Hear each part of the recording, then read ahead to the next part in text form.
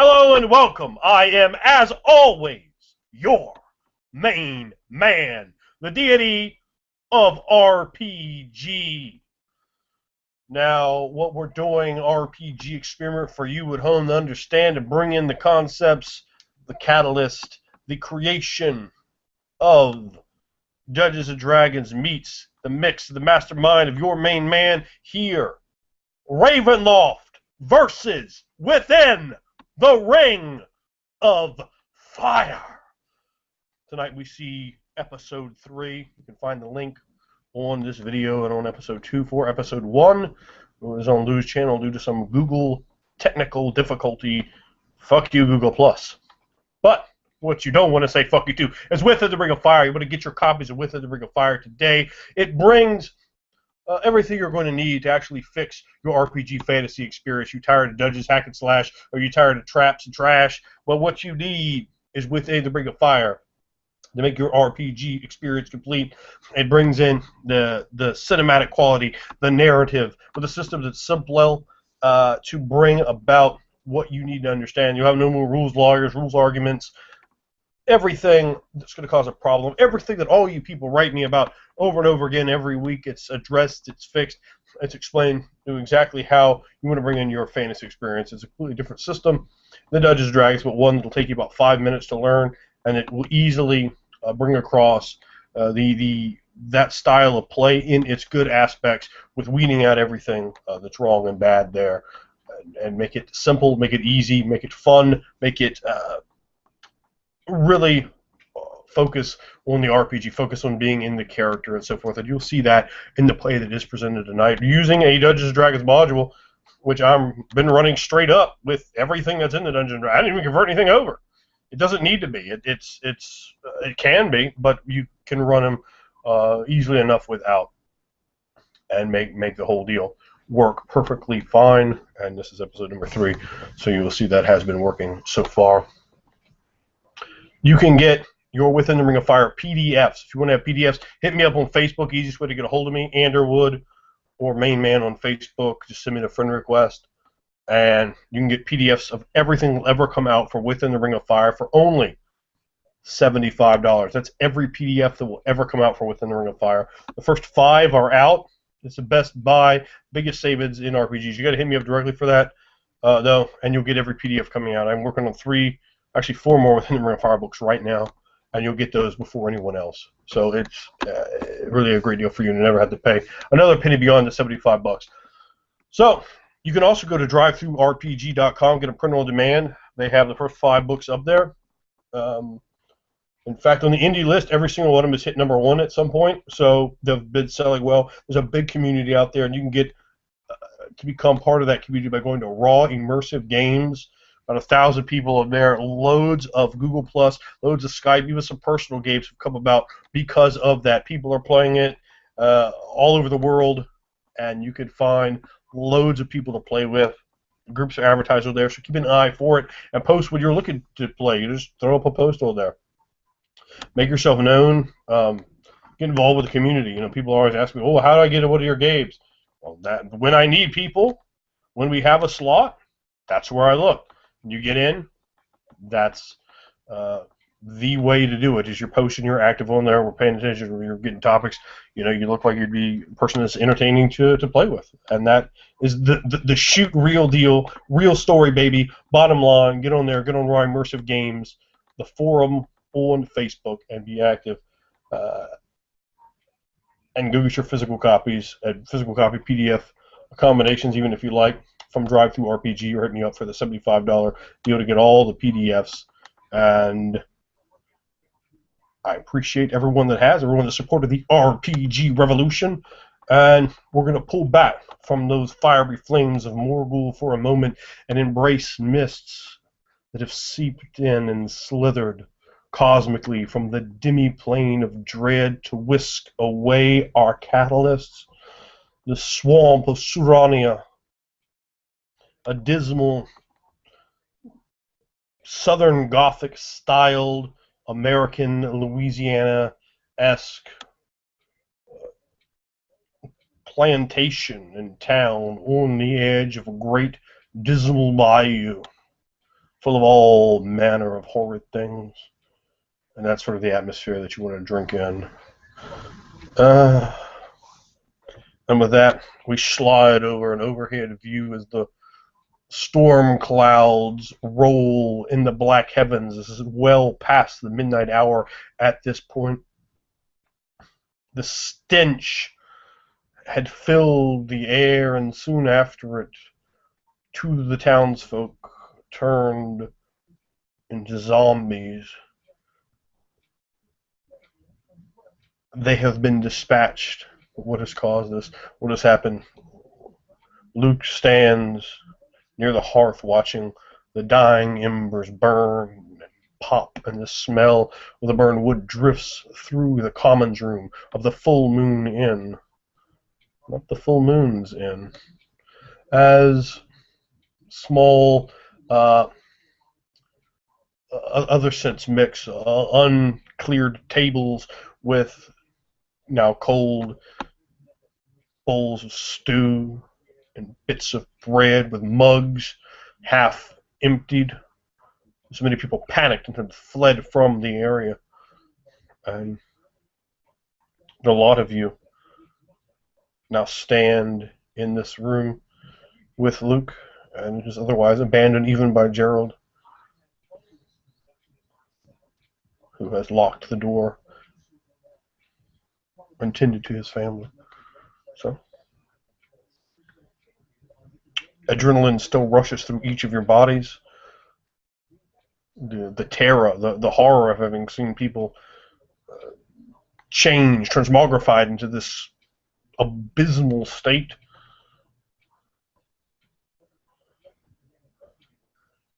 And we'll start off with character descriptions from each of you. If Phil, if you'd like to go ahead and start for us, then just get in whoever wants in next. Before you lies Articus, a human male of alabaster skin with white hair.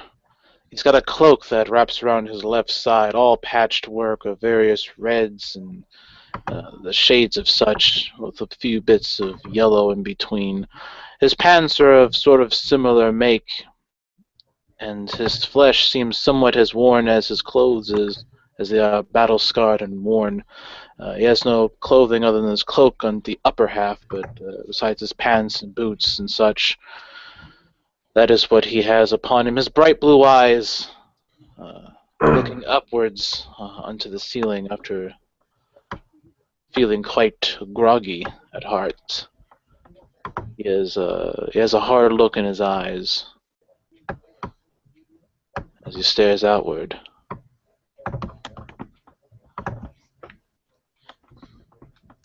Sitting down at a table, kind of holding, like kind of flexing my left hand and relaxing it. Every time I relax it, it shakes a bit. Put it up against the bald side of my head. A human man, one eye, one gray eye that is currently looking off in sort of a distant, far-off place. I have long scars that come from one side of my face, shaved hair on that side, wearing a muddied, bloodied, tall collar jerkin, leather jerkin, bits of other pouches here and there on the belt. But around my left and right arms, from the elbows down to the wrist, are red and blue cloth that is ritually wrapped around those hands every time I dress myself.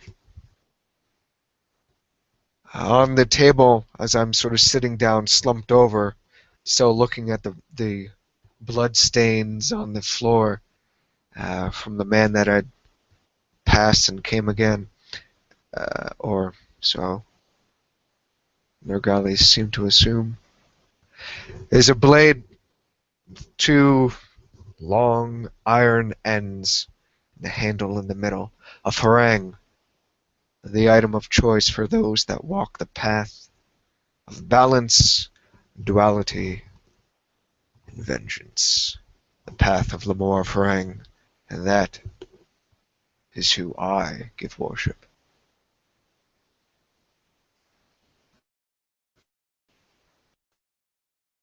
You see Atlas Atwell Helios standing anxiously, looking out a window. He has a kind face, the bright golden skin, bright blue eyes, and shoulder-length hair, uh, also blonde. He's wearing a red leather jerkin and has a beautiful ornate iron broadsword across his shoulder and in a steel broadsword on his left hip. He's about 180 cycles, or 38 years if you don't want to do the math. And you can see him anxiously looking outside, looking at his companions, paying close attention to the young boy Luke, mindful of his state.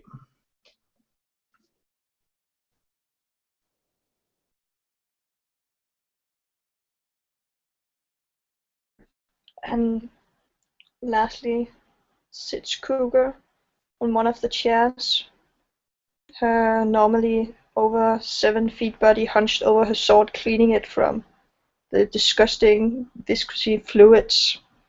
And she is a Nigali, a grey-furred Nigali with brown eyes. She walks to the burning hearth where Luke stands, casting him a glance, and then let the flames kiss the blade, and then she pulls it forth, knowing that the flame of Morgul helps cleansing the sickness of even Azdihaga, which she thinks this is. Sighing, she puts down her blade and takes off her her Shirush leather jerking off, which is blue and wonderfully made, but still with marks on the back from the slave which this hide belonged to once. She takes it off, rolling her shoulders, but still nervous, looking her eyes starting to the door whenever the wood creaks a little bit too much.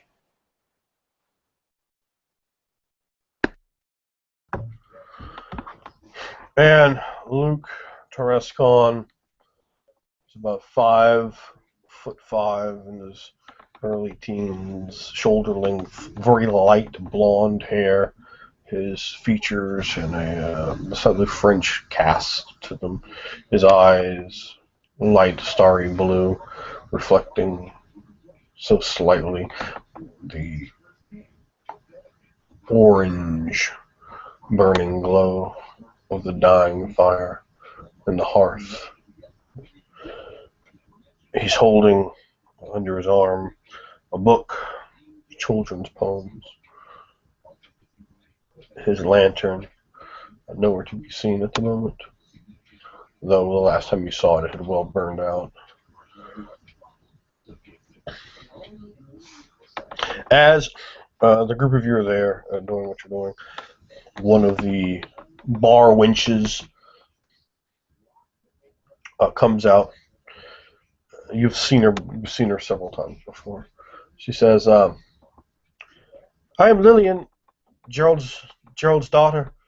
He wanted me to check on you before I retire. Make sure you have something to drink or to eat if you need it, and my father sends his thanks for what you have done here."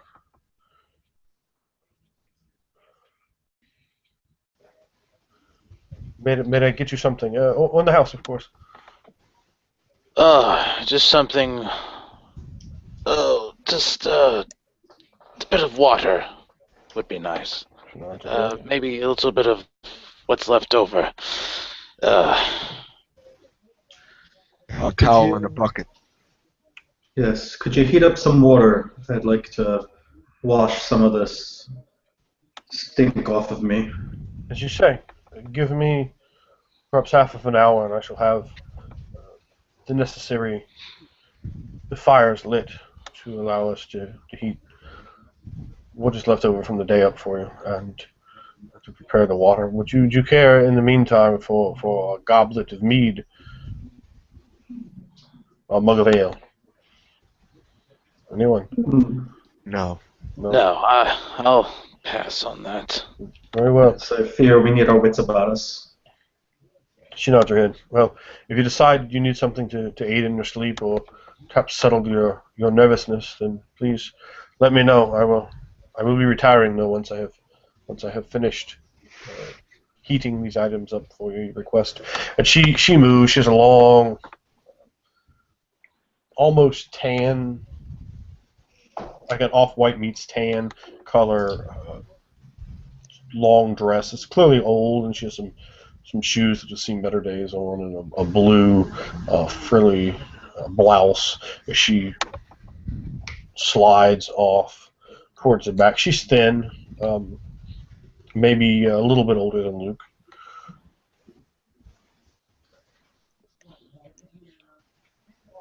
Kuka. Yeah. She looks up, still rolling her shoulders, I'm sorry. having had her armor on for days now, when she slept by the fire last night.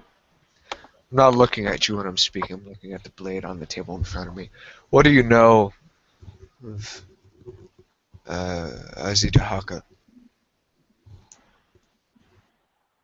Not much. I know what they told us. He's the child of Aramon, the sea sparrow, an absolute dragon. A dragon, you say? Yeah. Yes. I don't know much about the divine, but I know she's greatest enemies. See.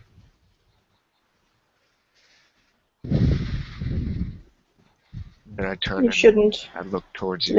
you shouldn't, if someone bites you, then she turns and looks at you.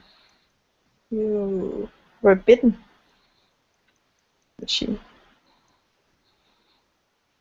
did you get anything in your wound? No. Do you have a wound? No. It's leather jerkin. Before I had taken up the sword, I was quite the hunter for my tribe. Leather worker, a tanner. Provided meat for my family, and I turned back towards my sword. Provided meat for my family, goods to trade with others of the tribe. Like you This, said. what I wear here, is strong. It is human make. It is Tento make. Served me well. She nods. She has a bit of a snigger as you turn around when you tell that you were the one getting food, but yeah, just smiling a bit at that, but thinking, oh, okay. Well, that's seeing that you have some pride in that you were getting food. She says that's nice. So you made this jerkin yourself? So, Did you make your jerkin? yes, that's what I said. I wouldn't lie to you, Nergali. You just said it was human make. I didn't know if it was. Yes, Sento make. It's made by me. What does it matter? Why do you ask? It's good work. She smiles. Of course.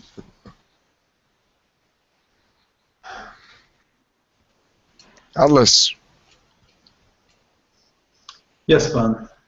you Our man of Pelgan, what does That is he right. say in his scriptures about this that occurred? About these, I can only remember so much, but it was enough to recall that the only way to stop them is either with Morgul's body or by damaging their skulls. But I don't know where they might come from, They're so the that we brood of might stop them. Asahaka. Surely. Didn't you see all the whiskers falling from their eyes? I see Alexander reason. Azahaka is where all disease comes from. That, Unfortunately, I don't know as much as I should about the divinities of darkness. I see. Is this what was happening? Appears so. Appears there's a Surush cult somewhere nearby here that gives practice to this Azidahaka, this absolute dragon, as you call it. Kuka. Surely they try to spread their strange arts into these people. This There were also town of humans. flesh outside. Human flesh. Rotting. And she like begins to get sick again a bit and then looks at one of the drinks and smells it and drinks it. I see. So there are more of them side up there. Did you all smell what was rotting flesh earlier? I was in my meditations, I did not. I had No, smelled I something. smelt it. It was pungent, so pungent I began throwing up and I found myself passed out. Coming from They you, smelled the very same, but I fortunately did not succumb. I didn't get sick as you and Kuka, but I smelt it all the same.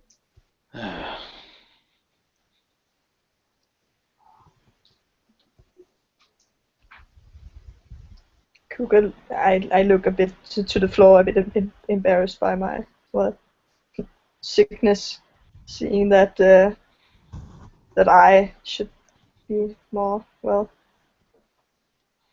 better than these humans. But she just looks, and her tail is just all is down and not moving, and she falls from her bipedal to her quadrupedal stance. With a sigh. Kuka.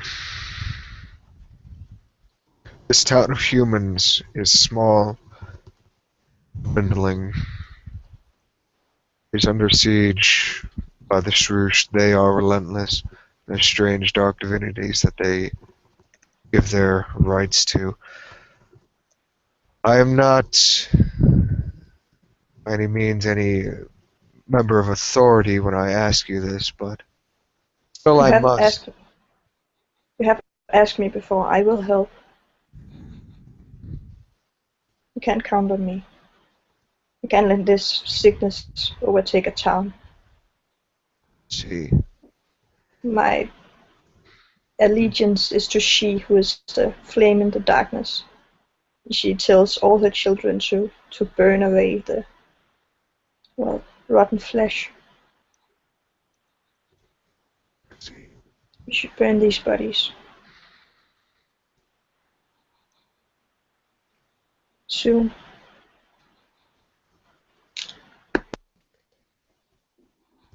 burn them where? The town square. Anywhere. Middle of town. You seek to put a horrid stench upon all these people. Have you smelled the charred body before? I have. It does not She smell pleasant. shakes her head. It would be demoralizing to the people here if you did such an act. It would be best to do it downwind and far away from here. Yes. What must be done is the safety of these people must be made certain. They have gone to their homes this late hour, and coming of the next day, we have to see to it that they remain there, or in some place where they can easily defend themselves. Luke's brother. And I turn back and I look at Luke as I'm talking now. He lives up in that manor, that house, that large dwelling of his. What I understood, it seemed like they were alone. Perhaps they had workers for them, servants. I do not know. But if he is They alone, talked about it as if they had a lot of slaves, I see. They do seem farmhands to and the have like. much wealth and power. I would assume they have servants at the very least. I see. Perhaps the next day, then, we should make sure that all of the denizens here are safe and unchanged. We We talked need to to the. find where this Sarouche cult is. The sooner the better. We can find them and put an end to this, yes? The man Mordu I met yesterday, he claimed to know a little bit about this Sarush cult. He didn't know them by name, but he seemed to have some knowledge, although he couldn't tell me where he believed they were. Perhaps we could meet with him and see if he has any other ideas. Are you sure? The last time you spoke of him, you said he wasn't all there in the head. No, he doesn't seem to be at all. He seems rather paranoid and eccentric, to say the least, but he seems to be more knowledgeable than anybody else about this matter. Compared to the We can folk take what he says with a grain of salt. compared to I the don't folk think So we should say. so we should forget about it. She looks Well- to you. Isn't that how you said? Well, no, I mean we could decide after we hear him out whether or not we want to forget what he said. It sounds reasonable, considering the temperament of the folk that we have met thus far.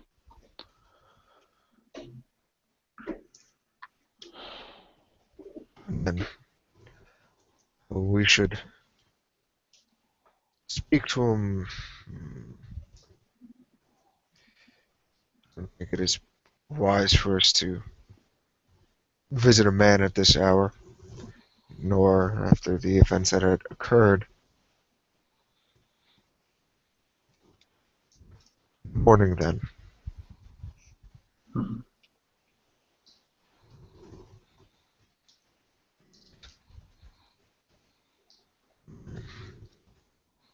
Yeah.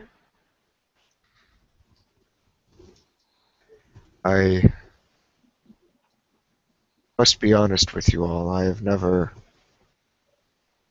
actually hunted Surush. I've never killed Surush.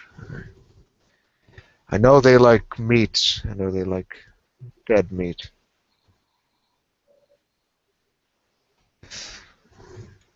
It is They like true. any sort of meat. It is true. They are here somewhere in the swamp.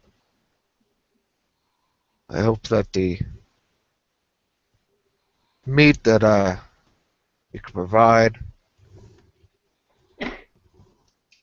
all of your blades could come in handy. The time is right.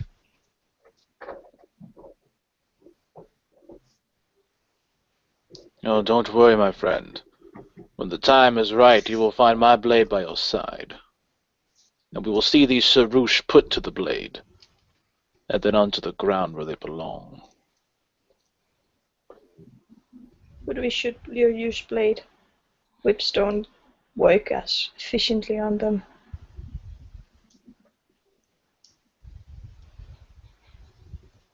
I give you a weird look, and then I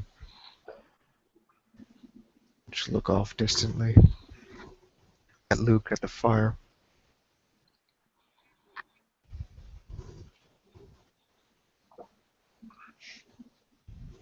Waiting for the goods are made. I walk over and I grab like a log with my one arm and gently toss it into the fire to keep it stoked and burning. Keep that warmth continuing to flow through.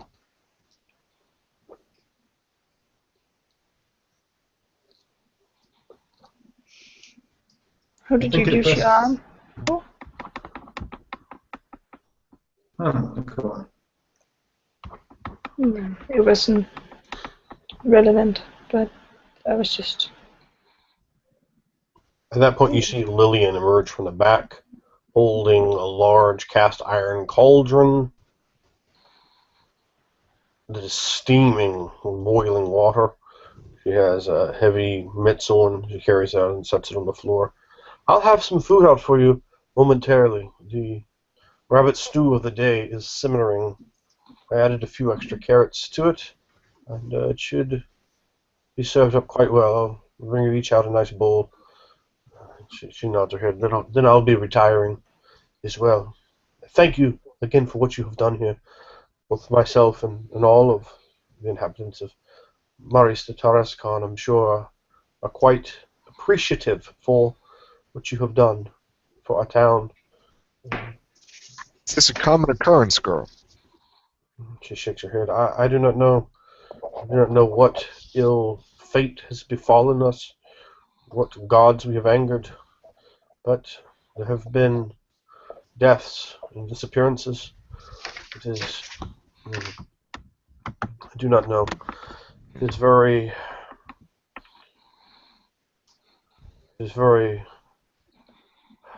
She kind of looks down, and you can see tears forming in her eyes. We have had many die in the past few weeks.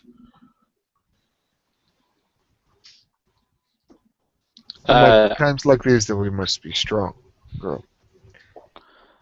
Articus gets up and he'll kind of gently pat her on the shoulder. Fear not, lass. We will find what has befallen your town, and we shall put the sword to the villains behind this, and they too will join the ranks of the dead. I've heard whispered conversations in here. On some nights, some men, old men, they say a vampire stalks the streets, hunts us.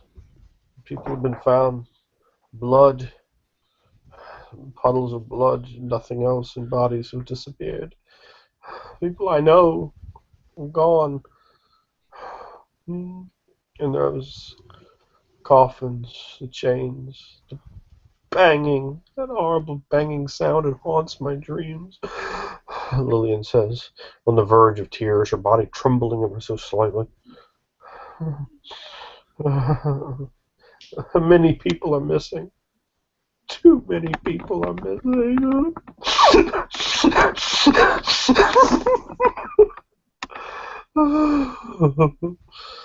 I have terrible dreams. There, now, here, sit down. I fear for my life, for my safety, for my family. I fear for my town. Good. Keep that fear close, but don't let it dominate you. Draw strength. We will do what is right. I do not know what this vampire is, but I'll tell you this. It'll meet my sword, and it'll find its way to the ground. You're so brave. We treasure you. What you have done, taking on that thing that shuffled and lurched. It was a man. No more. No more. No more. There's not even including them. There were six people missing now. Six. I don't know. A dark shadow clings. The storm rolls above.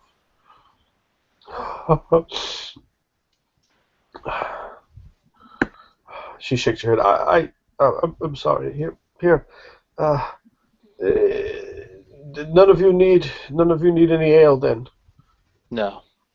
Well, I will retire. My nerves cannot take anymore. I feel I'm coming down with the vapors. Rest your head, child. Let the dreams steer you away from this dreary place, if but for the night. Lillian hardens her face, nods her head, turns up, and walks out, her dress kicking up slightly behind her as she makes her way back behind the bar, and then to who knows where. Articus will sit back down. As he does, he shakes his head as he rubs his brow.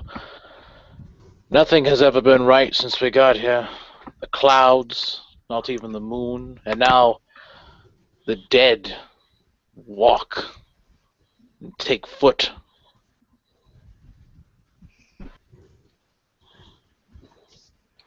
What is a vampire? I have no clue. Strange thing of their lands, I suppose. Yes, I know a little of vampires. They seek out flesh of the living, but my understanding is that they are not as slow and dim-witted as the shufflers seem to be. Do you think it is a Sarouche, this vampire? I don't know if there are any Sarouche vampires. I'm only familiar with the founder of my clan, Helios himself, was cursed, becoming a vampire, and curses others yet with the same affliction. Wait, vampire that is not a thing but a curse, you say? Yes, this one at least. Helios murdered many in the Temple of Lacedarnia, and for his crimes he was punished and became a vampire. Lacedarnia, the goddess of fertility, of the womb, of motherhood. Mm. There's,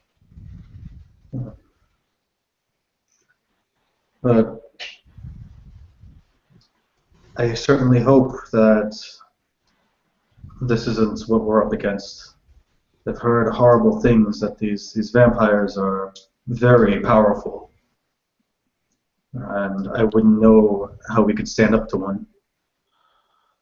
That, my friend, is easy.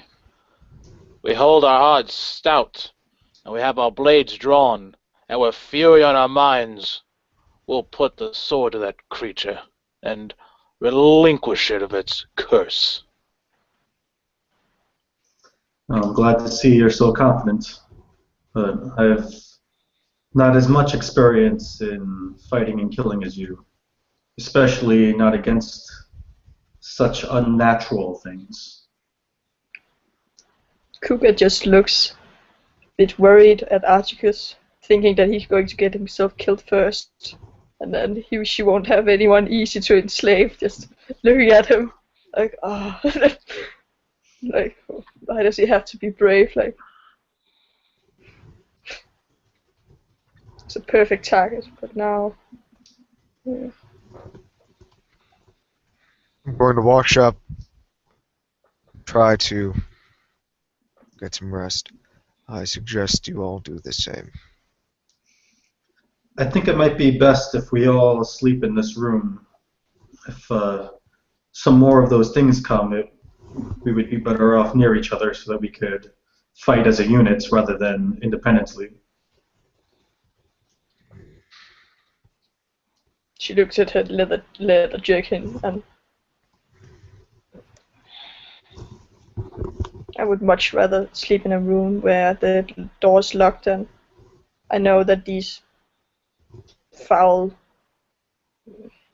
I don't know what they are, dead,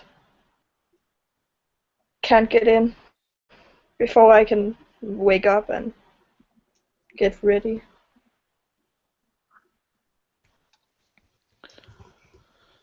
I think I will Oh. stay here in this room for now and keep the boy company. I'll stay here with you and him. Ban? And then I turn, sort of still looking at Luke, and the fire turn at you.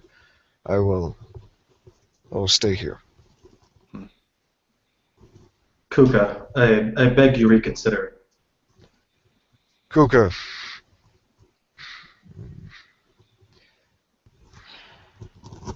Stop. I was going to say something, but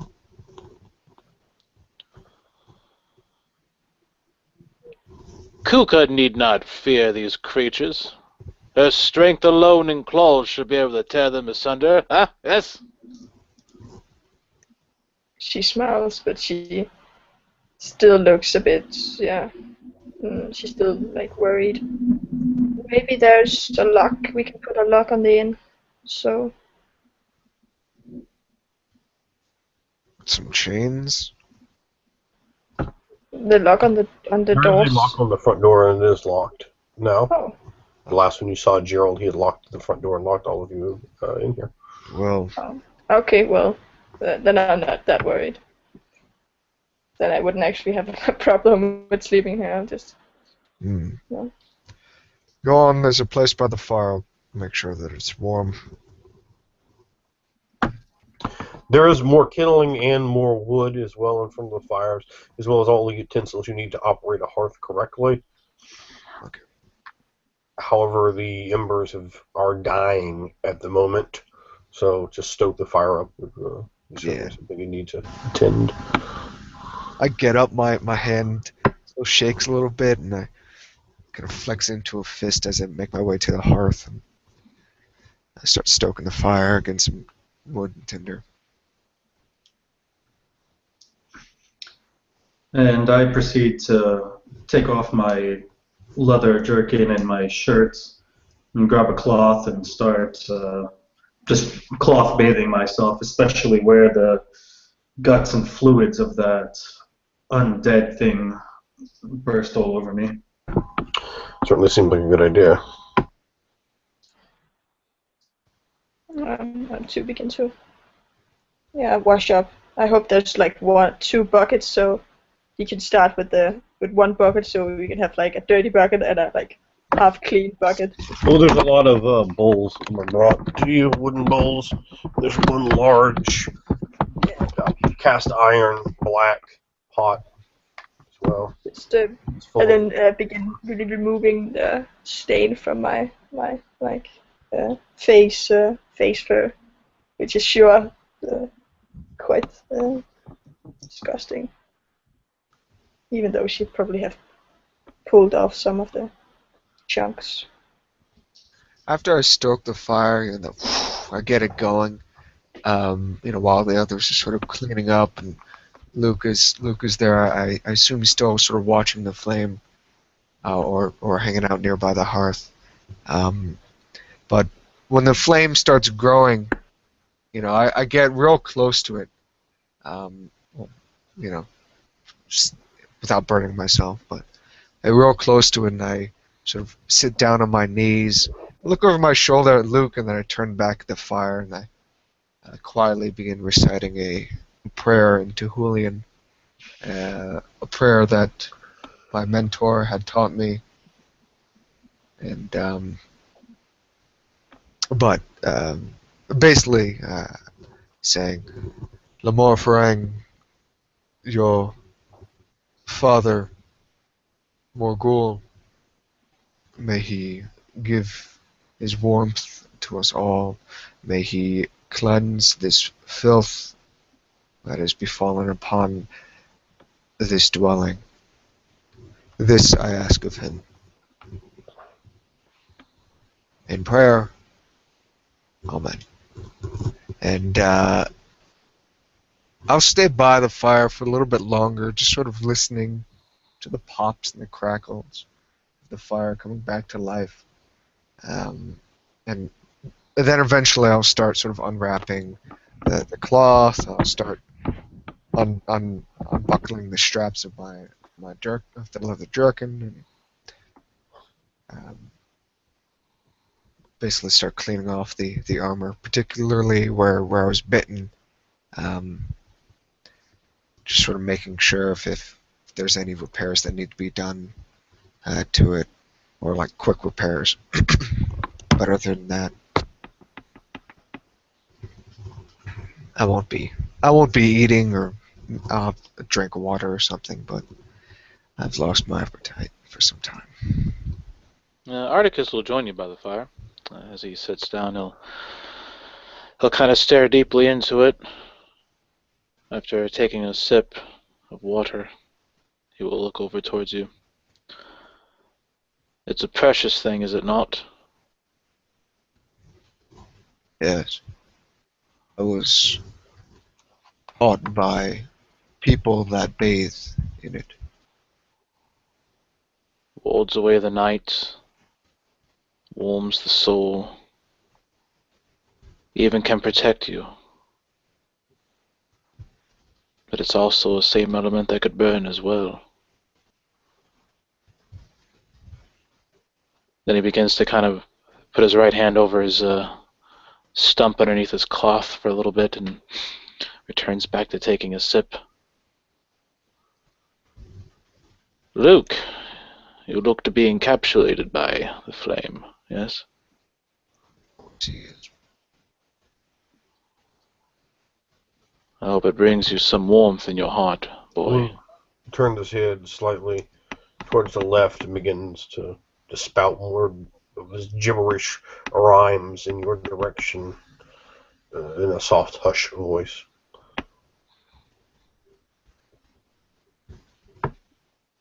I wish you would speak clearly, boy, so that we may know what ails you. What happened to you? Whatever befell you to make you talk this way? He's simple. That is all. Talking to him won't help. This was afflicted onto him. He wasn't always like this, and if he wasn't always like this, then I would still think that there's hope for him to recover. Yes, of course. Hope, yes. I turn over to Luke and tell him, I look forward to meeting you one day, boy. Meeting you for real, not as you are now.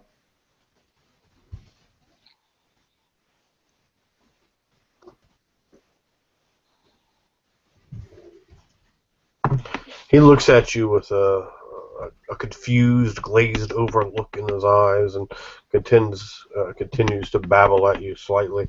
As he does, it causes his arm to lift slightly, and the book lands on the floor, clattering there. He turns, leaning down slowly, confused, and begins to very slowly lower his right arm to pick it up as the fire crackles in front of him, as Shinto is working on that.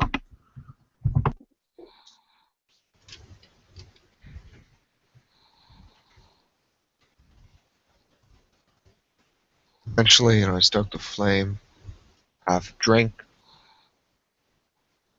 clean the armor. Hours and minutes go by. Eventually, slump up, sitting on a chair, sort of slump down, with the farang up on a nearby table, within easy arm's reach, and begin to quietly doze off. Trying to. Articus will still be by the hearth next to the boy. He'll have his bastard sword splayed out on his lap as he just sort of leans in and begins to drift off, letting the crackling of the flames and the popping of the wood lully him by to a slumber. Very, very well.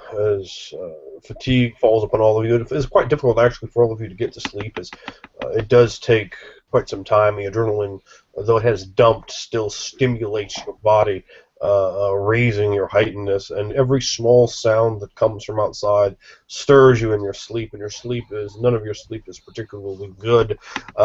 One of you sleeps particularly poorly, however. Van, in your dreams, in the dream escape that opens up in your mind, though you think it not such a dream, a heavy shadow falls upon you and it moves up and down, spilling a slight amount of light into it until you finally look up and see that it is a bird, an enormous bird with black pools for eyes and a long, vicious, wicked beak as it circles over and over, ever so slightly coming down like a tornado.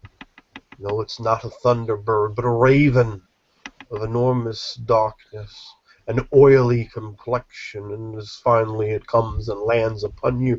As you finally make the strength to move the vertebrae of your neck, you look down and you see your own flesh is necrotic. Gray and yellow bands are under your fingernails, and lesions cover your hands. Your very, very white hands, devoid of any bits of red or blue. The veins are dead and dull within your hands, and they tremble and they shake slightly, moving. Hunger burns inside your gut, and you think, as you look at the bird up towards it, you hear the sounds of tiny legs moving into your side. You see a millipede walking, and you can smell it and hear each of its tiny legs walking over the cold, broken earth that is surrounding you. Each of its legs, one after another. So many, many legs. And you can smell it. It has a strange scent to it, though the scent does stir your stomach.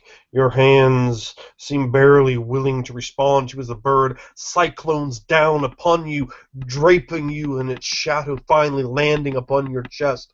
You look up, seeing with your eye the beak directly above as it brings its head back and then down hard into your cavity, ripping and violently yanking your left eye from the socket, and pain surges over you like never before.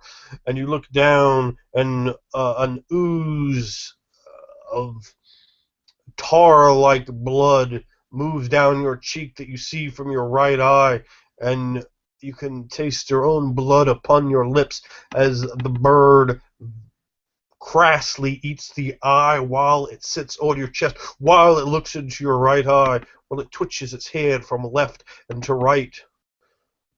It stares at you, and all around you is a dark, broken land, and upon its edges are mists that whirl, and in that mist, skull faces of black robes look out at you with leering pinpoints of yellow light within their skulls. The skulls themselves seem to be grinning as the mist dances and undulates as the faces look out, smiling, enjoying your terror, your fate. But your heart, it does not beat. The adrenaline does not surge in you. It is only death and terror, and they are here upon you, for you, as you hear the tiny legs of the millipede moving just to your right. And eventually you wake up with a gasp and a shock.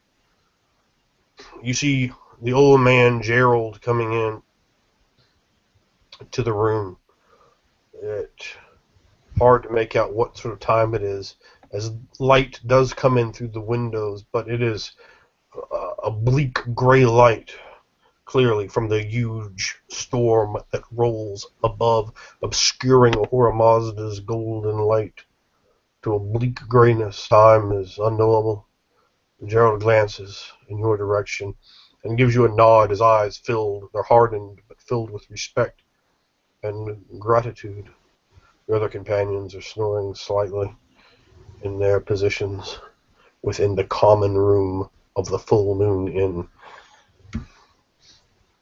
My hands, my hands are all shaking as I kind of lean back. I'm leaning back in my chair as I'm looking at Jared. He's giving me that hard look, and I swallow hard, and my hands sort of shake a bit as I put them in my hair. All right, you're putting them in your hair, and you're kind of sitting near the door, and you hear behind you, boom, boom, boom, boom. And the door vibrates.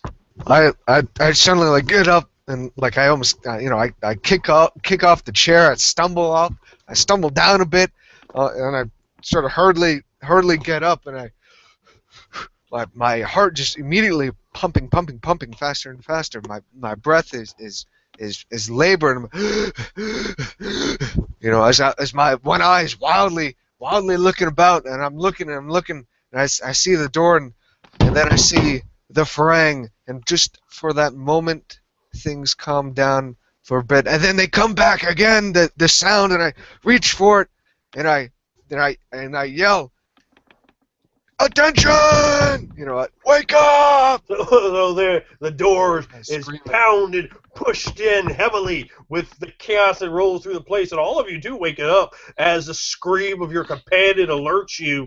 As a banging on the door in each of your dreams, you kind of hear, abstractly something comes to you woven from the aether of perhaps someone banging on a door, perhaps a parent, perhaps someone trying to come in to a place of business. As you awaken, the door actually is visibly vibrating, and you see panic filling Ban's eyes, and Gerald is well over on the other side of the, over behind the bar, in the Commons room, in the Full Moon Inn. All of you are groggily awakening, so feel free to act as you will. They have come! Arise! Wake up! You will not have Not again, not again. Mr. Roche, what's going on? Weapons at ready! Just gonna grab my broadsword and prepare. I still am completely shirtless, so I don't even have to defense my leather armor. Yep, same here. Yeah, I pull out my bastard sword, and I'm trying to get my arm. Oh, sorry. I have it pointed and aimed at that door. Yeah, I'm trying to get my armor and still, doing it horribly wrong first, and then trying to do it again with groggy eyes, not even fully awake yet, with fear and panic in my mind, but still that, you don't want to open your eyes because of the light, but you still know you have to. But eventually, the boom, boom, boom, the banging sound up against the door, I'm holding the sword almost like a kid that doesn't know, what to do with this, just with a weapon, and I'm just sort of awkwardly holding it, and all tensed up in my eye, my breathing, and then eventually I remember the teachings, the Aranyas, that blessed woman that had saved me, how the meditative teachings that she had brought to me, and I eventually start calming my breathing down enough to get a clear thought, and I turn towards I turn to see if Luca's up, I see Luke. And then I turned towards. Luke is slowly stirring. He was on the floor asleep in front of the fire. He definitely went to sleep after any of you standing when the last of you finally dozed off. And then I looked. And he's looking around, kind of confused, and he starts babbling some of his twisted poetic lines. Gerald, keep the boy away. Gerald is back to you and slowly start turning, depending on how much you're looking at him or how rapidly you're looking around you. You may not even see him actually look at you. Mm-hmm. I'm just sort of, and I turned back, the ponytail, the half ponytail, sort of whipping in front of my over my shoulder a bit, as I have the sword and I twirl it a bit, and I feel the weight again, and then I look towards everyone else and I slowly begin to approach the door. Hey, come on, man, open up! Try and get something to eat!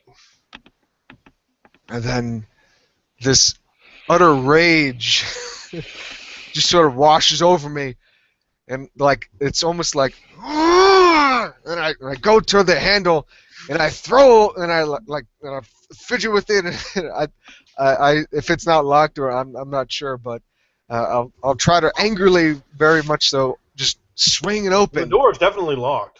Okay, so then I Described sort of previously. almost comically like, sort of cursing under my breath as I'm sort of, I do the thing where I hold the handle and I just start shaking like. And, Come on, old man, get this door open. What's wrong with you? Trying to find something to eat. I've been working all day. I'm hungry. And then like I do one of those. Like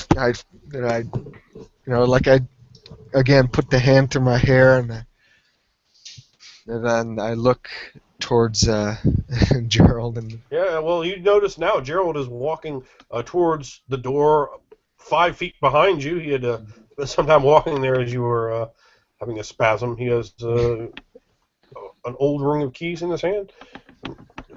Could you move aside so I might open the door? Yes. It is. I decided to have stayed closed for breakfast, sleeping well in, trying to make some sense of what had occurred last night. But now, well, I must provide whatever comfort I can to the residents of Maris de Tarascon. Go on then. I almost mute Goes all and emotion. sticks the old copper key into the aging, decrepit lock of his massive, thick wooden door, opening it and pushing the door outwards.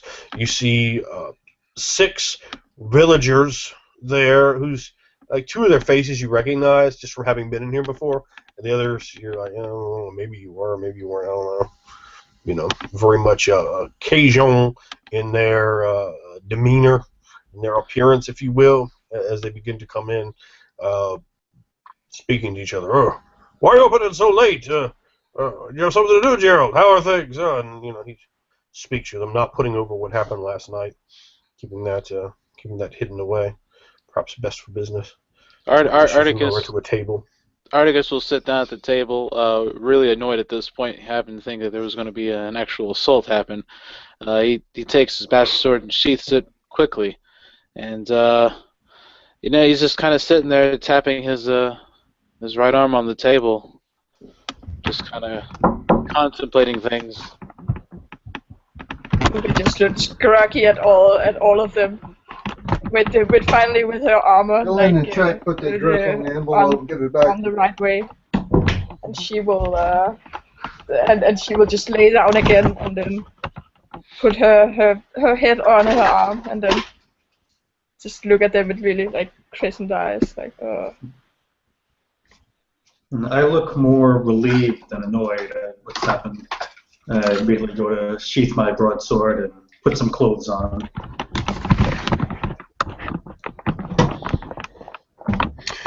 All right. So you see all that, and Gerald says, "Oh, please, give me some time, and I will gladly provide you with a free meal to break the fast of slumber upon your lips."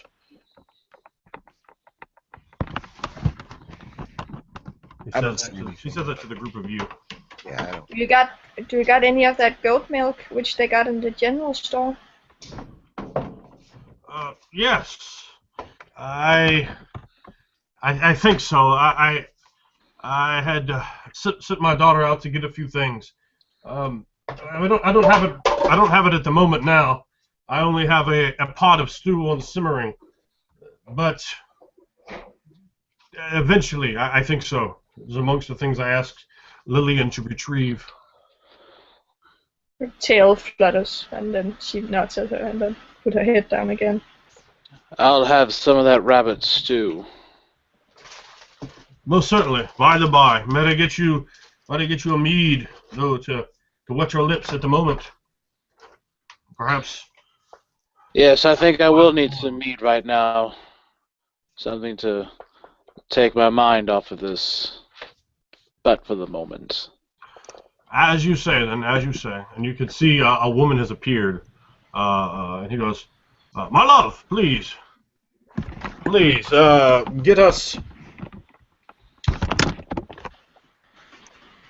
get us a round of meat over here for our guests." And she goes, "Oh yes, right away, right away."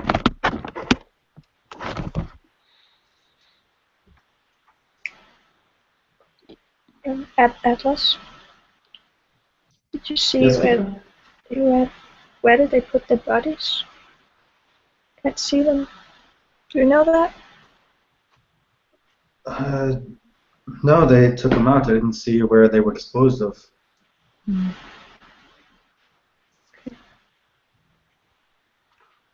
Since you are follower of Pilgrim, then how do you do your burial rites? A simple burial. We You don't burn them first. intern them in the earth.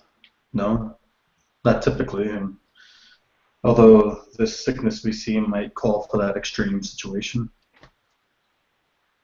But it seems that the villagers here are intent on burying them anyway. The shaman told me he wanted to bury them in the same chains as the man Jeremiah we saw being buried on our first day here. It's a waste of steel when you can just burn them, but because it's not my steel. It's not an easy thing to watch the loved one burn. You must understand their hesitation over such things. They would rather see them shackled and leave it to luck that they eventually tire themselves out, even in death, than to be burnt and turned to ash, It's forever much more. dusted away to the wind. So you would rather be shackled than burned? She looked at him like confused. I wouldn't mind if the fires consumed my long-dead body, but I only speak for myself. Strange. Yes. We might be more reasonable than these townsfolk. They seem to value their burial rites more so than the danger that these undead pose.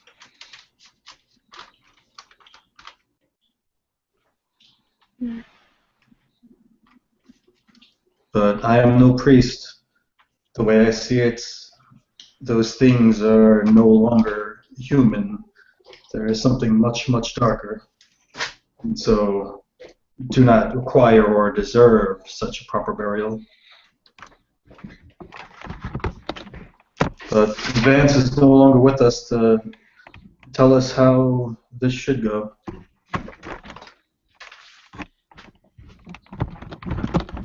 Perhaps we should ask the good constable about this, and he leans forward and speaking ever so quietly, this vampire that they've been talking of. Perhaps he knows more. Perhaps the shaman knows more. Shaman would be a better bet. Hmm. Shamans are, in my practices, has brought me closer to the spiritual nature of this place.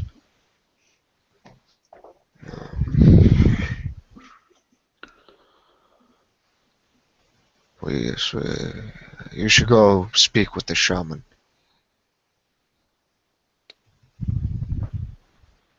But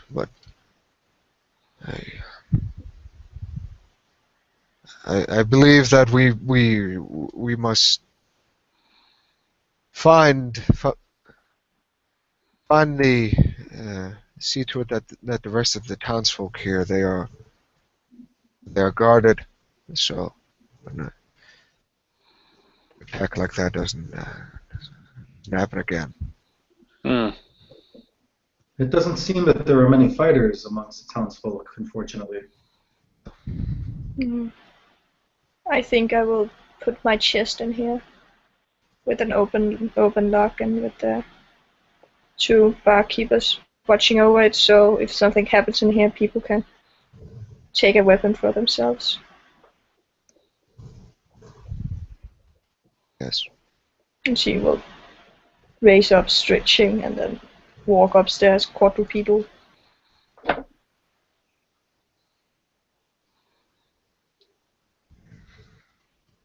Come back down, bipedal, with a chest in her hand, and put it by the bar and talk to the keeper. All right, Gerald is when you go behind the bar, he comes out and kind of looks at you. I mean, no one is still really all that comfortable with you. But I put the chest down. His eyes are a little wide as he sees you, carrying whatever you're carrying. You could smell the smells of the stew being cooked, the rabbit meat and potatoes and leeks and carrots, all mixing together in a boiling water, like a cast iron cauldron in the back in the kitchen area. And you could see it slightly when you open the door, with skillets and all manner of different seasonings and herbs and so forth, and dried potatoes and onions and carrots hanging on small strings from the ceiling. Oh, what's this now? You kind of you're close to him now. He was cool with you, the further you are away from him, as you are clearly a fucking monster. So he's like, oh. And I put it down. Can I help you? And he kind of glances back over towards Ban. If there is another strike of sickness here, Yes. I will leave my chest here for anyone to arm themselves. What's in your chest? Weapons. I bought them from your... She's really it's so hard for her not to say something horrible about the blacksmith, and she has a long pause, and then she says blacksmith. Oh, with her eye. Jordy. Yes, What? Jordy is a good man, a great customer. I quite like him, very skilled. I've bought many pans from him. He's very nice. Did you enjoy speaking with him? My face is contorting a bit, just unreadable for him. Facial expression of hatred and just pure annoyance, and she nods. He nods back, agreeing, yeah, what a hell of a guy. When he looked at me, I just nodded at him it's okay. I mean, he clearly can't read any of your expressions. He doesn't know anything about Nergali, for sure. But you can just, if something happens, stick them in the head. Or sever the head. He nods his head. As you say. Your club doesn't work upon them. Clearly. Yes. Well, hopefully nothing else shall befall the full moon. And she puts at... Oh, sorry. I don't know what I've done to bring this curse down on my establishment, on my home. Best to be kept from here. I don't want it to become a place of ill omen, which is shunned. What that would do for business. He shakes his head and moves slightly. As he does, he slightly moves further away from you, just like you could tell it's not natural, but he's trying to front like it's natural, and he's like, oh, look, I've just moved 3.5 feet further away from you. But she put her paw on the chest and say, I know what's in there, and if something's missing, and she looks at him again. Don't blame me! Don't I will blame you. I will blame you. No, not me. Not me. I don't want any problem with you. No, I know. At that point, he clearly visibly moves well out of striking distance. Just his hands up. She's not aggressive at all. She's just chilling. Well, you just threatened him, so he's quite worried. Yeah, but I hope this will help you if we are not here, or the constable's not here. All right then, just don't come at me if nothing's missing. I ain't taking none of it. I will. No, don't. And she would turn and walk towards the other. He's horrified. Until very straight. It's not moving. It's just like, yeah, yeah, angled would be the right expression. And she walks to the others. Should we talk to the shaman? She looks. Yeah, if you guys want to tell me what your ideas are and where you'd like to go, perhaps Let us first, second, third, that'd be helpful. Well, Let that us could. speak Let, to the shaman. yes, but let us have some meat and perhaps food in the belly. Fuel the There's meat in furnace. front of you. Yes. Mm. See, Gerald's wife, an old woman. She has sort of saggy eyes, a long dress. She comes out and she brings some bowls of rabbit stew on a large tray to you, and then towards the other 6 men that are in here, and they're boisterous at their table. Well, Also to Luke, right? well, she's put that on your table. He's just standing there over by the fire at the moment. I walk towards him and tuck him with He my will one eat. arm.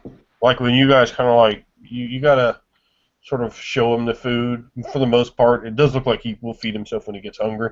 But otherwise, he just seems very oblivious and largely uh, like a daydreamer. For any of those that have ever seen Fran before, he definitely is ever so slightly reminiscent of such things. And I think both Atlas, you've seen them before, I believe, as well as Articus. So there's a slight reminiscence of Frayne about him. Not that he anyway looks fairy and he was clearly a human, but just something in the way he sort of does out at times. You know, the way the boy acts, it's almost as if he is. What are those? What are those fae? Say it. Tranquil. So if he is lost in the dream all the time. Yes. Yes, I see how you mean, but he seems more lost in it than embracing it. Perhaps when we see that the troubles of this town be done, we could maybe seek out one of their help. They are, of course, from what I know and hear, very adept at such things. Well, that they are. I've learned much of the meditative arts from Frames. Truly. I could never put myself to task of that. Too much Uh, fire, one might say. yes, you don't strike me as the patient or tranquil type. Well, I could be patient. Tranquility, though, that far exceeds my boundaries for the time. He takes a glass of mead and just a mug of it, actually, and just starts drinking away. We mustn't go and search for the Surush at night. That is when they have the advantage. When Ahura Mazda is in the sky, that is when we search for them. If we do plan on searching for them today, we must do it after the shaman. Do you know they have really poor eyesight? Oh, I know. You I say know they have poor eyesight. you say they like rotted meat. Yes, Could we lure them out with such? of course, they are simple beasts. Animals, monsters, Then this will be no more different than a hunt. We shall lay forth trap, let them fall into it, and let our swords fall upon them. Yes. First, we need an idea of where we might find them. I Kuka's had tail is like fluttering with nervousness as they're talking about like his truth, like. the idea that they, uh, if not from the swamp, then somewhere secluded or somewhere easy to hide. If not within the very swamp itself, then perhaps the plantation that we had heard about off to the east. I know little of swamps, but it seems the entirety of it is a fine place to hide for such serpentine creatures. Yes. The smell of the rotten meat will carry far. If we are to set up the bait, it must be away from these people. And when they do come,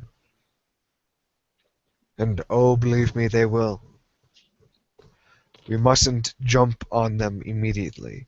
Though they are base creatures, they are incredibly clever. They hunt in packs. How many? And I'm sort of looking off a bit. There can be many. Many at a You say time. they hunt in packs, so are they anything like wolves? I kind of look at you, sort of snapping out of my little distant look. I, I, yes. Clearly, I have no idea what you're talking about. I've been I went on a wolf hunt once into the dark forest. It was probably the most terrifying experience I've had, barring last night. Hmm. Well, ready yourself, for that is what you are in for. But if they speak to each other, I know that tongue. And I look at you kind of like that's the dumbest thing I've ever heard. Just kind of like you. What you say is strange, Nogali. They're dracoids. They're base. But they speak. I look at you like utter like you're full of shit. Like They can speak, you say? that Wait, is. you say they're dracoids. It's like so they're as intelligent as They're not the intelligent. They're not intelligent. They're But not intelligent. what? Shakes her head. Not that intelligent. Like a simpleton as she looks at Luke by her side and like scoops her head at him. Kuka, do not insult a boy like that.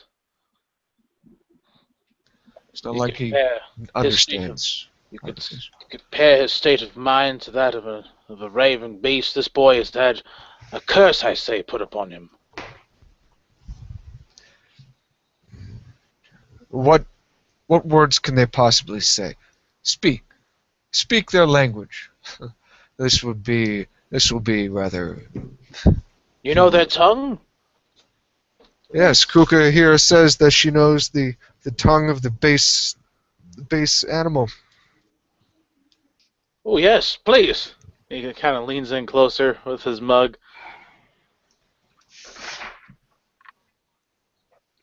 Rune toes, she says. I'm Smiling. leaning back. What kind of language is that? Gruntos? What does that It sounded mean? like you were just grunting something. That are you trying to say that is some sort of intelligent language? Sounds like you just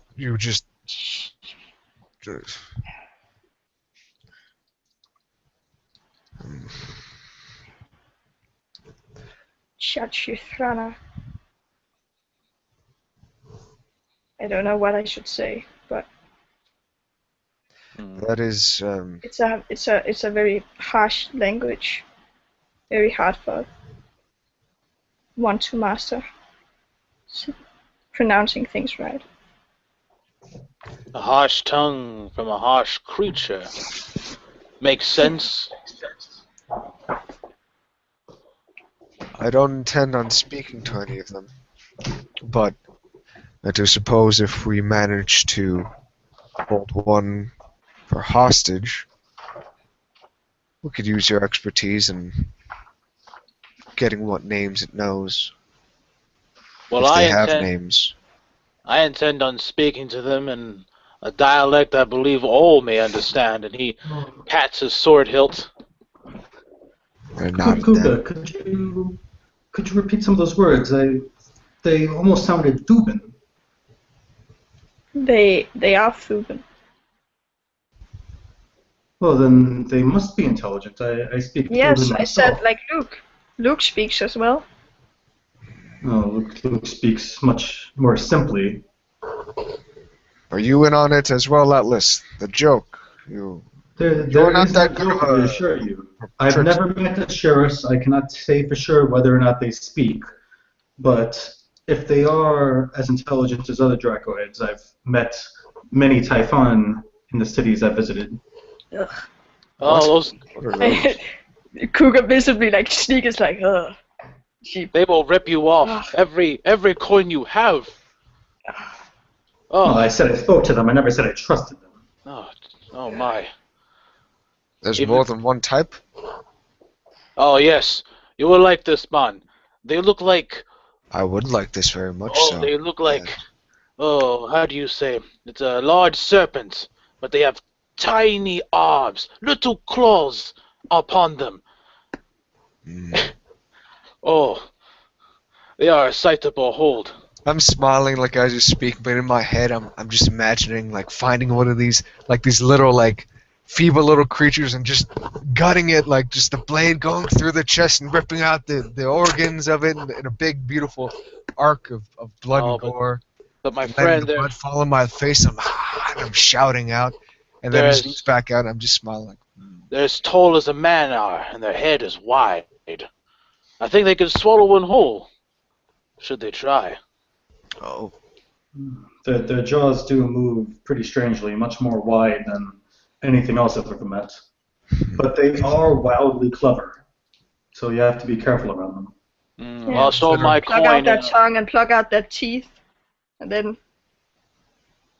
and I'll sow my coin in a match of cards with one.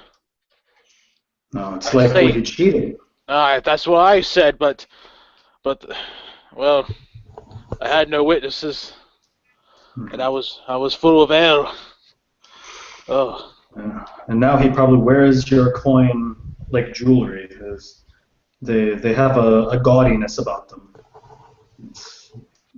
It's distasteful, really. though I do enjoy this talk of mm. telling me of other outlandish stories of other dracoids, you call them. We must keep our minds task at hand. Make sure you eat your fill, you eat and drink your fill, and you see, like I'm all tired and stuff. And then we will go see the Raman. Speak to him of this sickness. What he knows of Azidahaka, perhaps. I do not know what he knows of the Raven. The Raven. What do you mean? Oh, it was just a dream I had. One's dreams often are strange things. I don't tend to linger much thought on it. But it's nothing to worry about. Perhaps you should. A wise man once told me that dreams are in the inside of the soul. That is... Articus, if you weren't a human, I would say something quite mean to you. Uh, That is incredibly strange that you say that. You're like a child. Dreams mean things, but you're too heavy in your drinks already. I've only had one ale. It's set well with my stomach a bit. I see. Even so, to say that the things you see within the body of opiates mean something, it's always nonsensical, seemingly random. No, I've been around Yes. the fires of ogres, and they've told me tales that have widened my view of things.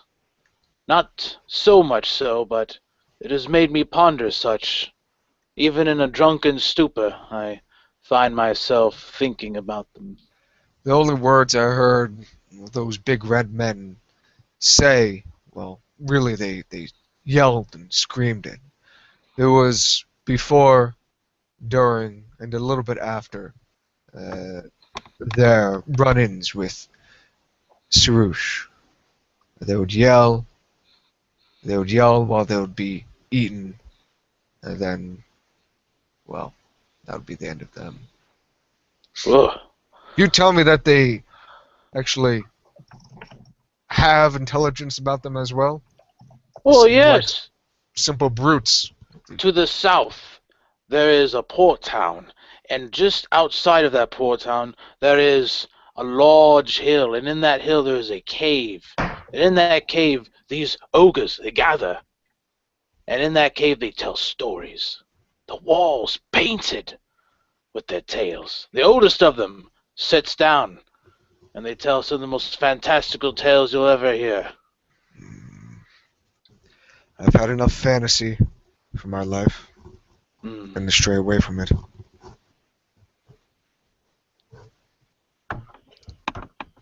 Perhaps a little story helps ease the mind sometimes. But enough of such talk. My stomach is now full. If your all's is as well, let us find the shaman and learn more of this vampire. Yes. With that, the 5 of you exit from the Full Moon Inn, and it has a long path that leads down towards the street, and around it is a fence, and there is a livery there, which you can kind of glance in and see a few of these horses, these strange things that you have seen here. This animal that none of you had seen before. Not that it's that odd that you would see in a new type of animal, but it does strike you as a bit odd. And as you make your way out the front gate, of course, you can see right into the general store. And with that, you will see that as you all are coming in, the doors open to the general store, and you see his hand waving. I turn towards Daruno. him. Yeah. Hey, my friends! I have your rotten meat! Hey, hey! I will meet you all at the shaman now. Very nice. Rotten meat? And I make Goat's my way milk? towards him. Yes. That's what you need! Yeah, show me to it. I will show you many rotten meats. And I just follow him to. I'll meet up with you later. Do the rest of you continue on to the temple, or? Yeah, I'll look over at Bon, and I'll simply give him a slight nod. Yeah, and I'll carry around the temple with Arcus.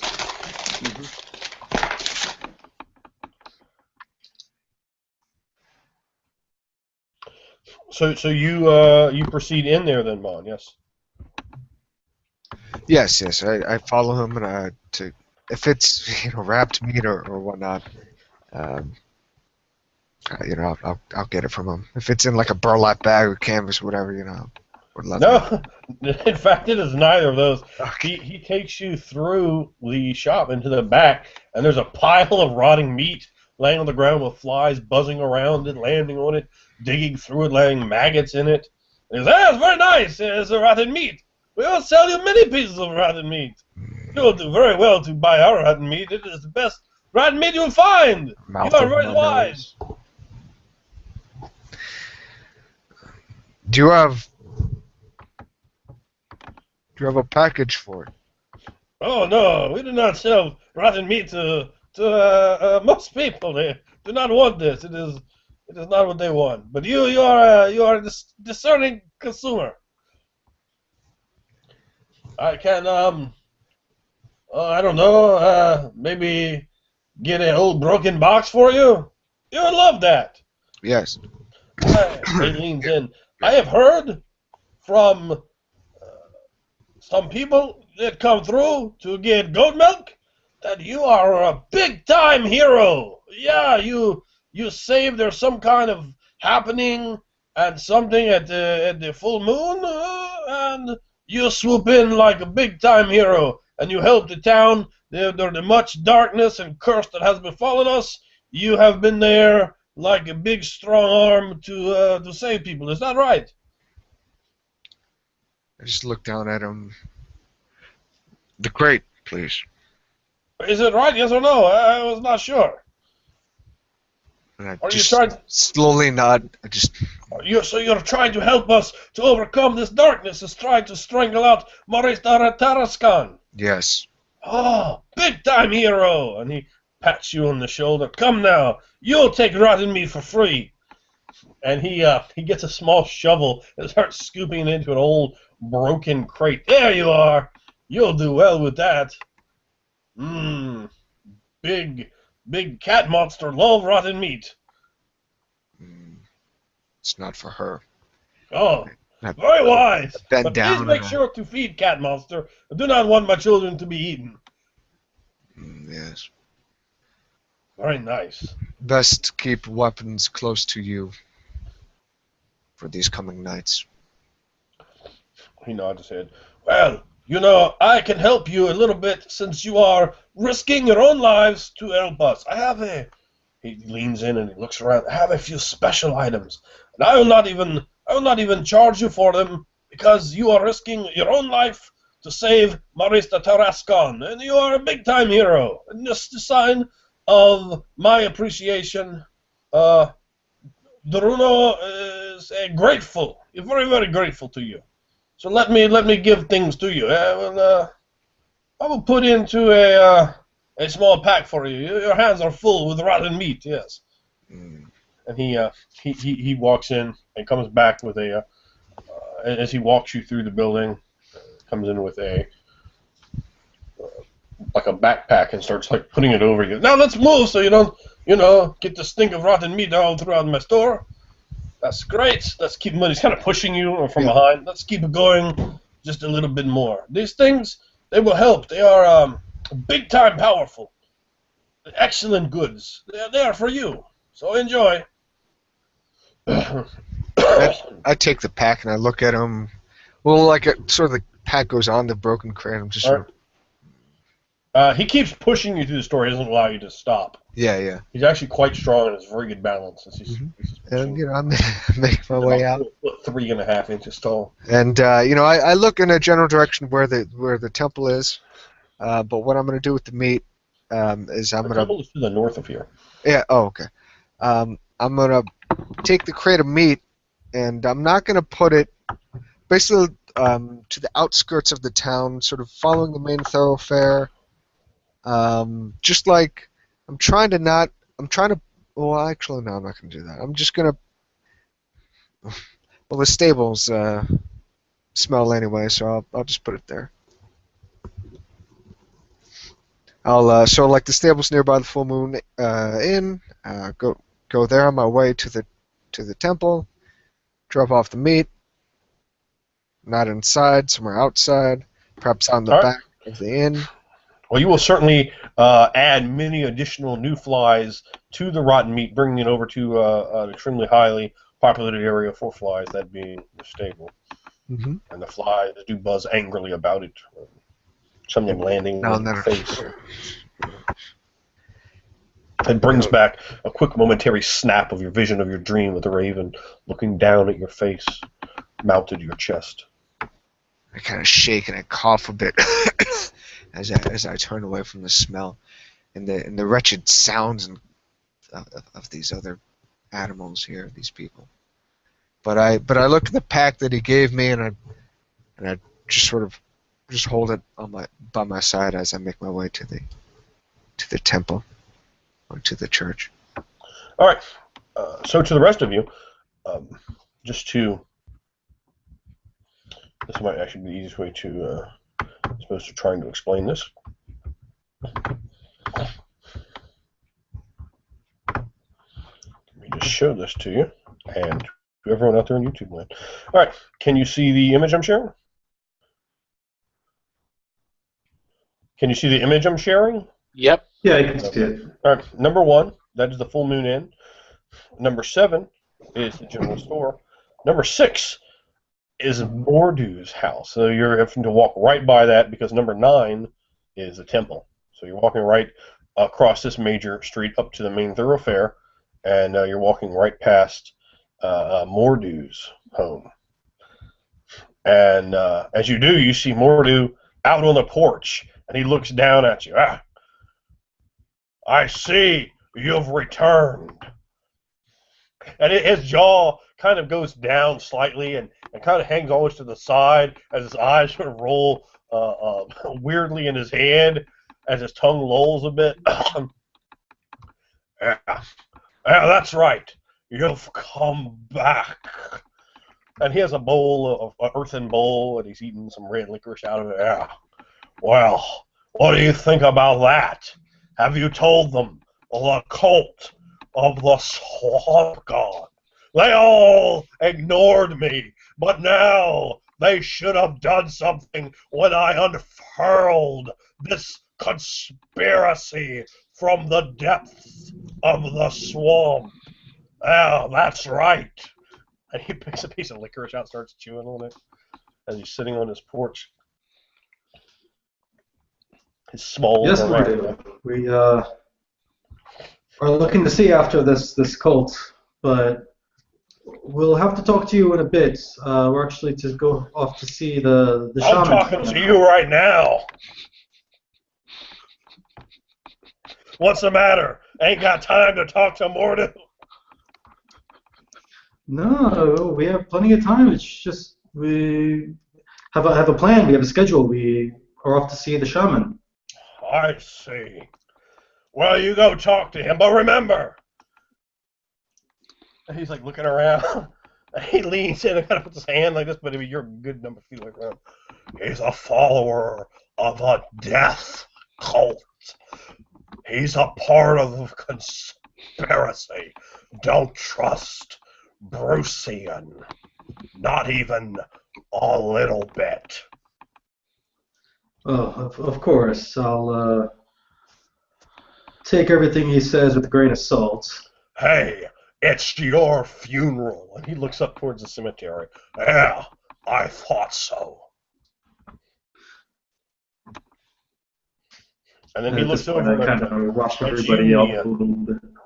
and he says, "Oh, what do you think that you are?" I just look at him, trying to contemplate if I should say something, and then she just looks down, trying to, like, I'm just a cat now. It's just bipedal. Just looks straight ahead. Just look at him. Don't try to fool me. I spoke to Jordy about you. You aren't some sort of bear. I know better than that. I've seen bears before, and you ain't no bear. So out with it. Trying to confuse everyone? Are you part of this conspiracy? I thought so. Remember, I'm watching you. I'm watching you. Not a bear. And his head bobbles around a little. He's a big guy. It's so hard to answer him. Sorry. she looks up at him. I'm a Pigali. Golly, I've never heard of it before. She comes from a land far off from here, sir. Well, obviously. If she was from here, I would have heard of her. I'm well read in many topics. I educate myself, young man, but I appreciate your service to our town. It seems finally there's some people we can trust here. That is, at least, if you're not members of the cult of the swamp. Don't think that hasn't crossed my mind, because it has. Swamp cultists. I assure you, Mordou, you can trust us. Well, that's what I would say if I couldn't be trusted. Yeah, think about it. At this point, I whisper over to Articus. Yes, Articus, you see what I mean about his temperament.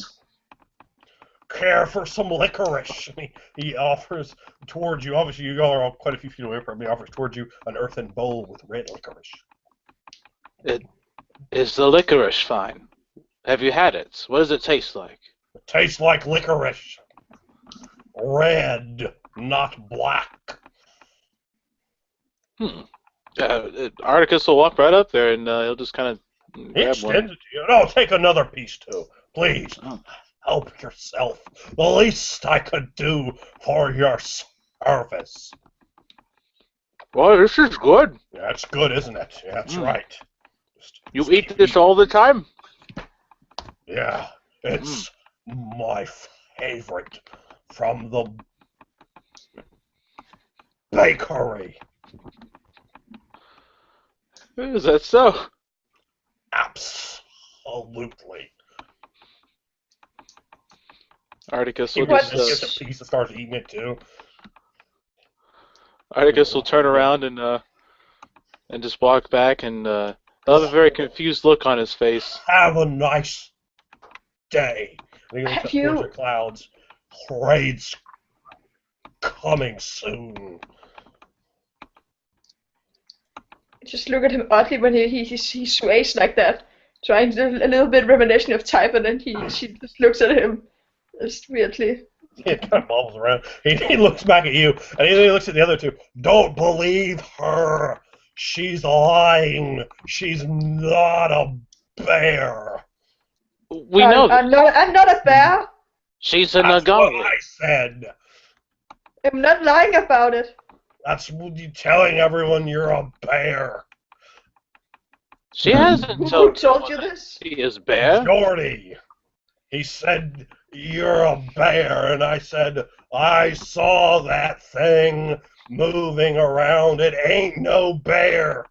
I'll tell you that, Jordy. Yeah, tell Yes, him but that. that is I don't Jordy's think he- mistake.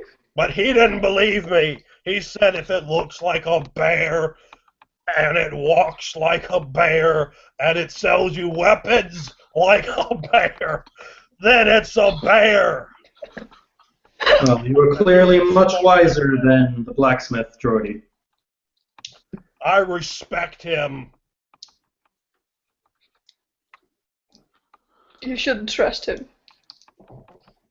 That's what someone that's not worth trusting would say. And he looks at you, suspicious of your motives. After taking a bite of another piece of licorice, she'll just look over to the others and say, It's very good. perhaps we should head over to the showman, yes? And he just begins like hurriedly like moving on by. And he'll just give like just a slight nod and a raise of licorice towards Mordu. He picks up a piece of licorice and raises it back to you. He's right there with you. And then he looks at you and nods, and then he looks over at Kuka. And like gives you a look like you don't trust her.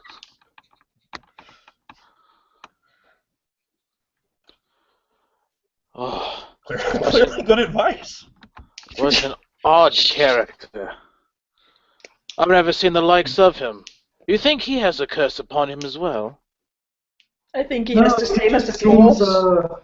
I don't want to say dim-witted, because the things he say might be accurate, but... He's just like the Pharaoh. Yes, he kind of is. It And just seems it's difficult to have a short conversation with him. Nothing about this town is right. He starts still eating like the licorice. There's only one moon. The clouds, they're not moving about as thunderbirds would. And not to The Pharaoh mention all those specks that we see in the sky, those thousands upon thousands of stars. The Pharaoh, he's completely happy. It is strange. But this is good. No, it's quite good, yes. I think the one moon is good. I don't mind one of Aramon's eyes being shattered, filling the sky up with star-like things. That's good What to if- me. What if there's only one moon because it has gotten closer? How do you mean? I look at you in horror, like it was quite big. Yes. Oh, Like this utter look of despair kind of drapes over his face for a moment as he thinks about that. standing up, like oh, and the shivers are running down my spine, just looking up at the Let's clouds just and skies. let's just find this shaman. I wish not to dwell upon such things. Maybe if Ahriman's closer, that's why the sickness is affecting everyone. Some. Maybe. Perhaps. Azitahaka works very closely with Ahriman.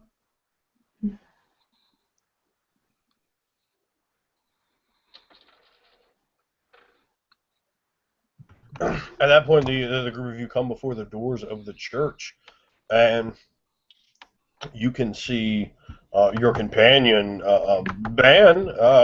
He's just now curved over onto the main thoroughfare, which means he's like 65 feet behind you.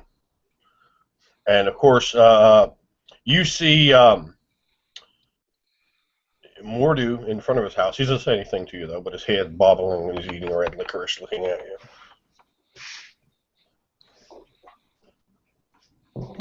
Just nod And at everyone. looks at you and smiles. And the lot of you essentially arrive at the temple. You see your companion has a bag, a new backpack of some variety. That strange man gave me this. Yeah. Which strange man? The short one. I understood. I intended to jest. It seems everyone here is strange to some extent. Oh, you mean the one that is a Ferrum, yes? The very happy That's Ferrum. what you call it. Yeah. Yes.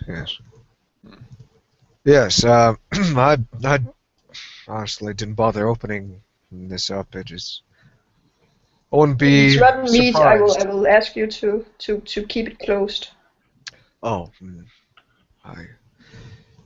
yes. Understandable. Though I wouldn't be surprised if he simply gave me more of that meat in here, snuck it in there. Those little feet of his. There's something metal in there, you're sure of that. Because you've heard things like clacking together as you're moving. And I open it up, and I just sort of pull whatever. Before we sort of get into waiting at the doorway of the church. Okay. So you see how all of you do is the small dim gray light shines down. You have a pair of steel bracers, look very, very nice. 6 very fine-looking arrows, a bastard sword that looks to be immaculate condition and steel, and there's 2 vials that have a bluish syrupy quality to them, and they seem to have some like eternal bubbles in them as well. They seem to be a very light shade, almost sort of like a blue raspberry kind of shade, and then a darker shade of blue sort of mixed together with some marbleization in there in the 2 small flasks. What a strange man. I look at the sword and the arrows. This will aid us, and perhaps these 2. Gesture to the bracers. I don't understand why he gave us dyes, though. Why he gave me dyes. Anyone have blacksmithing? I know Kuka does. Anybody else? Nope. No.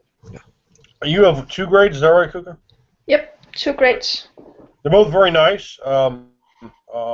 These metal goods. Bracers are some very minor, small form of armor.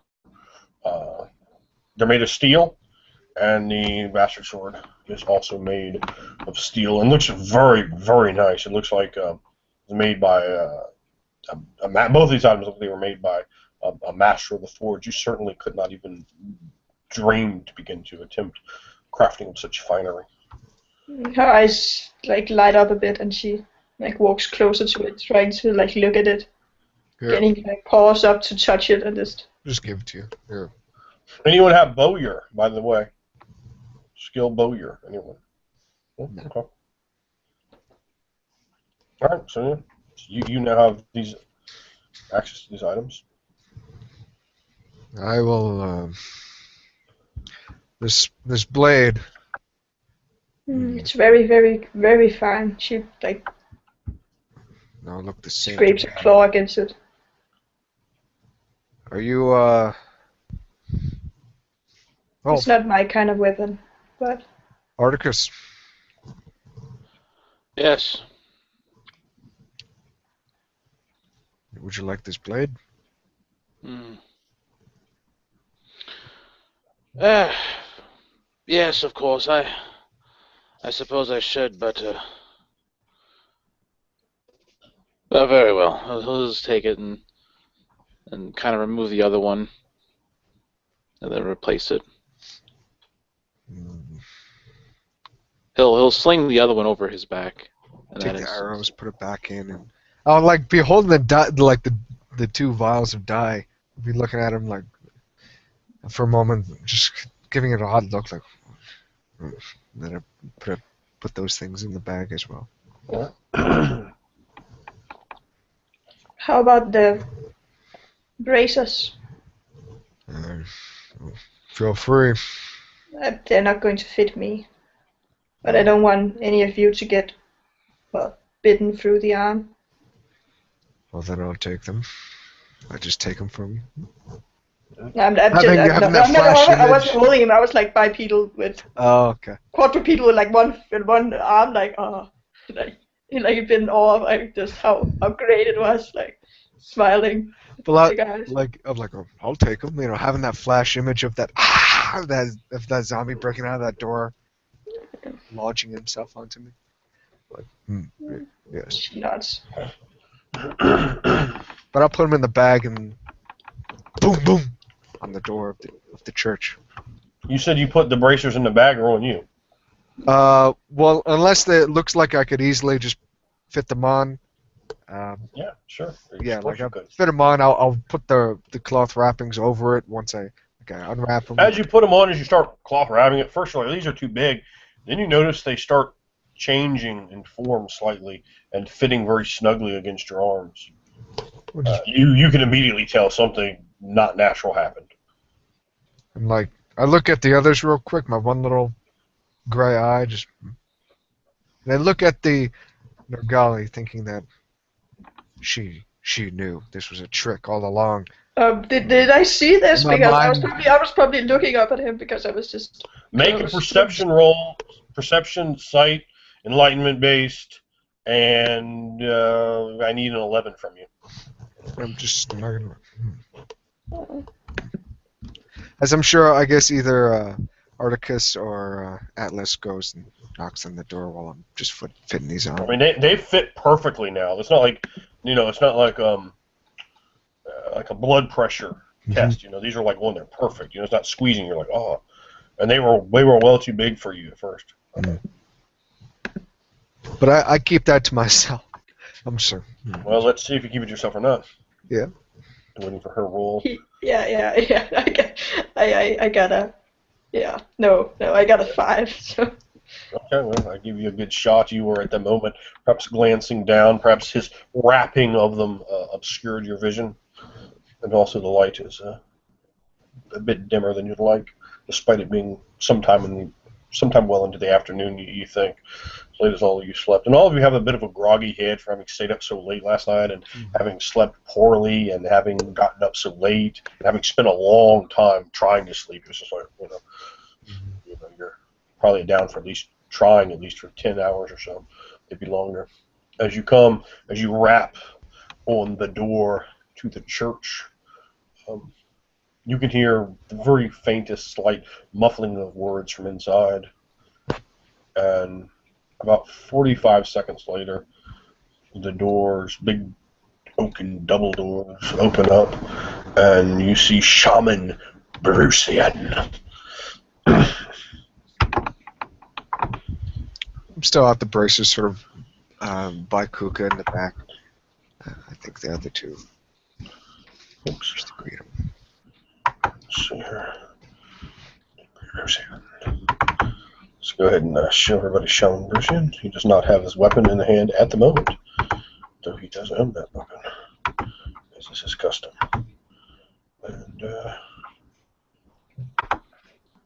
there, Shaman Brucian, about 5'10.5" tall, comes out, opens the double doors up, looks down. He was the gray light trickles down from the rolling cloud cover above, the slight wind whipping around, blowing in the scents of the swamp, of the decay of leaves, of the droppings of the horses, of the dust and muck of the main thoroughfare, even the slight hints of the baking bread.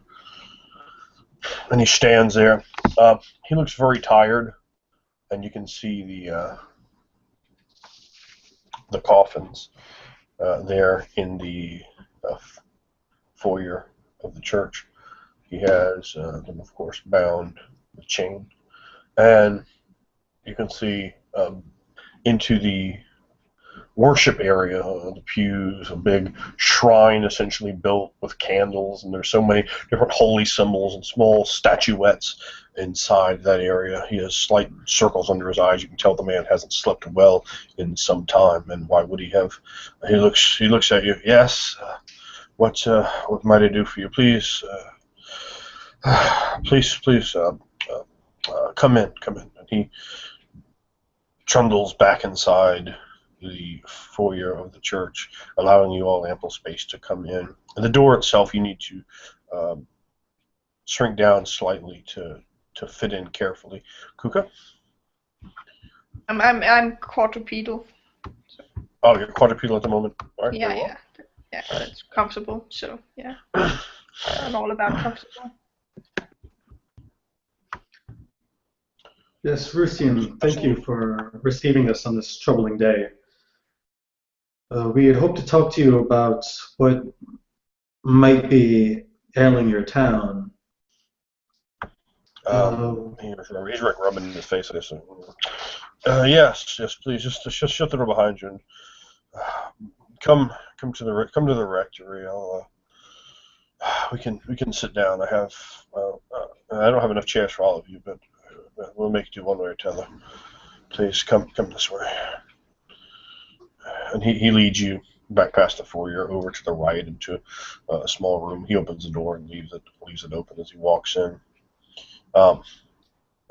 You see 3 chairs and a small bookcase with not very many books on it, but a ton of candles. I mean, they're just crammed. None of them are lit, but they're just crammed in there, as well as some sticks of incense and like old rose petals and some various bowls and like a copper censer, and there's a large like barrel of water in there as well. That is, it's not open. It's like a sealed cask of water.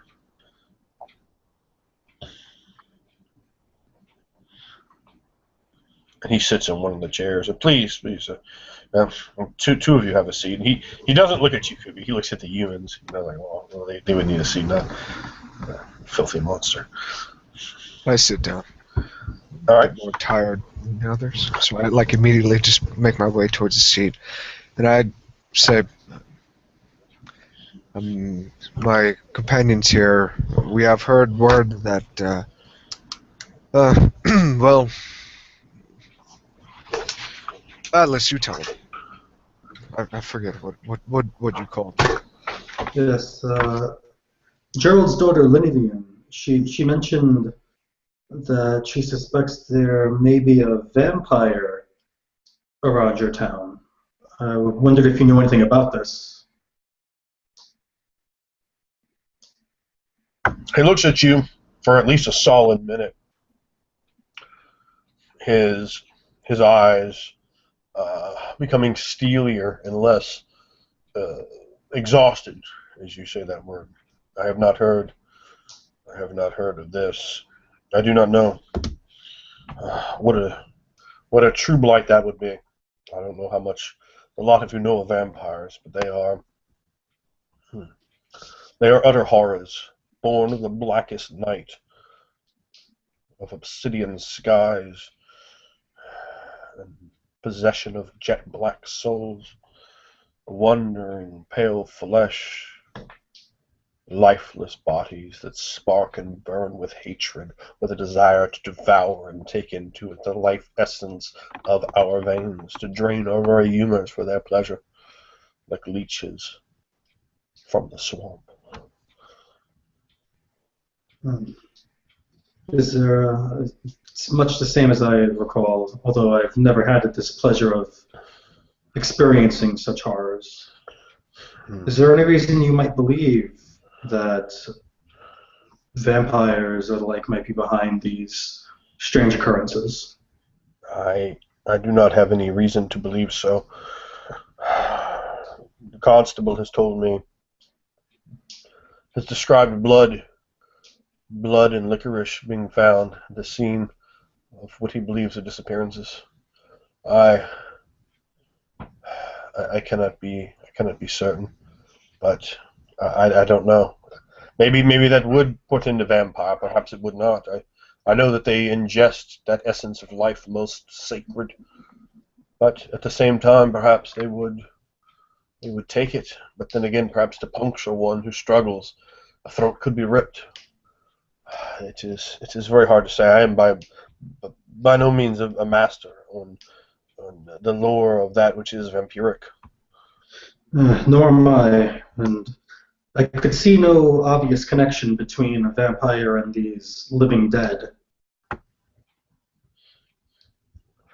I do not know. These events are, they're weighing so heavily upon me. What I had pushed from my mind for so many days now came crashing down upon last eve, upon what you showed me, that horror, that event that you described. I have slept poorly for long. I have not slept at all. I cannot. I tried, but I saw their faces white and broken, emerging from pools of darkness. I do not know. If my mind will ever again allow peaceful dreams. So much. Those chains they place about the coffins. Hopefully they will at least be granted final rest. I am not sure. Let's just give it time and give it prayer. I have spent How are the dead? Are many hours. they still unmoving? I have heard no sounds, no scufflings, no scrapings, no bangings from those that have been interned within the wooden boxes prepared for their eternal rest. And may they rest in peace as a light of all goodly gods, even this Pelgin you keep speaking of. May even Pelgin look upon them and watch them. Should at least that be a goodly thing to do. Yes. From going forward, I would suggest that you all stop the dead entirely rather than burying them as you did Jeremiah, still banging horribly. It would help you all rest more easily. What do you mean? These things, they can only be stopped so far as I know, either by damaging their skulls, their brains, or by fire. Nod his head. What if I awkwardly sort of interject. He looks like defeated. He just looks fucking like he's been smashed. What if Nods his head. what are the people here? The protection, if they were to be attacked, how do we know that They're all safe. Surely they have their own cottages, their own homes, but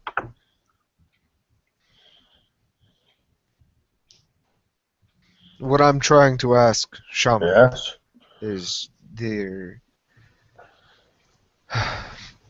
servants, the servants for the Lord of this town.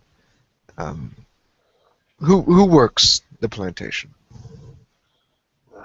Many people do. Both. He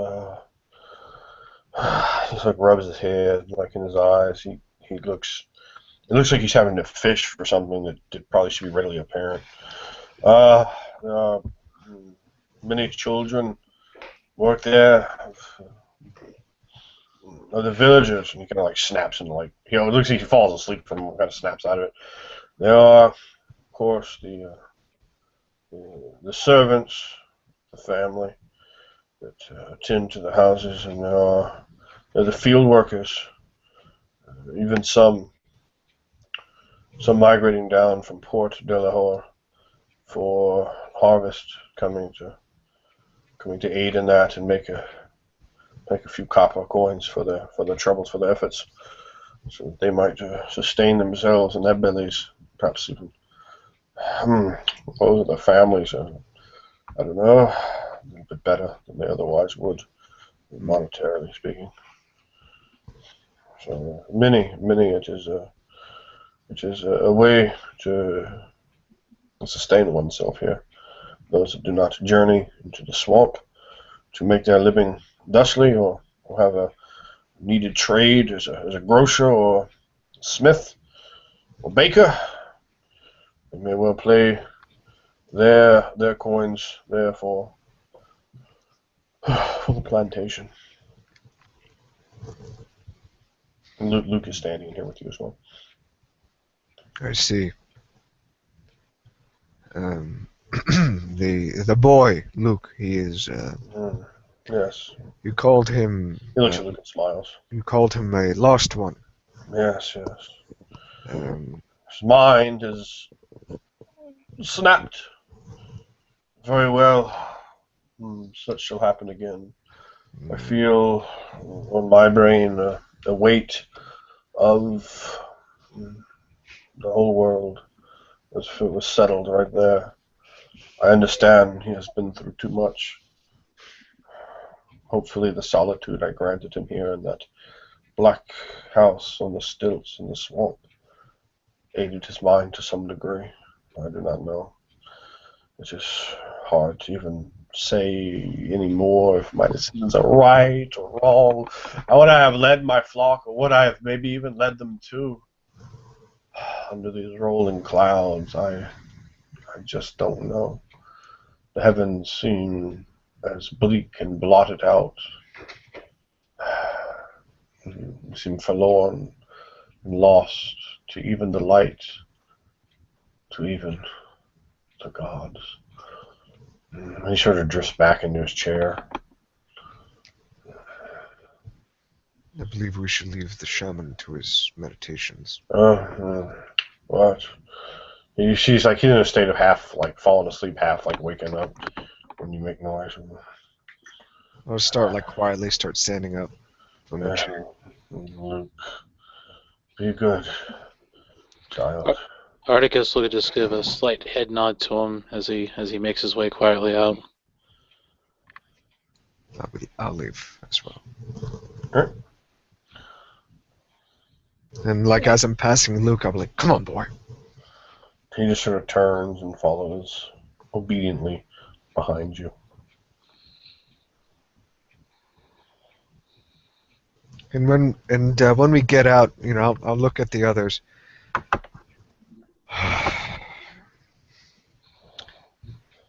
Now, it is already quite dark here. Perhaps we are growing closer to the time of all darkness.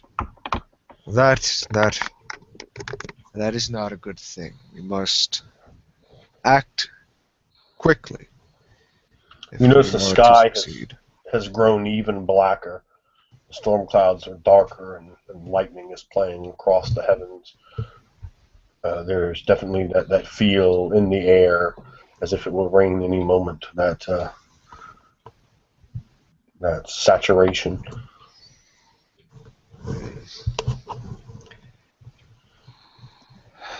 What I suggest we do is we speak with the constable, let him know that we intend on going.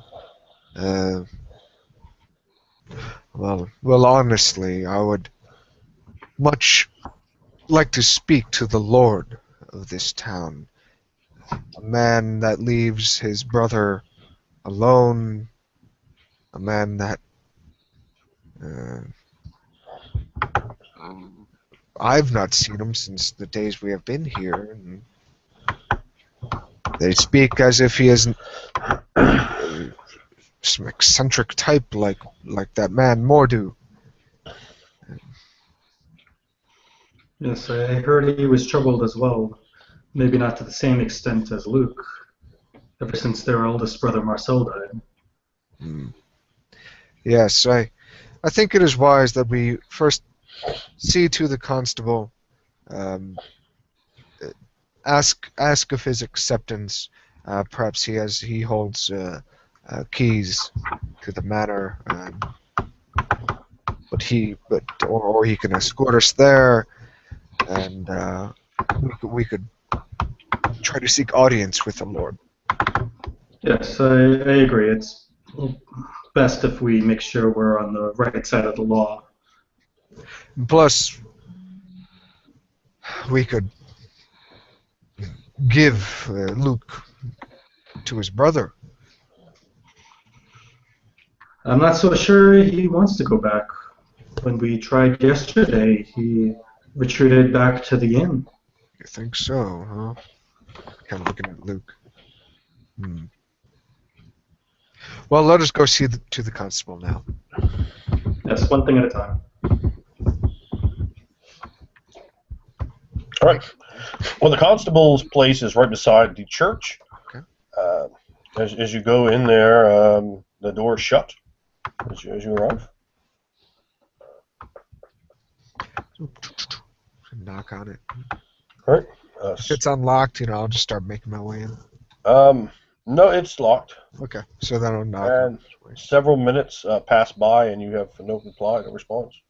I look at the lock, just walking closer to it. He is probably off on business. And I turn and I look at the surrounding town, thinking in my head, looking up at the sky. I would hope that he's seeing to the town's defenses, considering last night's Also, events. just go to the grounds and see if there's work hands there. There we could. You said the Chirouche might be just on the lands because there's a lot of space there. Ben? Yes. Yes, there's plenty of food there. Just thinking of the workers and the horrors that might have assailed them. Right. Are you suggesting that the manor might have been under siege already? Yes. If we are to go to the plantation, I suggest you all prepare yourselves for the worst.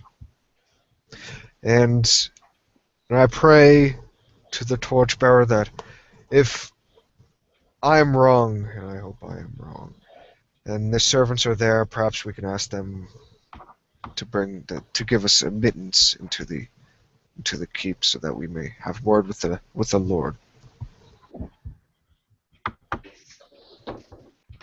But let us set up our trap. All right. So what exactly are you doing? I'm gonna make my way to the stables, get the rotten meat, Okay. and meet up with the others. should escort the boy. Wait. So do the rest of you go with him to the stables, or do you separate? Come, I retrieve the meat for the bait. Never mind the smell. Very well. I make a aggravated sound with like rotten meat, like still like too tired to care right now. As the two of you pass from the main thoroughfare scattered with horse dung and various other mud and such that has been drudged up from the ancient swamp, as you come to the Full Moon Inn, leading from the cobblestone up to a few steps onto the dirt path. A scream shatters the quiet afternoon, echoing throughout the village streets. If you could all make a perception, hearing, enlightenment roll, please. 9. Good enough. Yeah. So you just call out your numbers. 14. Okay. 15. 10 if it's sight-based. It is hearing based.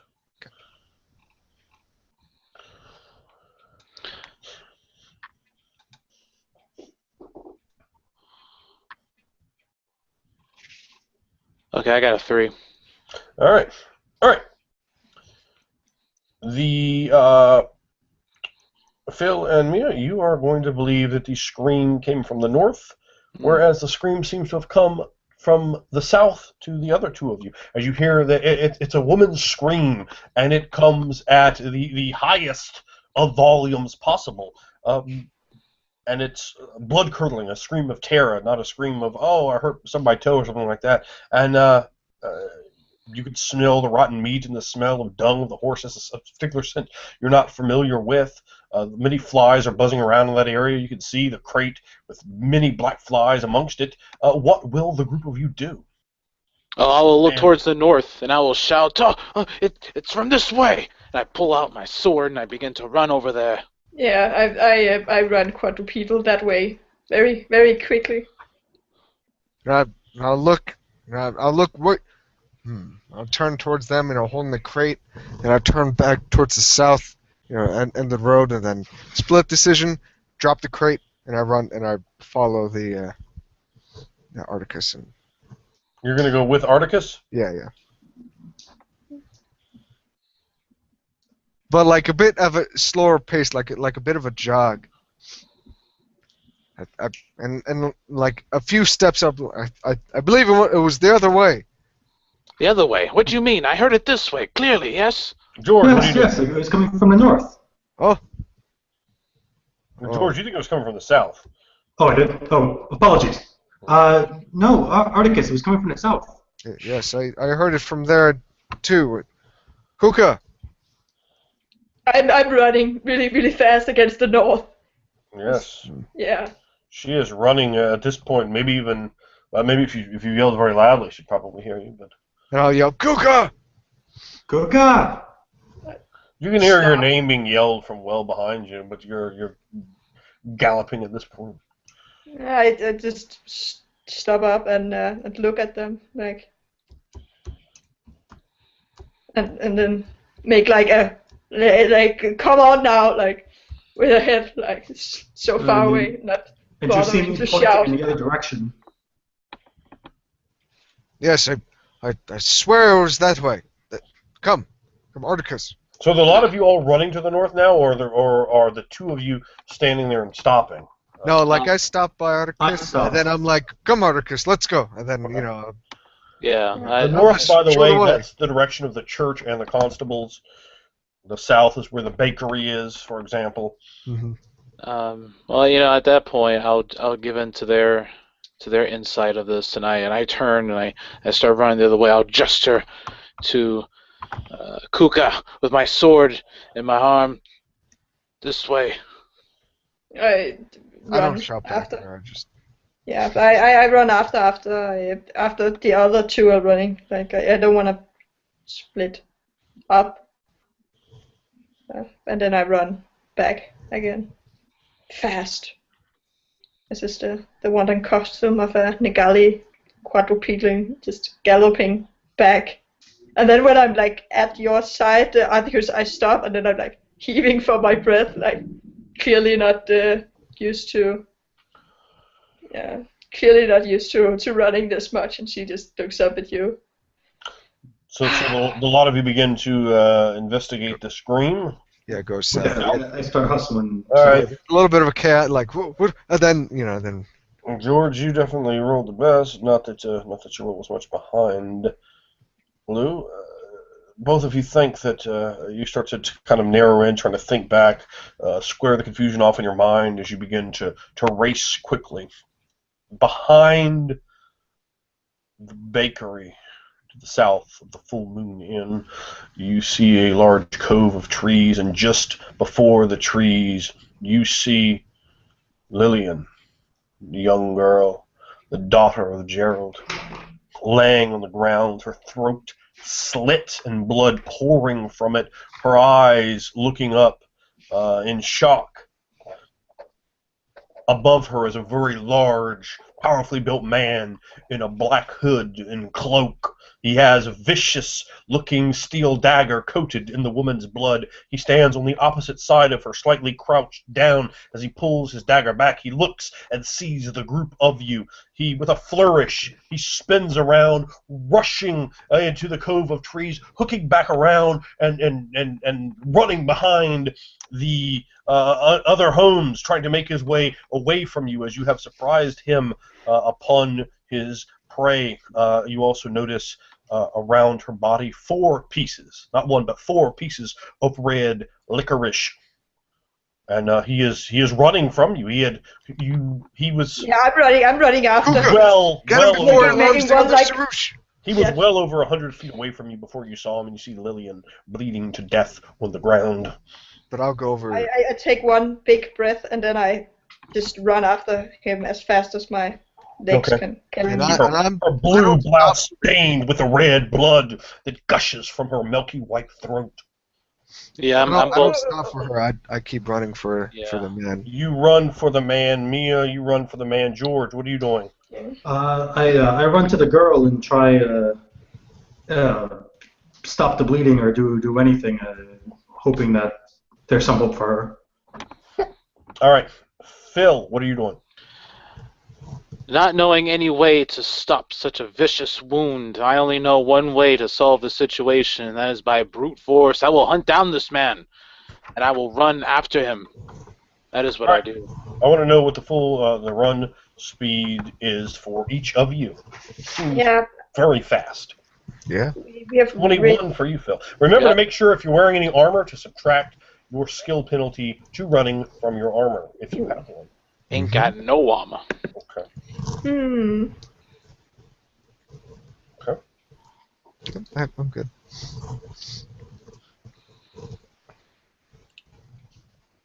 Well, you're staying with. You're running to her though, yes, George. Oh yeah, I'm running to her. Okay.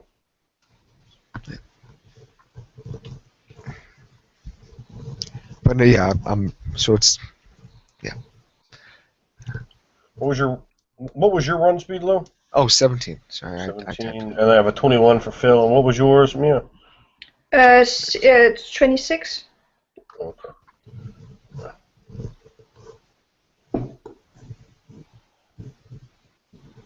All right. Mia, you gallop out ahead of your companions. Phil, you trail after her, and well in third place is Ban, running after the lot of you.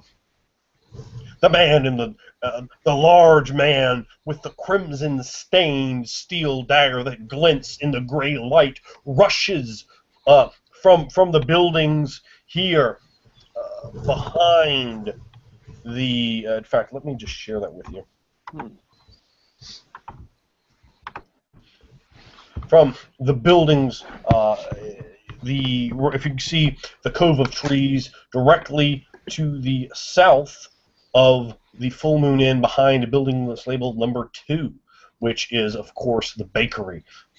The pool of blood, the pale, nearly exsanguinated woman there, and the man, he ran into the trees and hooked back around, running between these other 2 houses, and he's now running down past this second large street.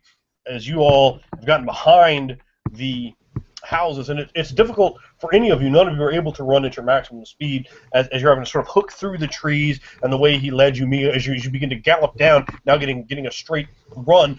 This man is running at his top speed. He glances back over his right shoulder, his hood, and the wind that blows up, bringing the earthy sense of the town, of that hint of blood, human blood, and the smell of these trees as the trees sway ever so slightly, ever so gently in the strong breeze of the coming storm as lightning plays across the black clouds, the small gray light illuminating him. Still, the shadows hang long and heavy in the late afternoon, and he moves through them. At times, your eyes lose him, causing you to not be able to run as fast, not wanting to allow him the opportunity to impale you in that vicious, wicked-looking steel, blood-covered dagger.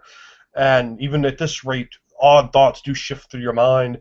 As you close some small distance on him, you can tell his dagger is of tremendous quality with your blacksmithing ability. He vanishes into this second cove of trees.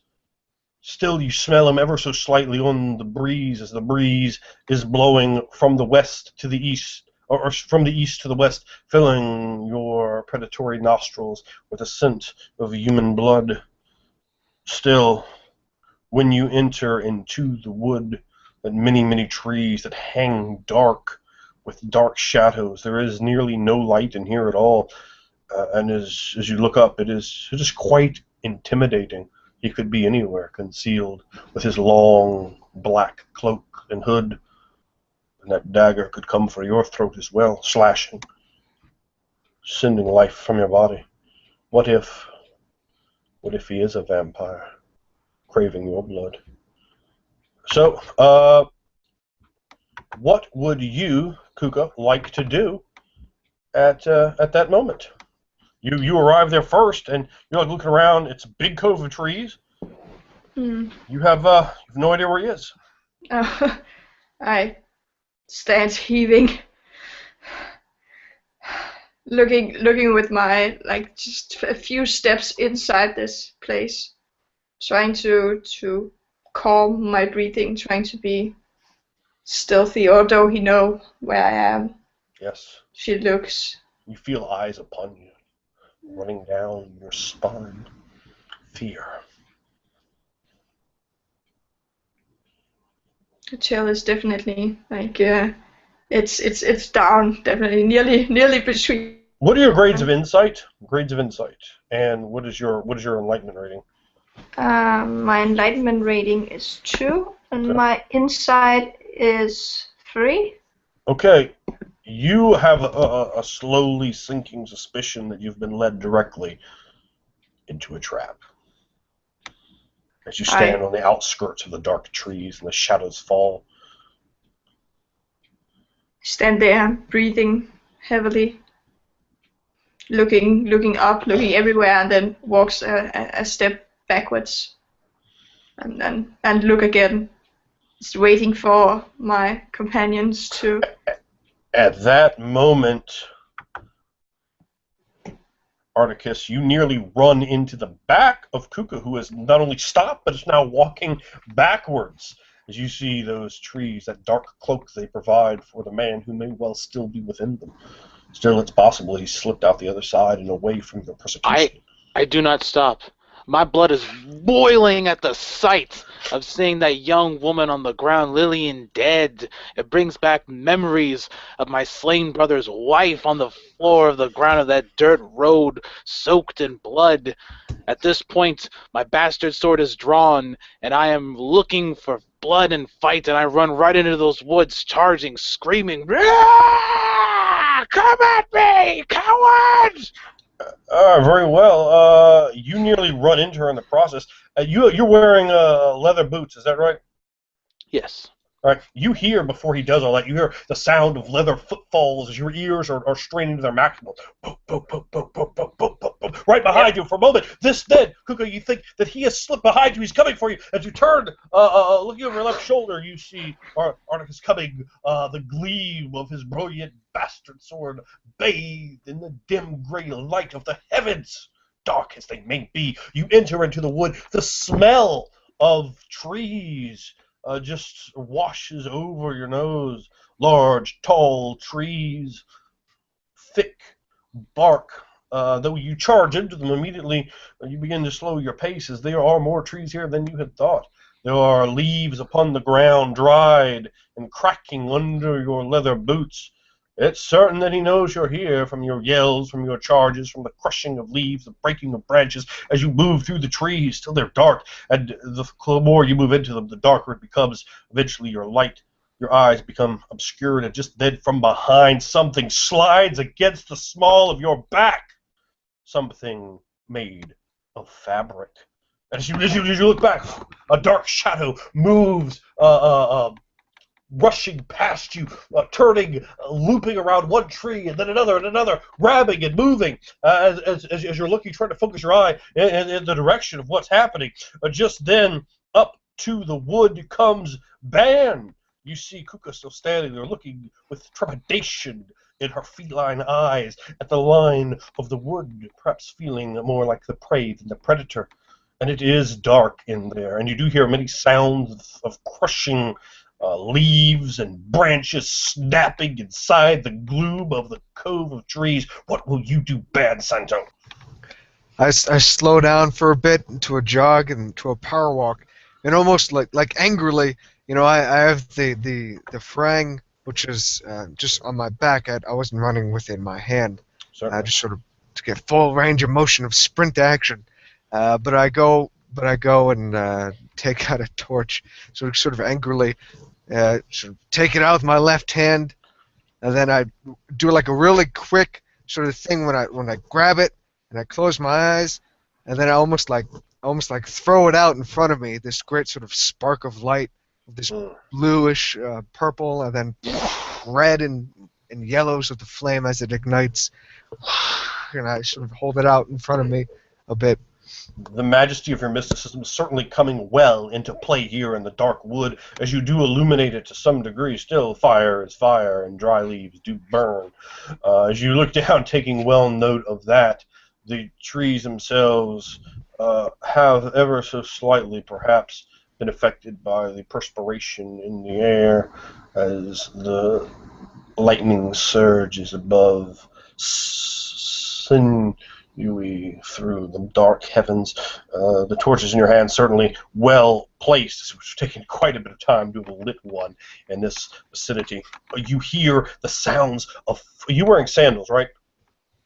No, I'm wearing leather boots. Are you wearing boots as well? You hear the sound of someone behind you!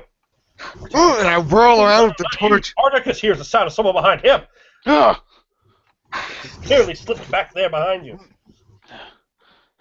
I follow with A dark form of a large man is illuminated only in silhouette in the gray light, entering into the trees. He's there, waiting to have at you. As you begin to advance on him, you are full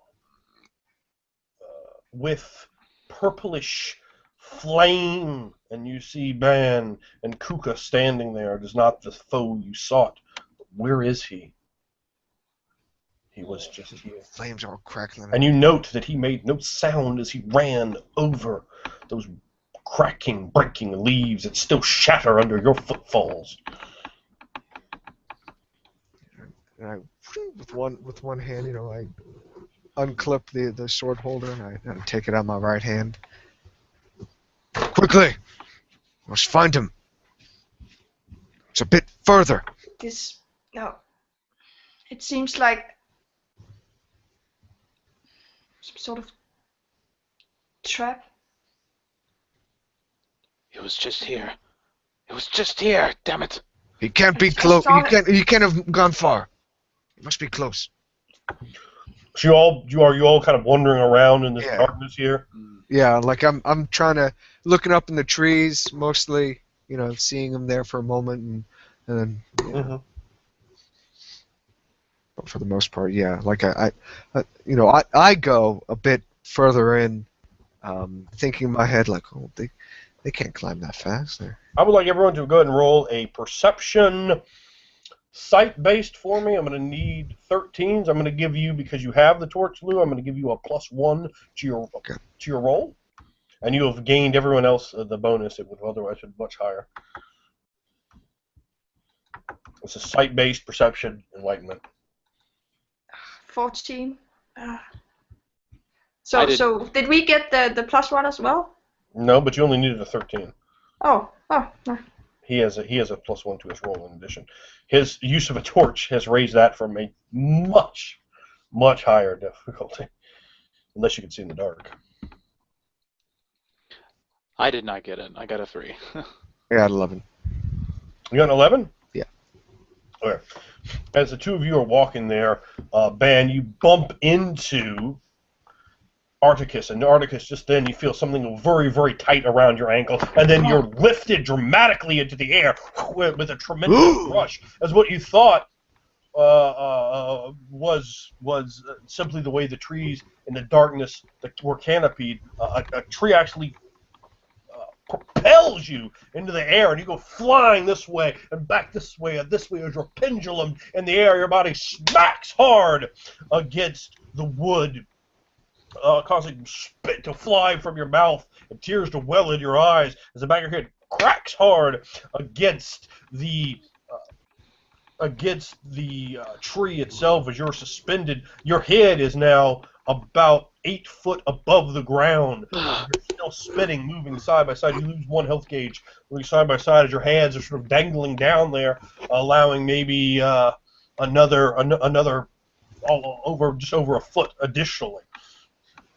So a lot of you see him there in what was, after all, clearly a well-disguised trap. Kuka, get him! Blast it! Hold still! And I'm sort of looking out at the flame. Get him, Kuka! Cut him down! You hear his orders come in the darkness. I stand up, taking my my shortel, and Yes. if I can I reach his I probably can't reach up to cut it up. Can you cut it yourself? No, you What? Can't. I said no. You definitely can't reach all the way up to his foot. Yeah, there's that far. Articus, can you take my hand? Yeah. Put out a paw, but yeah. Yeah, he reaches forward with his one good arm. Yeah, I can, and then I yank you down, like holding the tree branch down until I have adequate height to cut the rope. I don't know if I can do that, yanking him, if it's like a tree branch. You're trying to do what now? He's hanging, and I can reach him because he's 8 foot up. Yes. So I stand up, take his hand, and hold him down to the ground, and then I cut the rope, and he's far enough. What's your If strength? the tree branch was down when What's he. your strength? It's my rating is +4. 12. Okay. 12. Yeah. Yeah. Okay. All right. Well, yeah. I'm gonna rule that you can do that. It does take a good bit of more energy. Really, I'm giving more of that lactic acid in your poorly conditioned frame. Yeah. Pull him down. The sword cuts through the air, slicing the rope, and he falls unceremoniously into your arms as you look up as she holds you in her arms. Gratitude. We should fall out of this. I set him down. The rope is still tied very tightly, like a noose around your left ankle. I cut that off immediately. Yes. And then We should fall back. It surely has alarmed the others. A very nice quality hemp rope. Very well. The tree still moves ever so slightly after all the force that has been put upon it. And I keep the torch sort of up high, looking up towards the branches and the trees, more so than the actual ground. But and sort of a little. There's hint of being a little spooked in my voice, saying, "We should fall back. We can't." Said it was a trap. Quickly! This way! Meanwhile, above the girl, as the blood pours from her throat, we find Helios. She looks up at you, her eyes wide and full of terror, her face drained and white, 7 shades whiter than it was last night when she deprived herself even of sleep itself to tend you, to bring you the boiled water, to cook up meat, and to bring goblets of ale and mead should they have been desired. It was so nice, and now she lays bleeding to death. Her blue blouse, nearly purple, coated with so much blood, and so much blood is against her alabaster skin as the black heavens roll above, and the wind causes the cove of trees that you are just kneeling under to sway ever so slightly, their scent mixing with her blood in your nose, her hand very, very weakly, limply grabbing onto your forearm. She tries to mouth words, but her throat has been slashed, and none come to aid her attempts at aid. And what would you like to do? With my 0 grades in barber, I Ooh. immediately, with the very little bit of knowledge I have, clearly, take out my knife and rip off a piece of cloth from my own shirt, from my own forearm on my shirt, and just apply pressure, not even knowing how much pressure. For all I know, I'm choking her out. Yes. As I'm doing this, What is your strength? My strength is pretty weak. I only have a rating of 1. Okay, well, very well. All right, so her eyes scream with panic as you look down into them, as life slowly begins to fade from them. Please keep describing what you're doing. I frantically look around. Help! Help! Lillian's hurt! Help! And I look down into her eyes and see life fading from her slowly and start to make a prayer. Helgen, please see after this one. Let her live if it be your will. Look after this one. I understand she is ignorant of your ways. She is ignorant of her own creator, but ignorance does not equal malice. Please, Pelgan, find it within you to save this one, or else help her to Pool's foundry so that she might serve you better in the next life.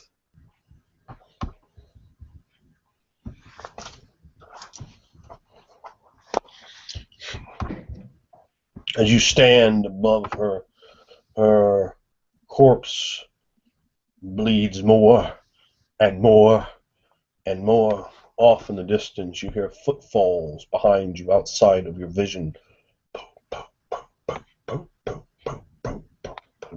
They come, growing ever closer as the wind begins to slowly rock the trees again, picking up to a greater degree. You smell them, and the air is pregnant with moisture. Rain will soon come and wash it all away. You see a young man emerge from the shadows into your vision here in the bleak grayness of the sky and the wind, and he yells, "Lillian! What have you done?" He has a pitchfork in his hand. He charges at you with a pitchfork. "You murderer! Murderer! You'll pay!" And he has a pitchfork coated with the dung of horses, and he's charging to kill you, clearly thinking that you have murdered this girl. And attempt to at least yell, "No, it wasn't me. You're mistaken." "Murderer! Murderer! Murderer! Murderer! Constable! Constable! Aid me in slaying this murderer! You're behind it all! You're behind it all!" And he charges you with a pitchfork. Reaction. Okay. And a lot of you hear these screams as you've just resolved it. Like you have just set down the other individual, and you hear that off in the distance. Screams of a man enraged. Huh? There, quickly! I start falling to a run. I bolt. I head over that run as fast as I can. Yeah, like I'm not out of breath or anything. So, hurry, Right. Yeah. Just pick it back. Well, before that,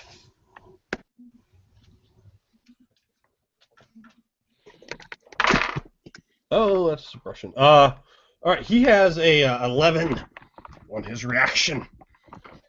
And I have a 14. He's a young lad, maybe 20 years of age, and he looks in the face ever so slightly familiar to you. You had a 14, you say? Yes. You may go first. You're being charged with a pitchfork covered in dung. I look down at the girl, who desperately wanting to continue to help her, but You see, not so heedless of my own health. You're not even I positive let she's go still of her. alive. I do let go though, and immediately draw my broadsword at my hip.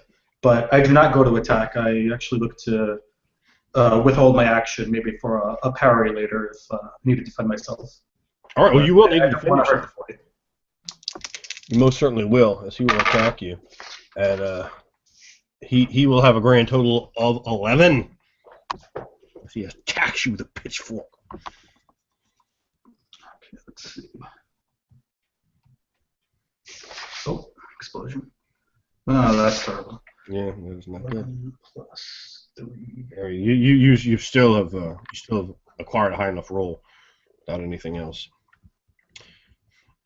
He comes in thrusting. He definitely seems to be ignorant of the use of weapon, but well knowledgeable in handling this particular item.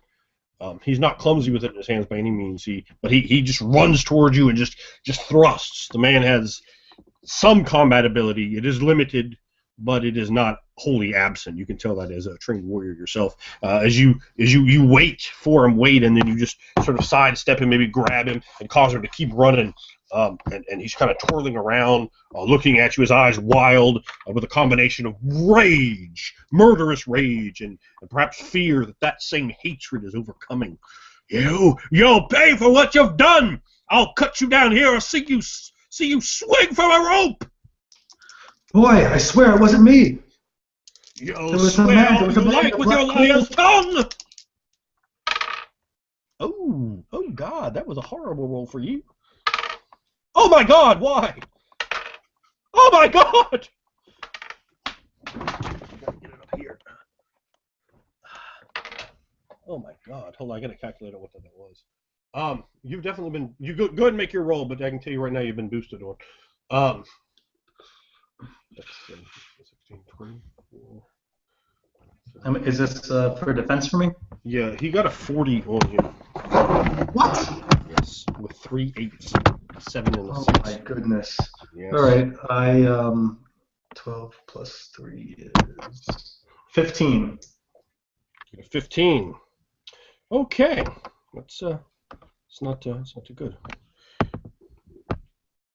Okay, you will take armor surpass of 1 and 7 points of damage. Okay, so my armor rating is 4, which comes down to a 3. Comes out to a total of 4 damage. Yes. As this time he spins around, his heels cutting through the dirt, his boots covered in horse dung, as he cuts the weapon right into your side, catching you in the side. He glares at you with hatred. You murder my sister! Now I murder you, fiend! I take this right to the side. This brings me down to 11 health, so not quite as quick. But you see the girl's hand kind of reach up, Lillian's hand. She's like trying to talk, but she can't because her throat got cut. She's like, and it's so doing, she sort of opens the wound up even more, and more blood pours onto her neck, her blouse, pooling on the dirt ground, saturating the dirt into mud, a blood mud of just macabre despicability, and it is your turn. As she stares at you, holding the blade, trying to cut it in, and it has fucking clear dung all over it, which, can't possibly be good for you. No, I'm gonna get infected. Alright, this thing comes in, hits me right in the side. The shock of it actually causes me to drop my broadsword, and in my panicked reaction, I try to grapple the pitchfork out of his hand. Okay, go ahead and make a grappling roll. Will do. I'll invite you to do that. Give me some experience for that. Should I be adding my brawl to this? Yes, please. And strikes if you have that forte. I have a 0. So that's a you minus 4. have grappling. Nope. You don't have any brawl at all. I don't have a brawl. Do you have athletics of 5? I have an athletics of 2. Well, that won't be good enough. All right. Well, you'd be rolling, of course, with a -4 penalty if you don't have anything in that skill. It's going to be very bad for you. Go ahead. Let's see, 12, 14. I rolled a total of 10, including my -4 penalty. You rolled a total of 10, you say? Yes. Hold on, let me make a quick roll here. That'll be enough. This time he did not roll 3 8s, a 7 and a 6. As you grab a hold of it, he looks at you with hate in his eyes. However, your strength is the same. As he's pulling on it, you're pulling on it, he's pulling on it, you're pulling on it. But you're kind of far enough away from him. He's trying to kick you, but a pitchfork is kind of long, so like his kicks are missing you by like 6, 7 inches. And he keeps trying to narrow that, maybe down to about 4 inches, as he glares at you. I'll kill you! I'll see you swinging from a rope! You murderer! You murderer! You murderer! You'll pay the price! What you've done to my sister! What you've done to Lillian! Poor Lillian! He glances back at her, but then I mean, his rage takes hold of him, and he like glances back at her, distracting himself for a moment. If you would like to act, the fury starts to enter me. I would never murder a fellow human being. That goes against the very laws of Pelgin, creator of man. I spit on your Pelgin!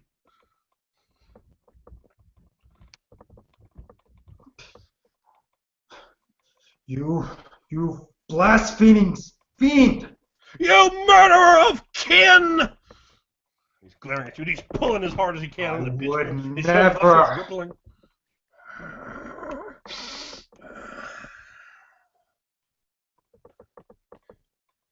Give me this fork back so I might stab it in your neck as you have cut hers open.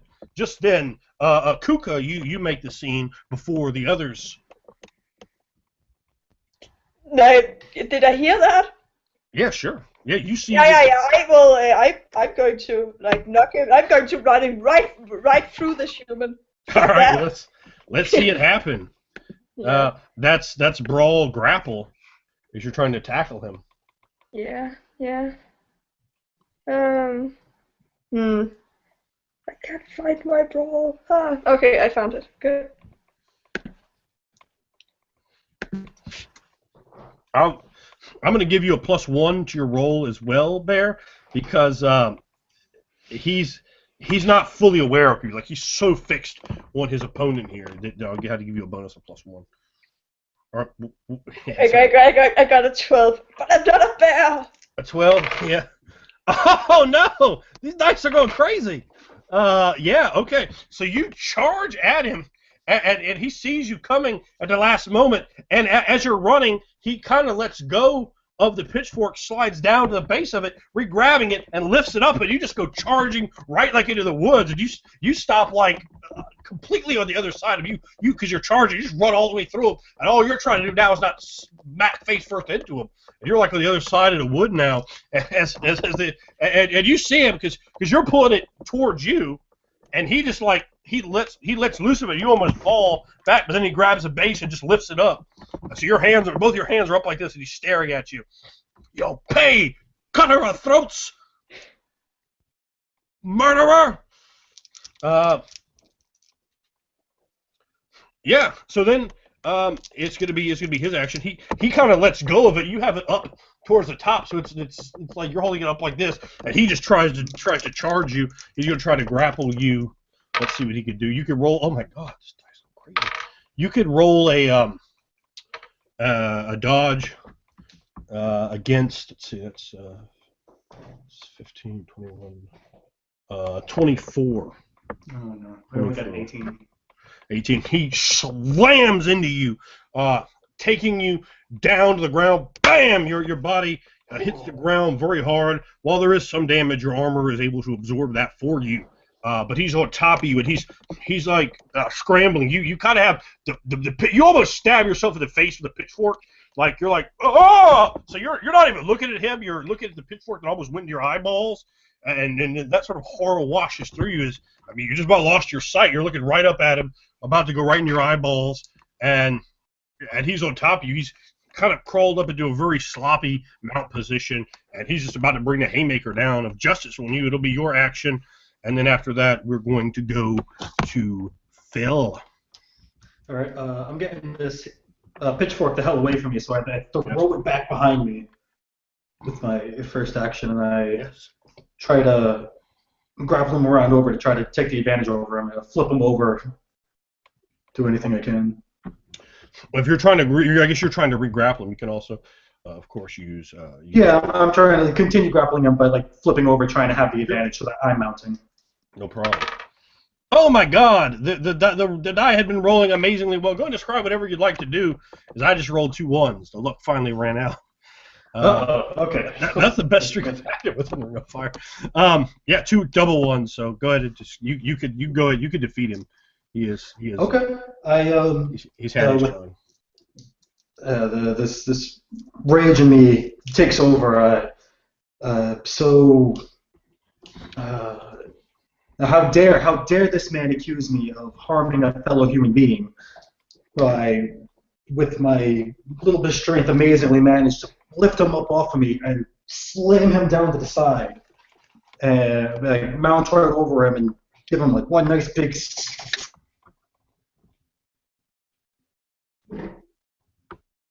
It's knocking the back of his head a bit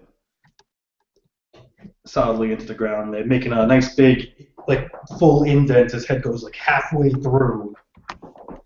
All right. So you slam him, leaving him there. I guess you just want to leave him unconscious at the moment.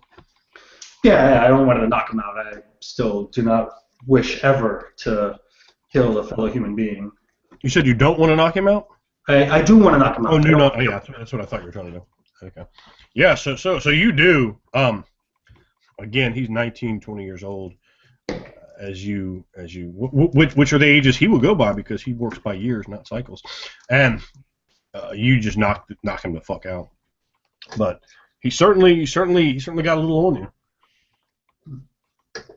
And that's when you appear, Phil. You've seen this carnage break loose as the wind blows heavy through the trees. Cuckoo, you've run all the way to the other side, and you can hear the sounds of violence coming from the east. You can certainly make your way back there, and also right behind Phil will be Bon Senso. But please, Articus, make your. You have the scene now to do what you like.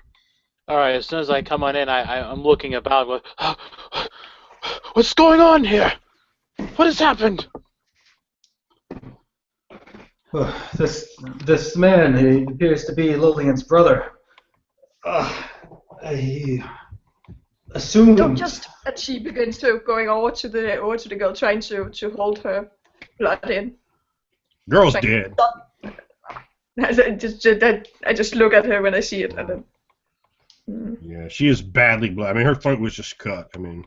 That's very hard to survive. It's literally been several minutes since the group of you came upon her, let alone since she got a throat slitting. So I fall to the knees. There's a lot of blood. And there's licorice in the blood.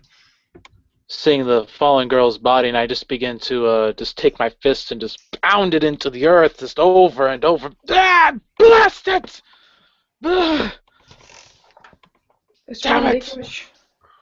Licorice! Arcus, did you find the killer? No, the bastard slipped in the woods, laid a trap for us. Clever son of a bitch. Did you see what it was? Or did it have company? He was a large man of sorts. He was in a cloak, a hood. I couldn't see any of his features. He had a very fine dagger. I think I could recognize the dagger, maybe. Steel. She slowly walks away from the body, trying to get what little blood she had in her fur, just out. At this point, Articus will get up and he'll make his way over to the inn. He'll run over to there. He'll burst to the doors and he'll get Gerald. So as you burst through the doors, Gerald looks up from the bar. It looks like he was writing something with a quill on a piece of parchment. And there's a large number of people in here, and you can smell the smells of bread baking in the back. There's a smell of some old rabbit stew continued to be warmed on the hearth on its top sill. You see a number of people in here conversing in tones. They turn their eyes towards you as you burst in, panic etched upon your face. Gerald looks up, his eyes meeting yours, and they grow larger. The fear enters them, knowing your news will not be good. What is it? Lillian's been killed. What, my daughter? The swamp seeks to take everything from me, like quicksand, pulling it all into oblivion. We saw the man. Girl, no! It was in a long cloak. It looked like he had a strong build. He ran off into the woods, tricked us. No, it cannot be! And he slams his hands down. He's a fairly big guy, but old, whitish hair. Damn this town for what it has done, for its curse, for these wakes, for the clouds. And his head falls just to take her, maybe show me. Show me.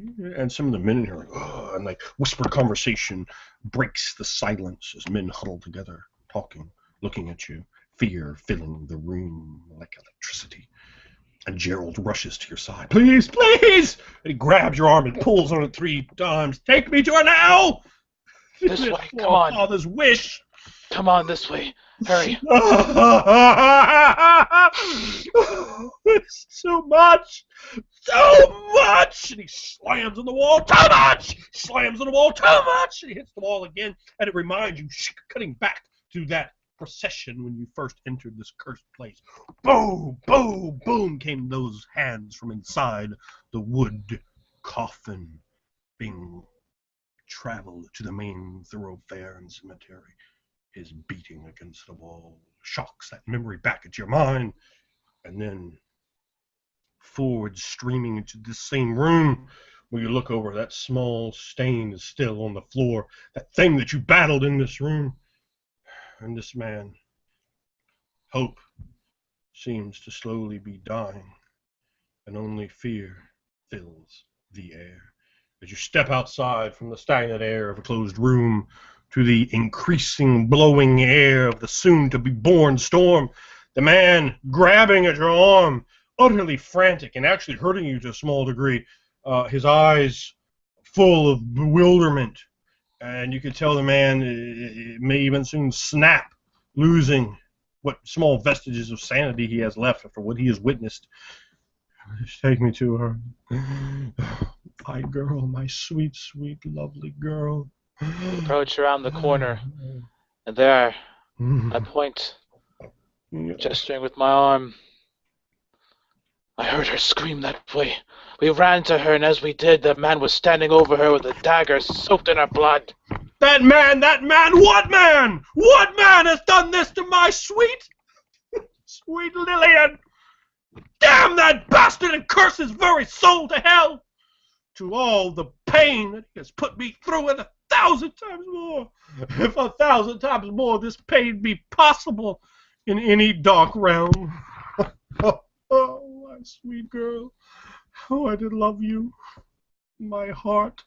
He loses up with your arm and he looks at you, and he just looks broken as you kind of lead him there, and he sees as the wind that was blowing fiercely suddenly becomes utterly still, and the branches of the trees stop swaying, and your 3 companions are standing around her and his unconscious son, and he looks down at the 2 of them, and he says, and he just his grip goes loose on your arm, and he looks for a second at you. How much more must I bear?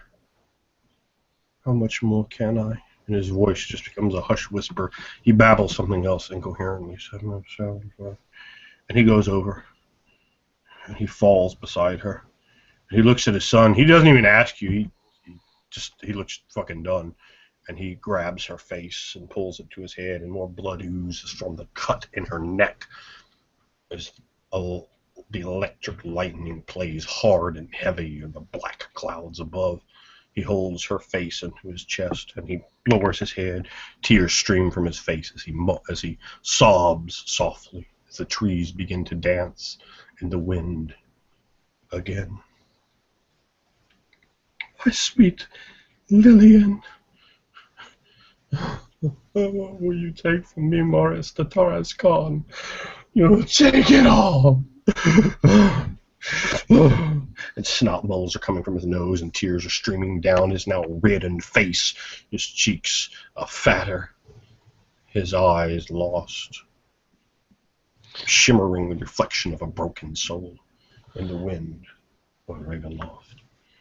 Now, the size of the figure that we had seen standing over Lillian, was it something exceptionally memorable, like as far as size is concerned? He was a big man. He Yeah. was tall, he was wide. It's hard to say for particulars of exactness in the darkness and the chase with the cloak on. It's hard to say. But When he's a big man. He was certainly bigger than most men by a good measure. I'm as a note, when I see the father and the daughter, when I look at that, there's a visible sort of almost like coldness that sort of goes over me, and my expression becomes utterly sterile and utterly I'm just totally devoid of anything. And in my mind, that scene is oh so familiar, as I hold my two daughters in the same way. But I use that sort of meditative teachings to sort of push away those emotions of rage. And there's like this very cold sort of look of utter, just seeing this scene again, really, I look at Kuka and I look at the others. Kuka is still like breathing heavily when she looks at this, and she just looked at the desperation in the father's eyes, not really being able to sympathize on the same way as many of the other catalysts, but still feeling that chip in her heart, seeing someone losing their children, although they may be foul, disgusting humans, but still, they still have real feelings. And she looks at them still. Somehow.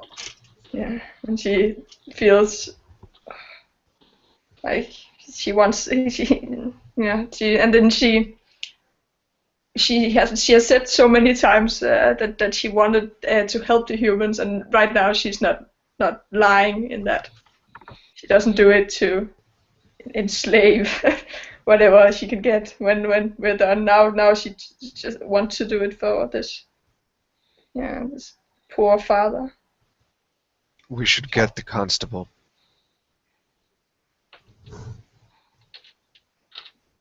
I begin to run down to where the constable is. I just as you take begin off. to run down that way, you meet Constable Grimmins about halfway down. His eyes are steely, and he looks at you. What has happened? There's been a murder. Lillian's dead. Another one! He looks around just angry. Me and my compatriots caught sight of the person over top of her corpse. Take me there. Tell me once I investigate. I must keep anyone from the crime scene so that I might see better what has been done. These clues vex me, elude me, like dancing morning mist. I must find what they have concealed from my vision. I shall have the truth that lies behind it. I shall find this murderer so foul. And he starts picking up speed and like a heavy jog beside you. Lead me in the way, Outlander! And that I do. I lead him straight to it, albeit maybe at a picked up pace. As he turns, he stops 7-8 feet before her, and he looks at you and nods his head. You You have shown to be good to this village, to Maurice Tataraskan. I appreciate each one of you. Though I was suspicious of you as you walked upon these shores, this land, these fields, these houses, these streets, you seem to be good-hearted. Even you, he looks at you, Kuka, whatever you are. And then he walks over to Gerald. And like Gerald's son is like kind of slowly like kind of moving, like he's still knocked the fuck out. He's like,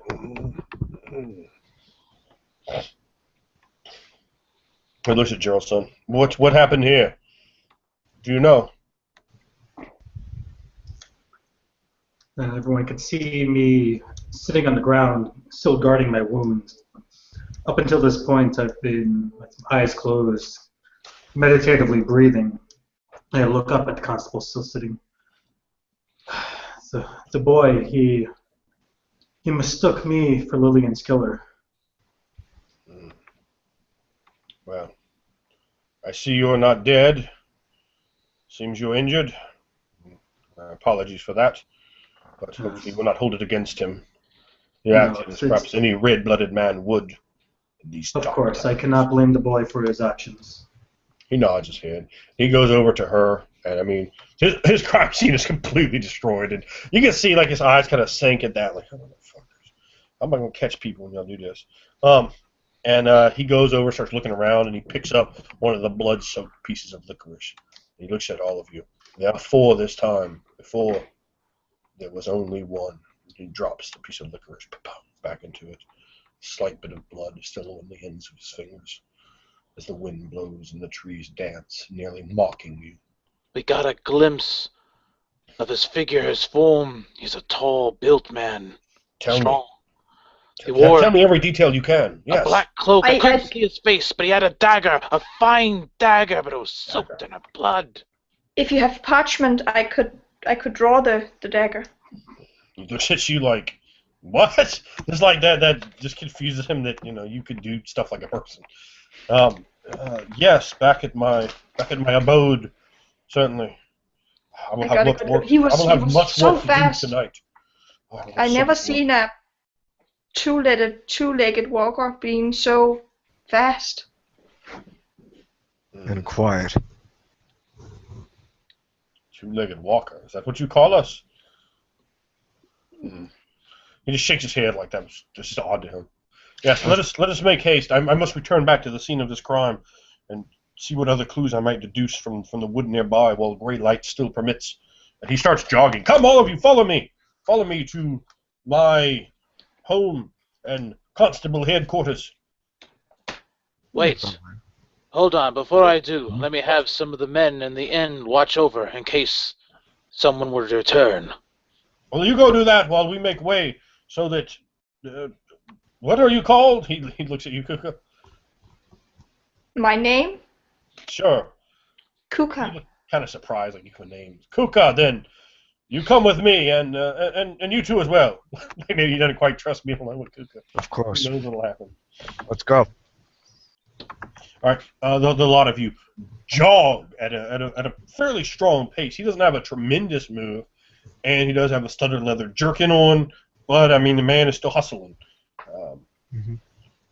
His move may be actually of all of you the lowest, I would think, but not by much.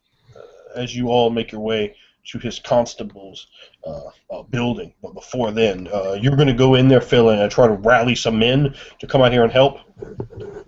All right. Yep, I walk right in there. I kick open the door with my boots.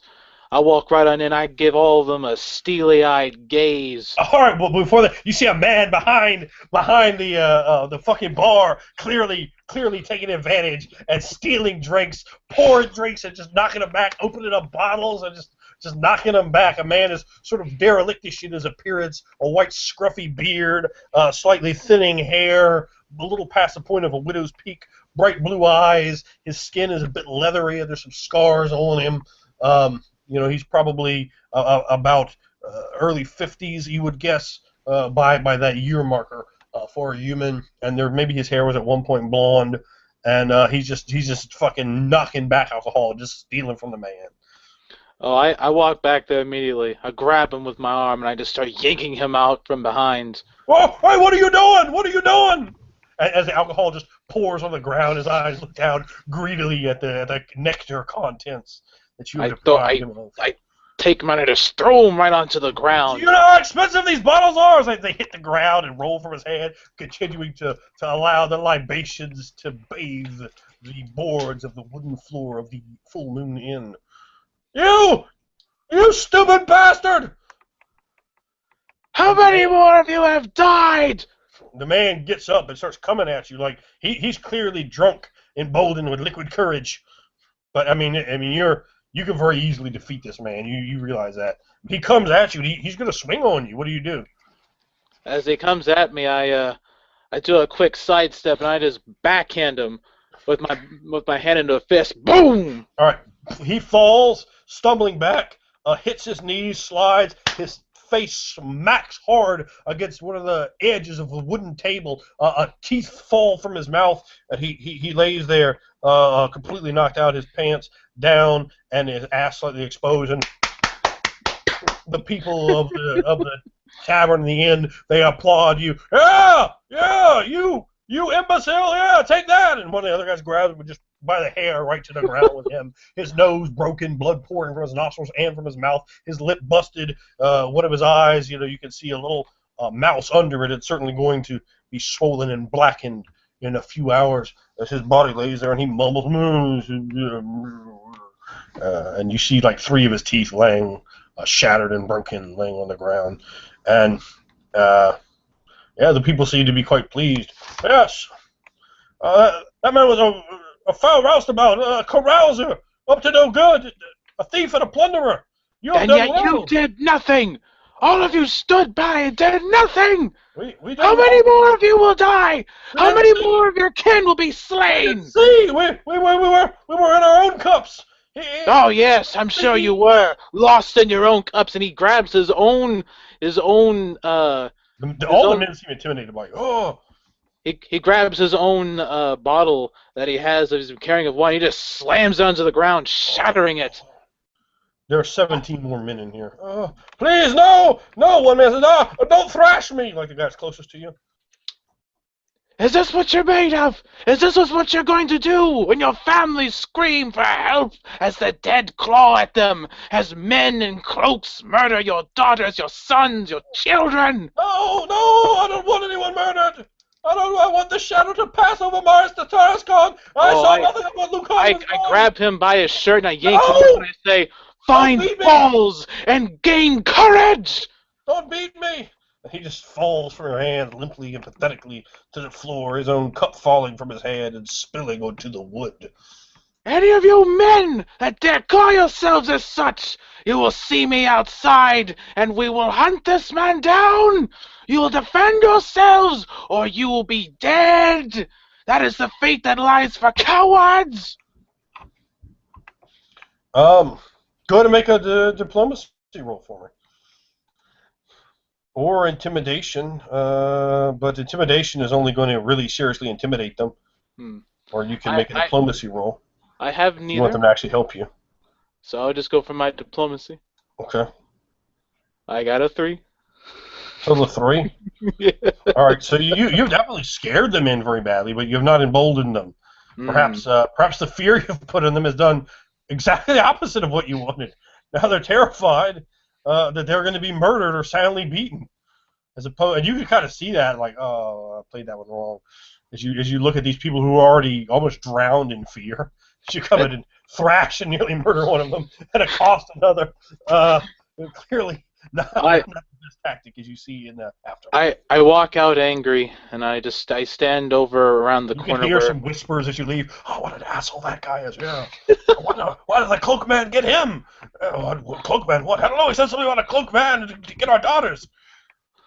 And one's like, I bet he's a murderer. He has such uncontrollable rage. And there's like, perhaps I heard whispers of a murderer about this town. Yes, the disappearances. I know. I walk around the corner, and I see Gerald there. I keep my distance, but I stand watching in silent He paying you no mind. Yeah. His Watching son over. is like trying to like get up, but he's fucked up still. Like he's like only barely conscious, like gibbering to himself. Um, Luke Still is angry. with the rest of you, Hmm. with following your group. Okay. Essentially, he was sort of lost in the shuffle, kind of wandering after you as you all sped down, and has eventually caught back up with you. All right, so to the constables. He turns the gas-burning lantern on in his dim shack as the wind blows angrily outside. And he produces, he gets down from a small lockbox and pulls out some parchment. Because parchment can be quite expensive. And he slams it on the table, and upon the table there are already several stacks of other various things, probably pertaining to legal matters. And you could see a inkwell and quill of a goose, or a large tail quill, and he points at you. Right then, can you write in the tongue of humans? Then, Kuka? Of course I can. Oh, he looks like I just look a little bit offended at him. like But probably I'm both going that you can write, that you can't physically write, that you know how to write, and that you can write that language. Like, oh. Then do so. Let me see this drawing you boast of. Then why did you ask me about? I don't know. My mind is beset with many issues. She just shakes her head like. He looks Just do it, Kuka. he looks very stressed. Help the man out, Kuka, quickly. Yeah. Do your drawing. Enlightenment. Right. What's that? Enlightenment. Yeah. What's your artist? 5.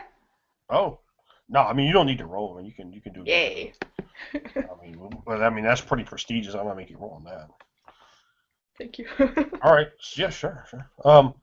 You draw the dagger. You're like, okay, that looks pretty good to me. And he picks it up and looks at it. That is a very nice looking dagger. Make a roll for him. It's made of. It was made of steel. He kind of looks at you like, duh. I look at him like. Yes, thank you for the detail, Kuka. He looks like he's like, it's still fucking flabbergasted that he's talking to you like people. What the fuck am I doing?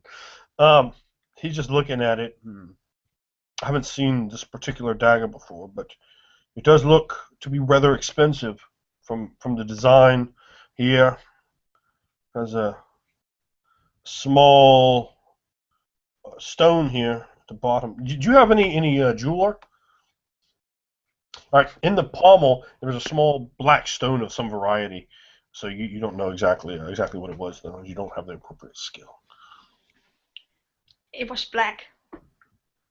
I haven't seen it before, but it does look like it was rather finely wrought and expensive from your description and your drawing, and I thank you for that. This clue certainly will. Can you draw anything of the man then? What his cloak look like, or any sort of sketch to that degree? That would be perhaps helpful as well. Yeah, she begins The drawing. 3 of you and Luke are all standing here. He's still holding his book of poetry. She Or begins. a cold smolder as I'm watching her draw very intently. Just Well, I mean, for those of you that may have doubted a Nergali, you can see a Nergali can draw. yep, Nergali I'm like, skills. no, this is out of control. Yeah. I didn't think they would even. I saw her doodling in her little book now and then, but weird Sheehan thing practice. So, what do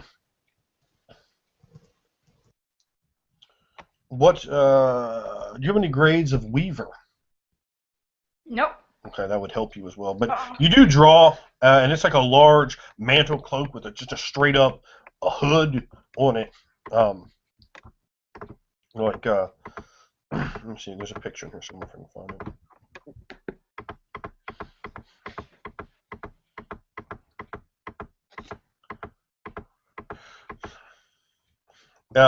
The hood, his dagger, by the way, it's a long dagger it's curved slightly, and the guy's hood, it was black, but it looked almost like a Ku Klux Klan style hood, and he has like this big billowing mantle cloak, and you're able to draw that. You're not able to give that much in the way of detail, just because you weren't ever able to get a very good look at him. He was dark, and he was using darkness to his advantage. And you couldn't hear him when he was walking over leaves. Mm. He was very quiet, you mean?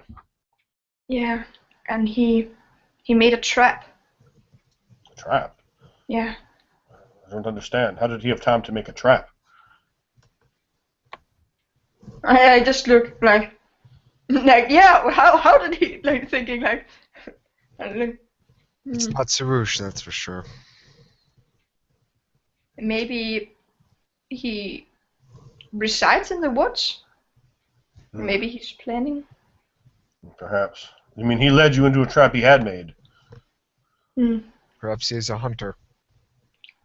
Hunter. Are there a lot of Man hunters? that knows the land, knows where he had laid his traps. Everyone knows the land here. There are many hunters. Hunters of alligators and turtles. Hunters of frogs. Hunters of the wild boar. Yes, Hunters of that birds. That trap seemed to be for a man. Yes, well. It wasn't catch a gator. I looked slightly up at him when he says frogs, like, stomach growling a bit at that. He just kind of glances back at you, not having no idea what your expressions mean anymore. Will these drawings help you, Constable? Yes, I thank you, Kuko. You have proved valuable, he says with utter surprise in his voice. I just nod. If it's, yeah, like, of course, but he looks at the blade.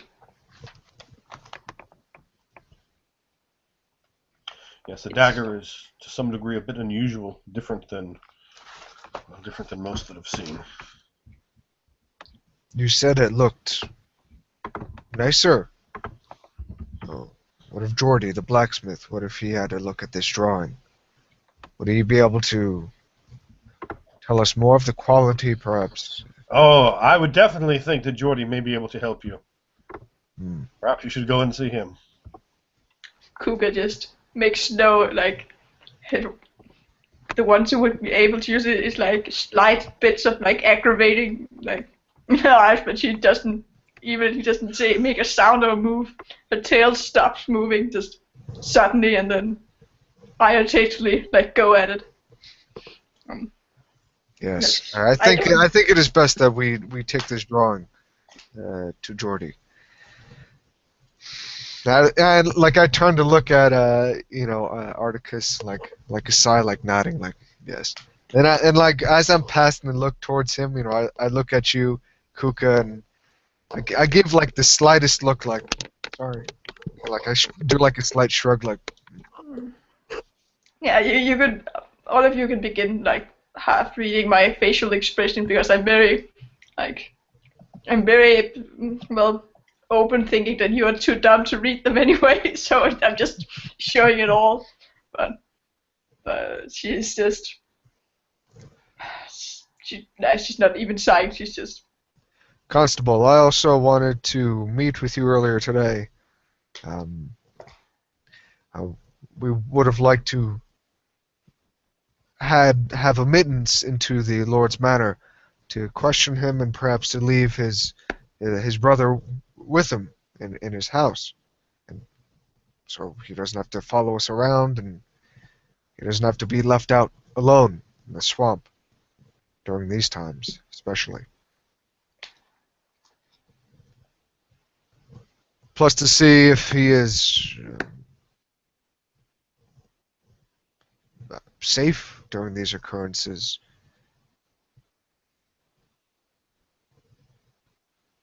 But let us. Yes, that sounds like a good idea. I will go and organize some of these men. You go and speak with Geordie, and then head down to the plantation and check on Jean. Yes. He nods his head, gets up from his desk, looks at the drawings again, and nods his head. Thank you, Kuko. These clues may prove invaluable. If we can track down the dagger, perhaps we can find the man. This, you said, a very large man, and tall as well, yes? Yeah. Yes. How tall was he? If I could see in my height. He was definitely over. No, it wasn't your height, but he was definitely over 6 feet in height. It was very hard to tell, though. Like, he moved and twisted so much sinewy, like the shadows themselves. His exact height very difficult for you to pinpoint. And he has like a pointy hood, so even worse. Yeah. How good quality is his ink and his like parchments and? It was pretty good. It's certainly not the best that you've had at your disposal, but above average grade. Let's put it that way. Okay. Where did you get this parchment? Is there someone who makes this in the town? No, a trader. Hmm. He is dead now. He looks at the lot of you like, well, you know that. I like awkwardly cut in. We have to take these drawings to Jordy. Kuka. Yes. Can you go? No, you must come with us. Yes, your description may be invaluable. Yes. Constable says.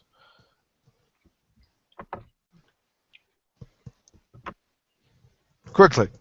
Here, take the drawings, Kuka. Constable will meet with you again. Well, this one I don't think you need, and he grabs the drawing of the man. You don't need this for anything, do you? You have seen him, I have not. This may prove helpful. I will ask around with the villagers, see if any of them have seen such item. Yes, perhaps you can rabble their spirits more than I'm able to. He kind of just looks down at the ground a little bit. And he looks at it, you know, perhaps I have an idea who this may be. Yes, come with me. An idea has entered my mind now that I have cleared slightly. And he pulls his sword out and he begins to march out of the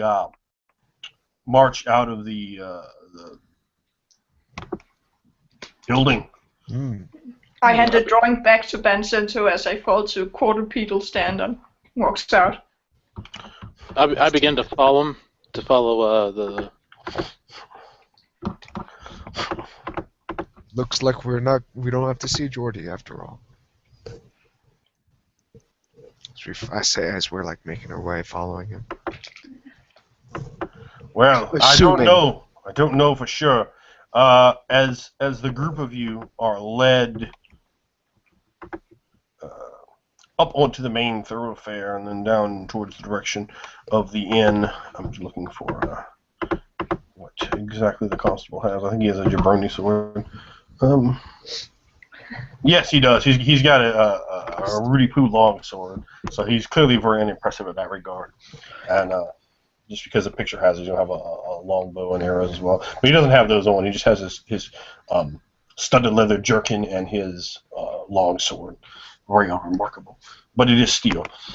And he comes up to Mordu's cottage. Bam, bam, bam, bam. Open the door, Mordu! You have questions to answer!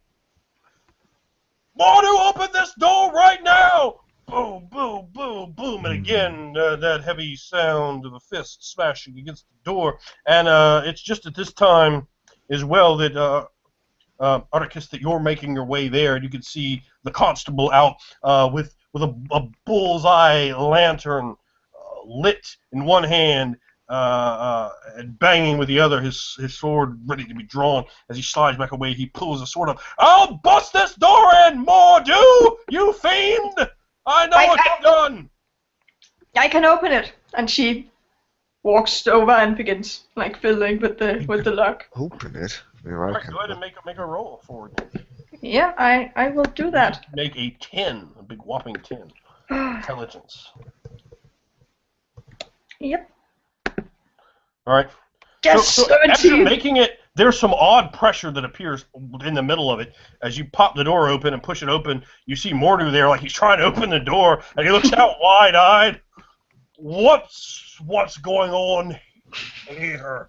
And he looks like he was, like about to get ready to go to sleep, but he looks confused. I know what you've done! And the constable just nails him right in the face, and Mordu stumbles back, falling because his house is kind of a mess. He falls over like a kind of rolled up carpet, and he's going, "What are you doing? You are costing me.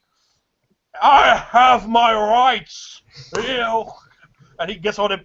"You have the right for this, Mordo!" And Mordo gets punched again and again in the face. His face becoming bloody. He's just a large. I hold the constable, seeing that he clearly has no idea what's happening. "You're the murderer, Mordo! Look!" And he points to the big earthen bowl with the licorice in it. "I see! Ha ha! It is you! You fiend! Let go of me, Kuga, so I may haul him to the jail! No, I haven't done anything. It's you! You're part of the cult, a conspiracy of the swamp god. You and that damned Procyon, a conspiracy. He gets so furious he breaks free of your strength to drill him in the face yet again, and he smacks you for you. And blood is pouring from Mordu's mouth as the thunder booms in the background. The constable again grabbed by Yukuka and sort of pulled away. "Oh, no, let me You're out!" asking, The constable's really strong. Such comments, don't stand there. I just hold the constable like. You have a 14. He does have a. Or you had a 12. You said, right? This guy has a strength of 11. So it's not like he's not like a little 8 strength guy. So he's fighting like let me out. We must put him. He must be. You're under arrest, Mordu. You're under arrest by the power invested in me by Morris, the Torres Khan. You dirty traitor. You murderer. You abductor. You slicer of young girls' throats. You sick freak. I make my way. The one. Look, listen to me, people. I'm a reasonable man. It's him. It's been the constable all along. His hushed conversations in the church, the things I've seen, things I've heard. I'm ready to talk. I'm going to tell everyone about you, constable. They'll put the rope around your neck. He goes, "You'll be the one to have your neck put unto the guillotine, put to the rope. You'll be burned in the public square, murderer of children. How dare you speak such vile blasphemy against our holy man, against myself, you gibbering imbecile and murderer. You've been here too long and your brain has wandered from your mind, lost somewhere out in the swamp, in your fables, in your stories, and the foolishness that you tell yourself here. You're mad. Your mind is shattered, and soon your neck will follow suit. You won't silence me. You're trying to silence me because I'm the only one willing to talk." He's laying on the ground, kind of grabbing his face and pulling away. "You won't prevent me. You won't silence me with the sleep of death. I'll tell them everything they need to know. You can't stop me. I'm a scholar. I'm an intellectual. I'm a man that knows the secrets of this place. You won't prevent me." And I just very coldly sort of step towards him as he's, as he's shouting. I just bring the sword out and I, put it under his chin, close to his neck, very much in an attempt to just straight up intimidate him. I just. "You too, Bansendo. Rise." Of course, you never told him your name. Yeah. All right. You're coming with us. He slowly gets up. He looks very, very, very scared. Atlas, he's a bit taller than me. Search his house. I'm still thrashing, using my brawl. All right. Hold on. You're grabbing the constable, or? Yeah. "Let go of me," he says to you. And you see, like Morty's face is jacked up. He's been drilled in the face. Yeah, I have like a hand on his shoulder, so like if he doesn't get up, just yank him back. But I've done no wrong. I pull the blade away from him. He tried to help the town. It's him. He's pulled the wool over your eyes again. Don't believe him. Don't let him do the truth in. Even if I die, the truth must come to light. Constable, please, this man is clearly very disturbed. Yes, the kind of disturbed man who would murder people. What do you think? A person with a right mind goes on a murdering spree of 7 or more? Well, you misunderstand. I mean, it's much worse. I am unfamiliar with illnesses of the mind, but I think that we should not rush in harming him. Yes, we will Or wait for the perhaps dawn, the he's... light of dawn. Into the cell with you. He pulls out I some. just fear that maybe he might have not been working alone. Yes, yes. I will bring him, and I will have him guarded. I will put him into the jail cell. The lot of you, go investigate, see what you can find. Uh, hold him. Let us tear this place apart and see if we find Curved Dagger and Black Cloak.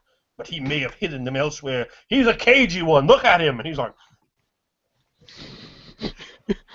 He's not going anywhere. You know, and I stay near Mordu's. multiple bookcases Spartacus. loads of books and candles and lanterns and tables and chairs and cabinets in this large room. Carpet that was rolled up that he fell over. He has pillows and a big thatched and an actual small bed in here. Kind of like his legs clearly would have fallen over as he can't afford better. And he has a small hearth in here as well. And you do see like he has a little wardrobe.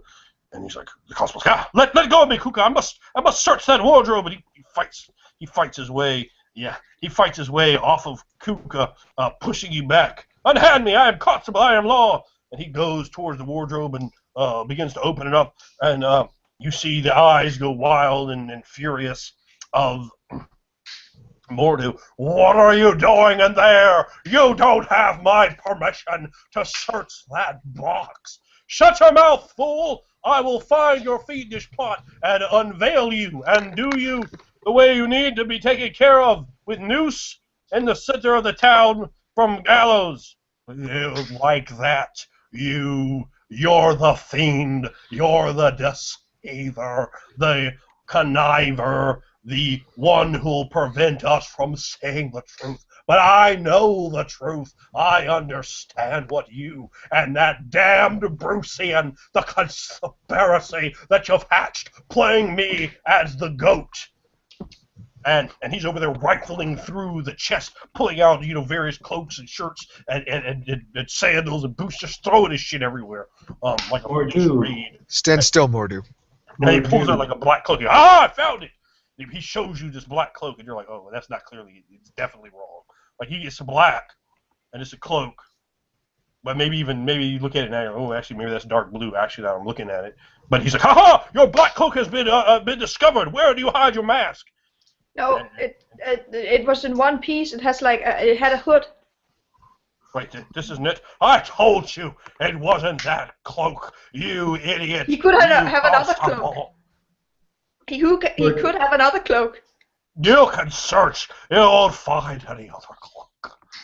Mordu, please tell me. And I'll try to get close to Mordu. You're all witnesses to what I've been put through here by this idiot, because I was brave enough to tell you about the coat of the swamp god. You need to search his belongings. You need to search that death cultist Brucian. You'll find things you wouldn't believe in their possession. I'll guarantee you of that, or my name isn't Mordu. Mordu, tell me, what do you believe of Lillian, Charles' daughter? What do you mean? Do you think that she is a part of this cult you speak of? Not that I know of. What is her reason that you might have to harm her? Mordu, she was murdered, but tens of minutes ago. He actually looks. What level insight do any of you have? 3. We need. Anybody got anything over 3? No. All right. He looks like confused when you tell him that, like, I didn't know. And he seems to like calm him down. He seems like sad, like a little shocked. She was a very nice young girl. Know her since before she was born. Mordu, this is very important. What was your involvement in this? Nothing. I've done no wrong. What I want to know is, where was Brucian? Brucian was in his church. And we all saw a man. We all saw a very large man. What do you mean? Mordu, you see, you're the biggest man I've seen in this town. What does that prove?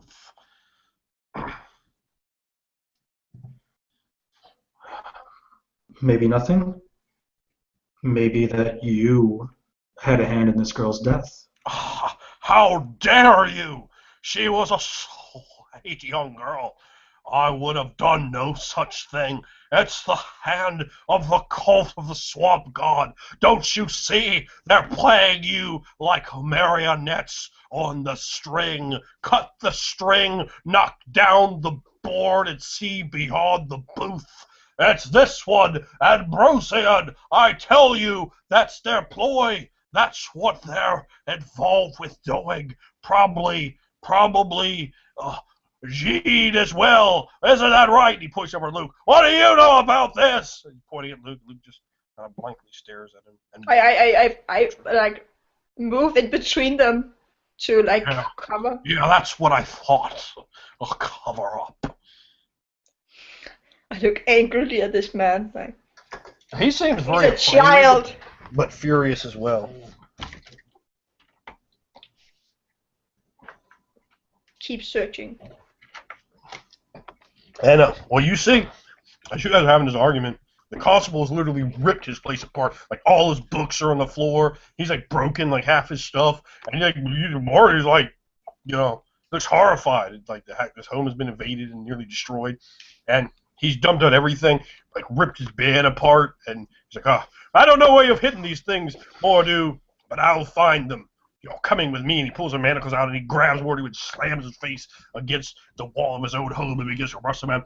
You'll never see me again, any of you. This evil doer will do me in before the light of dawn. He's a murderer.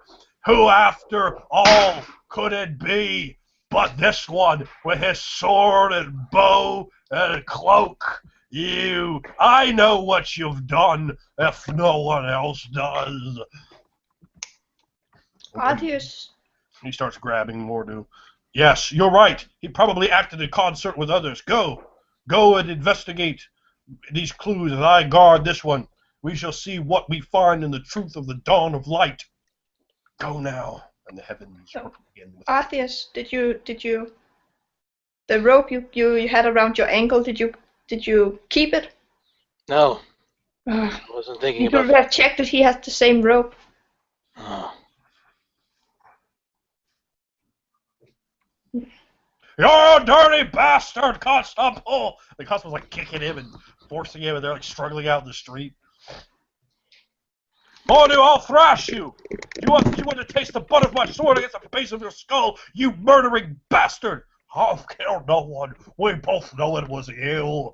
It was you and that damn Brucey, and you are members of a cult of death to the swamp god, and I know it. And I've told people, and they'll find out one day, and you'll be the one facing the fires of justice.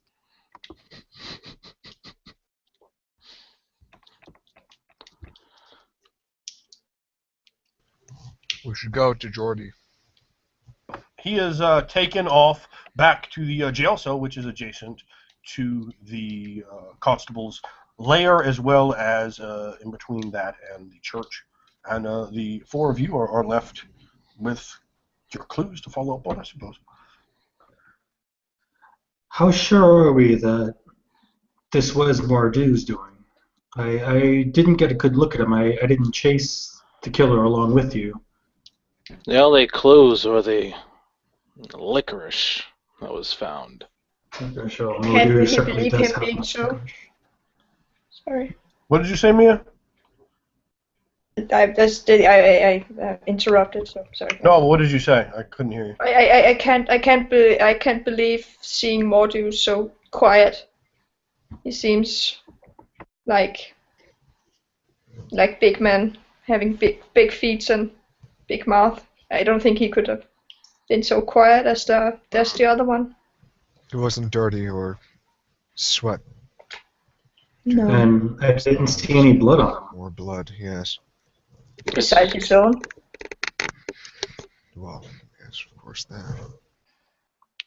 No, I don't think it was Mordu, and I don't think it was Sarush. But the blacksmith, he was big too, right? Yes.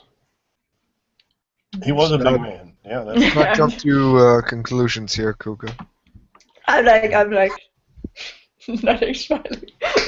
Let us, Clearly, but still, we should go and show Jordy the drawing of this dagger. Perhaps you can Yes. tell further the make of it. And then I noticed you put some strange gem part in it. Am I right, Kuka? some sort of stone. Jewelry was never really my interest. So small things, they always break.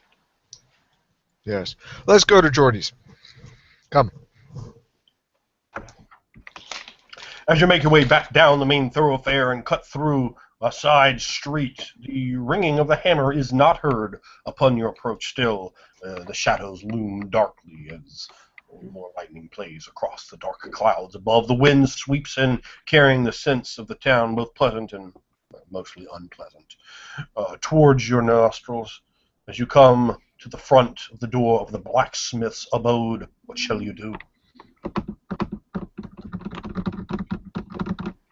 When I come, Stay outside, I'm not going in. Fuck that.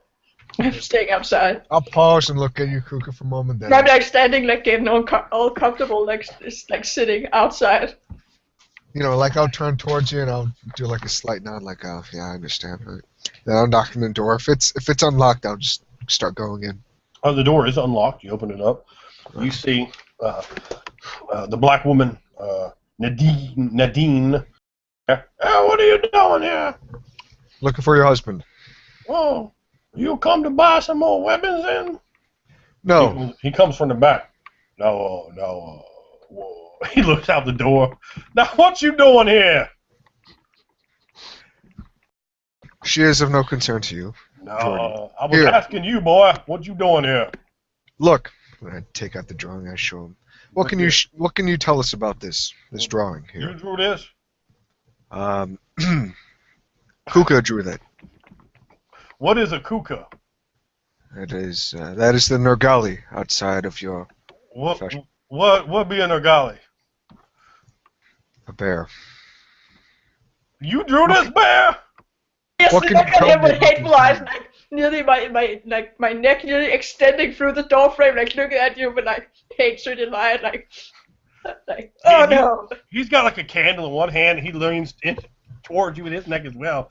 He No, says, I'm not- now how a bear gonna draw this? I just look at bad with like hatred. Jordy, if you can look at here. His at the wife looks speaker. at you. Now how you gonna draw this bear? She was very particular in this detail here of the blade. A gem of sorts. Seemed to be. Now, what you know inlaid. about gems, bear? Look, Jordy, down here. No. I don't understand how you gonna tell me a bear drew this and know about gems. That is just ridiculous.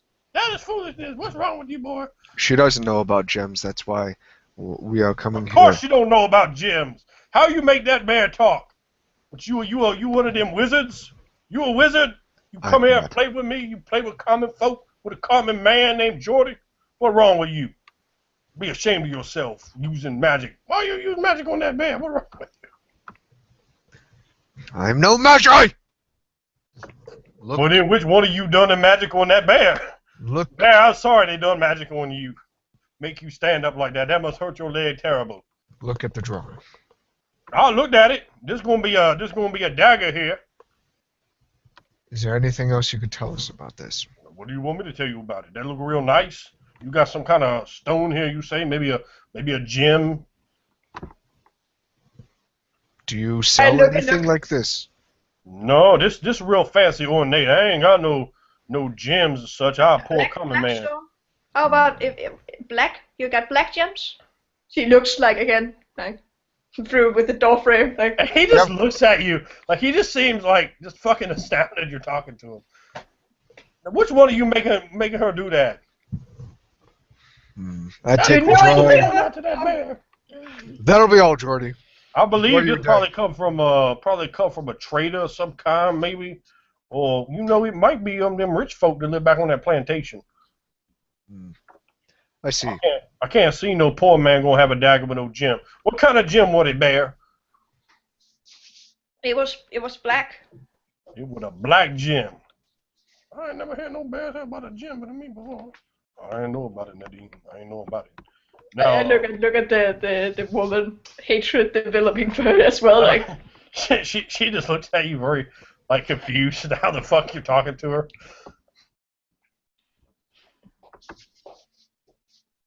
That sure is one ugly bear. I take the drawing from him. Yeah, I would check with them rich folk. This ain't no poor man dagger. This ain't for cutting no pears. I'll tell you that. This ain't for getting down and doing such a thing. This is definitely them ornate what you call murdering daggers. I thank you No for bear your gonna expertise. have a pear. Mm-mm. Keep your weapons close in these days. I got me a hammer. I done split a head with this. Plus I got them swords that bear traded me. Good. We do got them swords that bear traded us. And watch the weather. These are nice swords. Hear the thunder. Thank you for them swords, bear. Soon be rain. I'm not in the door frame anymore. I like scooped back again. Yeah, and I make my He's way got a big towards voice. the You hear him. exit, too. Yeah, I can hear everything, but I'm not reacting. I'm just out of sight, like trying to be out of sight, out of mind. Hey, not look, really. look here. What's your name now, boy? He's pointing at you, Ben. Ben, Santa. But come here. Let me tell you something. Just come over here. I get Come close. over here. And he leans in now. He leans in. Whispers here. Now, I got something I want to ask you. Is that okay? What is it? How much you want for that bear?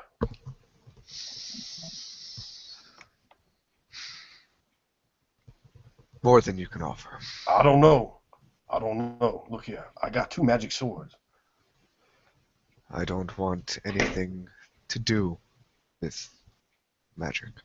I got some gold. Keep your offers to yourself, Jordy. Hey, listen. If you change your mind, you come back here and you sell me that bear. I look up at him like I'm only like 5'7", so I look Yeah. up at him Yeah, he's a big guy. and I just nod He nods his head. and I turn back and like the nod quickly turns to a shake. Like, All right. Articus, come. Let's. So, as you all go outside, you see him stick his head out and look fondly over at Kuka. My lips pulled back at him, like showing my teeth. Look at them. Them are some nice teeth. Look at the teeth on that bear. Them are some pretty big teeth on that ugly old bear. I'm starting like posturing a bit as she says that, like that ugly, thin human. Just We have our next person to question.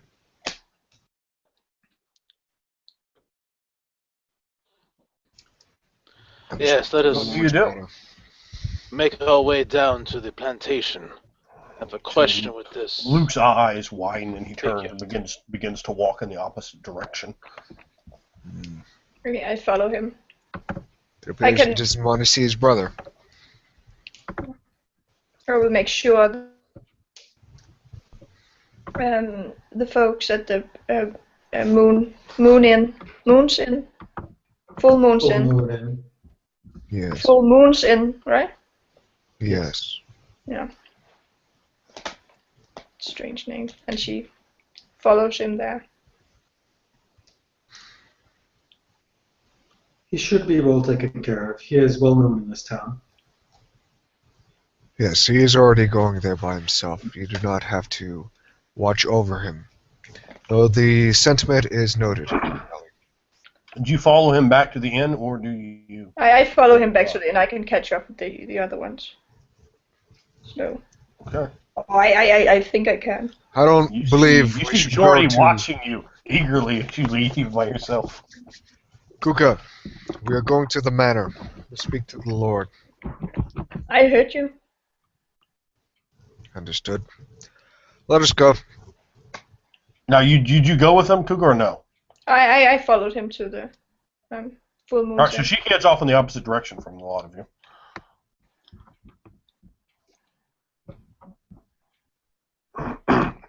All right.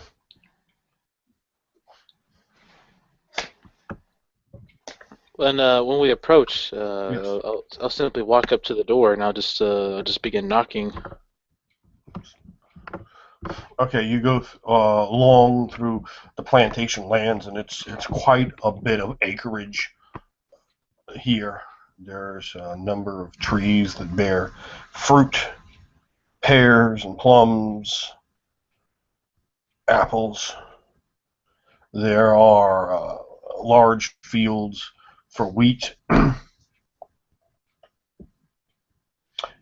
cotton, and you see well off in the distance a house, and from the back side of it spills some light, otherwise it is dark.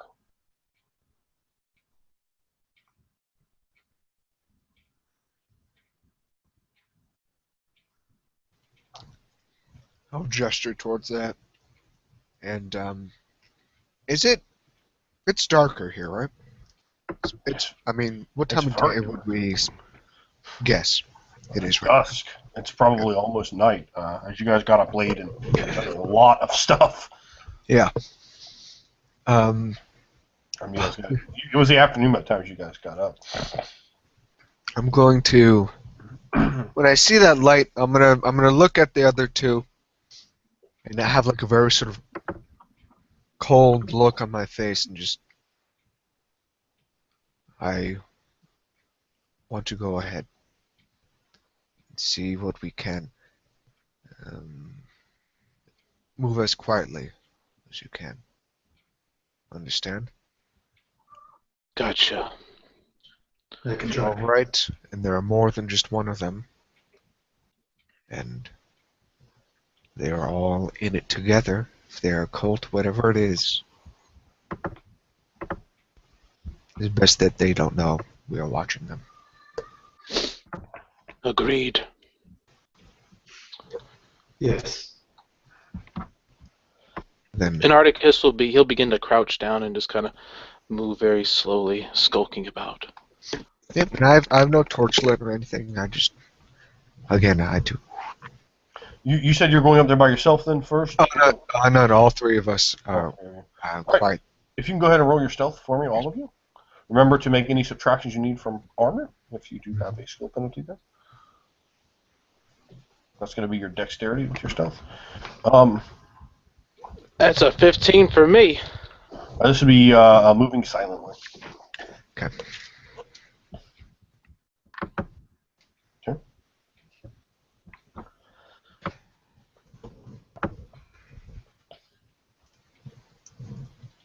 I'm actually, as I'm moving, I'm gonna do, I mean, you might hear slightly me breathing, just my breathing slowly gets slower and slower, and for a moment you see, like as my last exhale, you see like a bit of mist, as if I was in a cold area and you could see my breath, and I don't know, I become a bit more quieter as I use another one of my mystical arts. That's what you should. All right, so give me the numbers for all you guys. I got a 19. Oh, very nice. Sorry, let me just double check this. 15, as I said before. I heard yours. I'm waiting for his though. Okay. I have a few books to check. Yeah, no, sorry. Where is it? All right. Well, I got a 13. A 13. All right. So the three of you come creeping up behind the southern-style plantation manor house towards the light. Beyond the window lies a spacious dining room with fine appointments, showing taste and wealth. A chandelier of burning candles fills the room with a warm and pleasant light. A number of large covered serving trays lie upon the table in the center of the room, and places have been set for 4. 3 servants enter from a side passage, their heads bowed deeply as they walk. One of the servants goes to the table. With a flourish, he lifts the lid from the grandest platter, revealing tonight's meal. The remains of a freshly dead young man. Dried blood covers much of his pale flesh, and a wicked cut stretches from ear to ear. Suddenly, a face appears in the window, staring with malicious eyes. What do the lot of you do? One of you is not present. I make like a sound like as I slowly sort of back away and turn to, well, flee. Shall I say retreat? I can't help myself. I immediately scream, "Vile cannibals!" The thing turns. Its eyes were upon Bam, but it turns, searching through the darkness, and it locks eyes upon you. The window begins to open. What about you, Phil Clark? Okay, it opens. I pop him right in his face. Using my I just boom right out of nowhere. Roll. That's right. As you get closer, the face is slightly distorted. The teeth of the human there look sharper, stranger. His face has a yellowish purple tinge to it. His eyes have a dullness to them that seems not to be the likes of something alive. You notice it's not breathing, and its tongue thrashes violently, angrily, subhumanly. That's a 19. Well, roll these. Oh yeah, you go. What is your? Do you boost on 7? Yeah, it's on Brawl for strikes. I mean, you can have ways that you can get around that, but yeah. I mean, you hit him. Oh yeah. You boost once. Cool. All right. So like, as he's sitting there, as he's peering into the darkness, we see the dead carcass of this young man. I know nothing of this person, but I see this disgusting act. I see this face. I see him open up the windows, and instinct instantly drives in. I'm thinking back to the tall man that was chasing us down, that had tricked me into going up into the air. That rage builds, and I just, out of nowhere, I just get up because he was looking at them, and he didn't see Articus from the shadows as I come up and uppercut him right in his jaw with my good arm. Boom! Straight up and about. What's the total damage? You have 1 boost to play with as well. That's right. It's going to be 3 points of damage. You don't have any strength.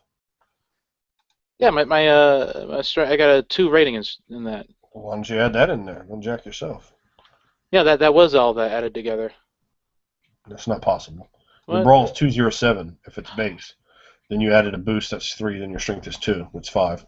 Oh, okay. Whoops. That was 5 then. Yeah. As you uppercut him, the thing menacingly and savage as it will appear, it's not resistant to being stuck in the mouth.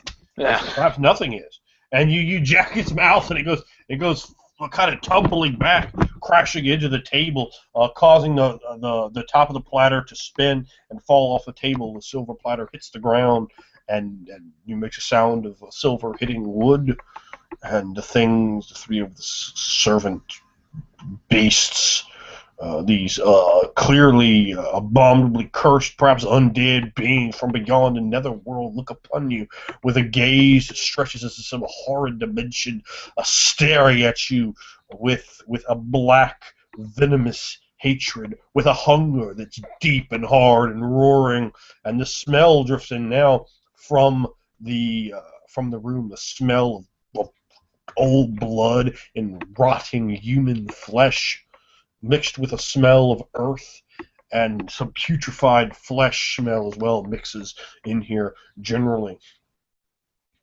There is a door that you see on the back. Of course, you have to try to force your way in there, and then this window is kind of higher up. It would be quite an effort to climb in it. It's not like you just jump in. But so, I mean, I'll leave that on you guys. That's just started around. You were able. It did not, of course, see you. It only seen the one of you, and yeah, Atlas. You of course alerted them to yourself. So the others are looking down at you, but they're back, and the other one you got jacking them out. So. What do you guys do? Get your torch lit, and let's see this place set aflame. Why don't you give us that music, then Elvis, hit the black aria, if you will, baby. I don't have that, but yeah, it's right in there. Check black aria. Okay. Cloud joint. All right. So they look at you and they're hissing, and their tongues are long, like fucking revoltingly and despicably long. Much longer, 3-4 times long as a human tongue should be. I mean, coming out. Like, if you put like that onto your hand, like their tongues are going out that long, just slathering as if they're tasting the air, desirous of the flesh. Their eyes burn with cold hatred and lust for flesh. And you guys are doing what now? At this point, I'm going to have my bastard sword drawn.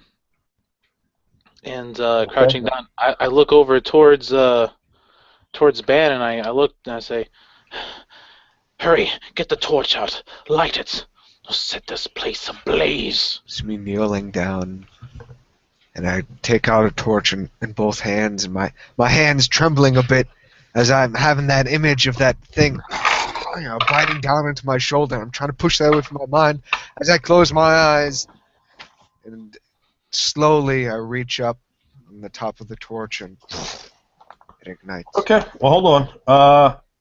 At this point, what That's what I'm doing. Go ahead and roll a reaction. I roll a group reaction for them. There are 3 of them, and they go on a 14.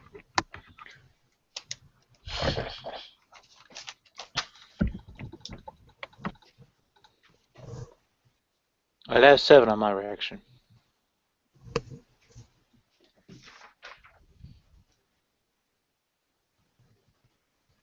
Uh, 14 on mine.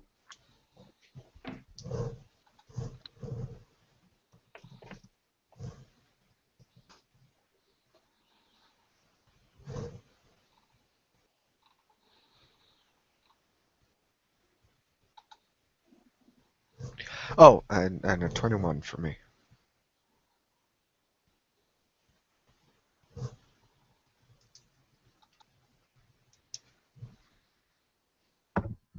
All right, Lou, there's no doubt that you go first. And so that is what I do. Are you trying to light it just normally, or you're trying to use your mysticism on it? Yeah? I'm using my mysticism. Okay, I was going to say that's definitely going to take several rounds to actually light a torch. Once I like open up my one good eye and I see the flame dancing in front of me, and it instills within me a bit more courage. Yeah, certainly.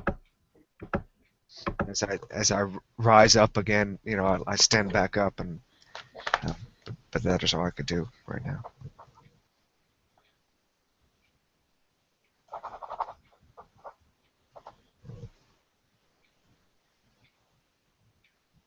What'd you say the others went on?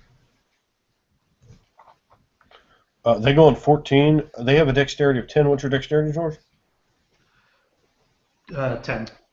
Ooh, you guys are going pure Simo because neither of you have a higher dexterity to break it.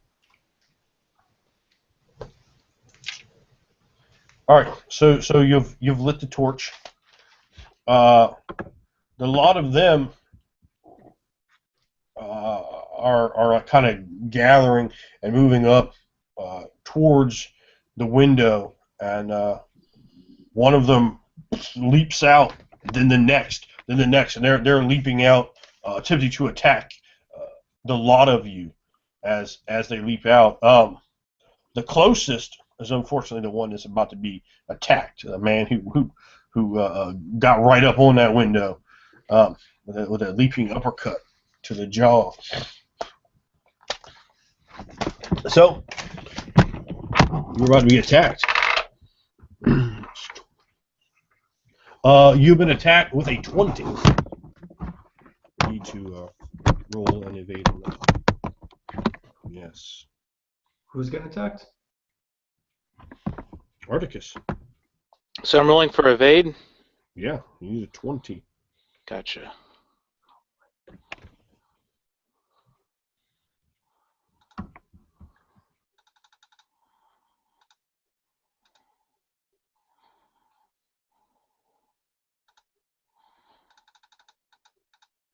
I got a 17. Yeah, well, it's not going to be enough, unfortunately. All right. What you said you had no armor on, right? Nope, no armor. Okay. So you are going to take 7 points of damage. I know you've already taken one before that. Where does that? Are you in the quick as of yet? No, that leaves me at 11 though. Okay, well, pretty tough guy. I do, however, need you to make a conditioning disease roll against the difficulty of 14. I got another 17 on that one. All right. The thing yeah. leaps at you.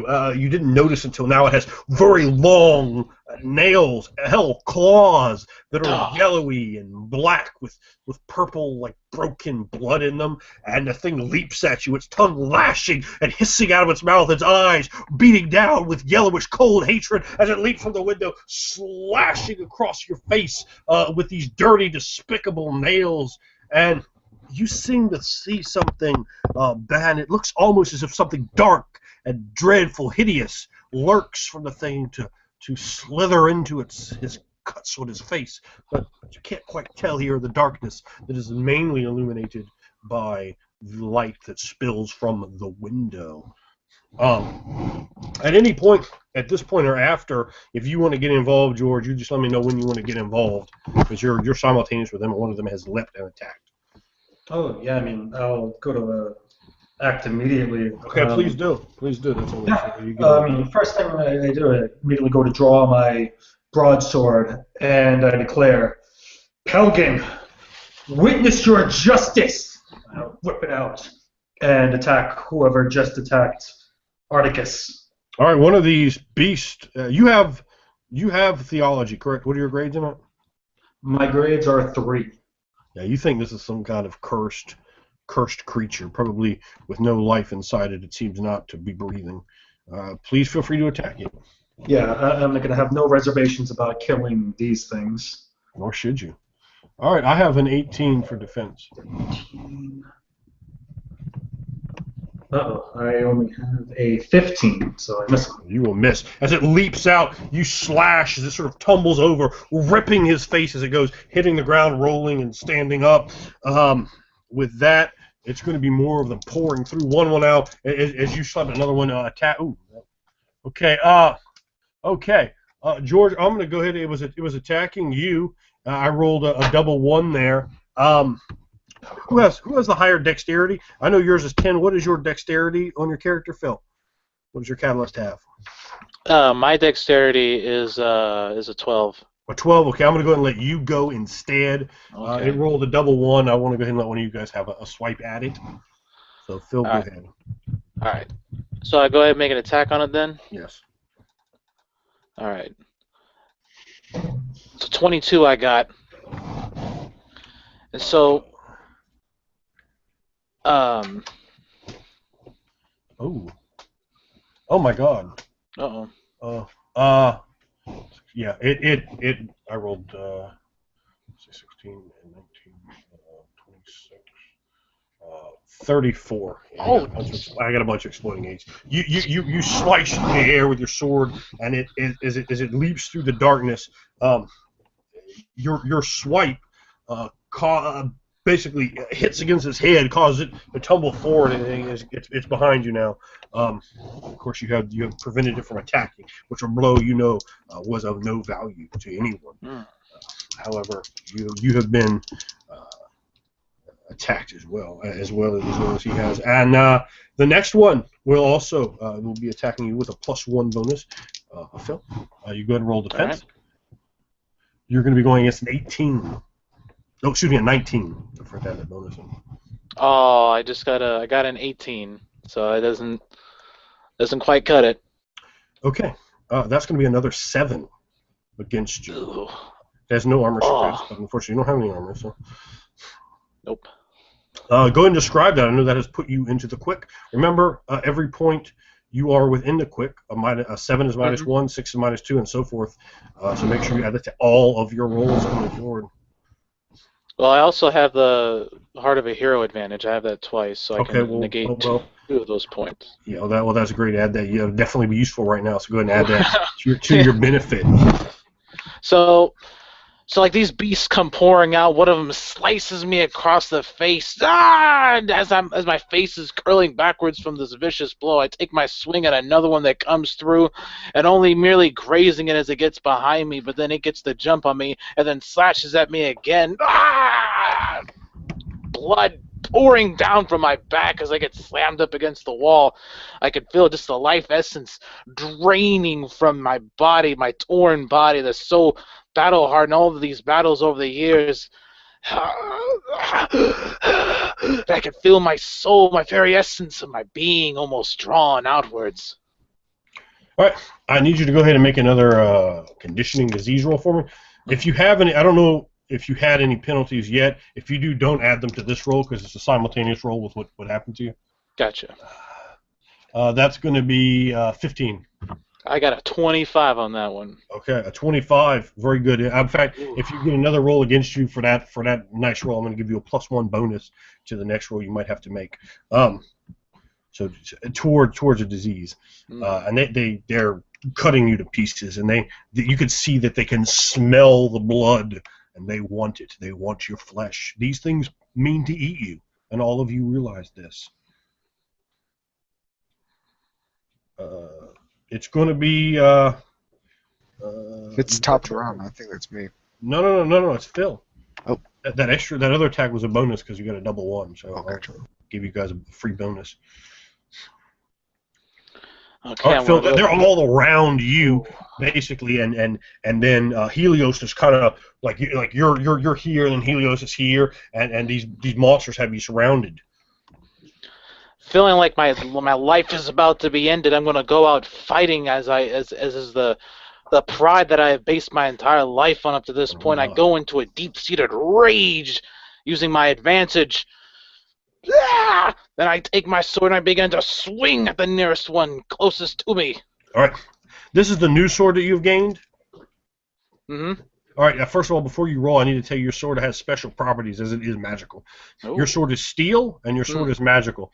Your armor surpass on the sword increases by 2. It's 2 higher than a normal iron bastard sword would be. One because it's steel, one because it's magical. It does 1 extra point of damage, and it gives you a +1 bonus to your attack roll. So this is quite useful to you right now. Oh wow! So that's a 21 on my attack. You're 21. Are you attacking the one that you already already stuck in the mouth? I mean, why wouldn't you? Yeah. 21. Damn. All right, I got a total of 20. Unfortunately, you go ahead and tell me how much damage that's going to be. All right, that's going to be a total of 8 damage. Well, what's your armor surpass? These things. The armor surpasses 3 on this one. Oh, that's exactly. They have a 3, so you surpass it perfectly. How much did you say the damage was? 8. 8 defeats that one exactly. So go ahead and take it home. Describe what happens to it. So It's coming in on you. the creature's coming in. I kind of back down. I almost fool it just for a bit of a moment, but that rage builds up inside of me, and I just push. I push forward into its face, not expecting it, and the bastard sword comes up from underneath, slicing underneath the bottom of its jaw, then out to the top of its head, and then afterwards I put my boot up against it, and then I pull back my blade as the blade cuts its way forward. The front of its face splits open as the brain, the guts, and all of its other matter begins to pour outwards. Even its eyes begin to just slowly google outwards as its blood just pours like a small fountain and darkening its body as it just collapses to the floor. I look at the rest of them and I yell, "Ah!" The fire of Mool burning within. Okay. Right, and Lou, it's going to be your action on round number 2. All right. So as I open my one good eye and I light the flame of the torch, and I see the carnage that is occurring in me and before me, as you know, I'm having these flashbacks of that thing launching itself out from the broken door, of that raven picking at my eye, of that horned creature, of that centipede, all these horrid things. As I'm thinking in my head, Lamar Farang, grant me the light, and I drop as I'm sort of approaching the nearest one. I'll assume the one that's going towards Articus. Drop the torch. I mean, I assume this is a plantation, so there's sort of foliage where I could toss it into hopefully spread to give more light. And I take out the weapon as I'm approaching, and I'd like to deal with that person if I can. I will certainly allow that. Dealing with someone is always allowed. All right. Oh my god. Oh my god. Oh well. Yeah, you better roll really fucking high. I just rolled double 8s in my first roll. No. Okay. So Go ahead. the first one. This dice right here does not like all of you. Okay. The first one I don't think is going to hit, but the second 19. one. Hold on. 19, 21. The first I'm on 29. You got anything for that on the first No. one? All right, so you're spinning again. All right. Yeah. You do have a penalty, but a +1 bonus on this roll as well. All right. And The second one's. the second, my second is 12. I'm on a 12. Oh, I think I just beat you by. I got a 13. Oh, that beats me. That's all you needed. Okay. And the second, yeah, that'll be for 6 damage, 1 armor surpass. 6 damage, 1 armor surpass. Yeah. Okay. So I drop the torch. It starts, it starts quickly, sort of growing a bit. As I, step forward, a bit of the embers going past the burned side of my face, and I, kind of spin the farang like a helicopter-like motion, sort of dancing in a sort of doing a bicycle sort of dance, and twirling the first sort of blow, dodging swiftly, but then it wasn't expecting the uppercut as I bring the blade across its chest, cutting deep into the skin, the pale, yellowy skin, the oozing entrails, and some of the blood just slowly comes out, doesn't explode out, so sickly and decrepit as I rip it out, and my one eye goes a bit wide as I see now the true horror of what I am facing. Yes, and even more to your horror, though you decimate the thing's body in a way that would have killed a man, the thing stares at you angrily, ready to eat you. You definitely feel a strong predatory sense from it. It does want to eat you, and you are certain of that. And it's going to attack you now, because it wants to. 14.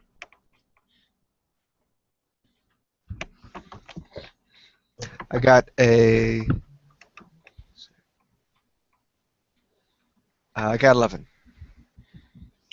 Well, it's not going to be enough, obviously. I have 3 armor. It has you have 3. It deals 7 damage in armor surpass. Okay. So you That doesn't can bring me take to that. the quick. Nowhere near the quick. But it does do damage to you, yes? Yes. Okay, I need you to roll a conditioning disease roll against, what do I have here? 18. All right.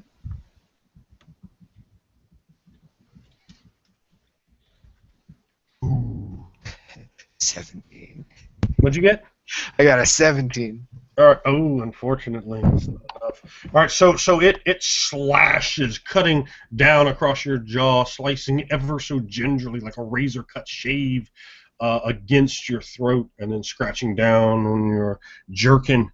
You feel a blackness squirm and slither inside you. Not so much that you can see it, but you could residually see this aura as a man of mysticism. And you feel darkness penetrating in you. The name Mazidehaka dances through your mind. Aramon, though he does not see you, he sees you well enough. As your body, like you're coming towards you, and you see your hands get like absurdly weak, like there's just no strength in them at all. Like you've had tremendous nerve damage, and the phalanx falls under the wet grass. Before you, you see a little bit of fire beginning to spread from your torch, and your eyes go wide as you fall to your knee, and your face falls mere inches from your own mystical flames. And you try to speak, but your mouth will not move, your tongue will not roll. Your throat will not give issue to more than the very slightest of breaths as sweat beats upon your forehead here in this muggy plantation. You notice now the mosquitoes buzzing about. You notice the lightning as it plays across the heavens. You notice the flames, your own potent mystical flames of vengeance, creep ever so closer over dried grass. The only thing giving you any aid at all is the moisture in the air that keeps the grass, long as it is, the grass and the weeds, from being set fully ablaze, from devouring you from your own flames of vengeance. And at that point, George, would you like to get in there? Yeah, seeing them get hurt here, Yes. Well, there's still one to move, but it's your move now.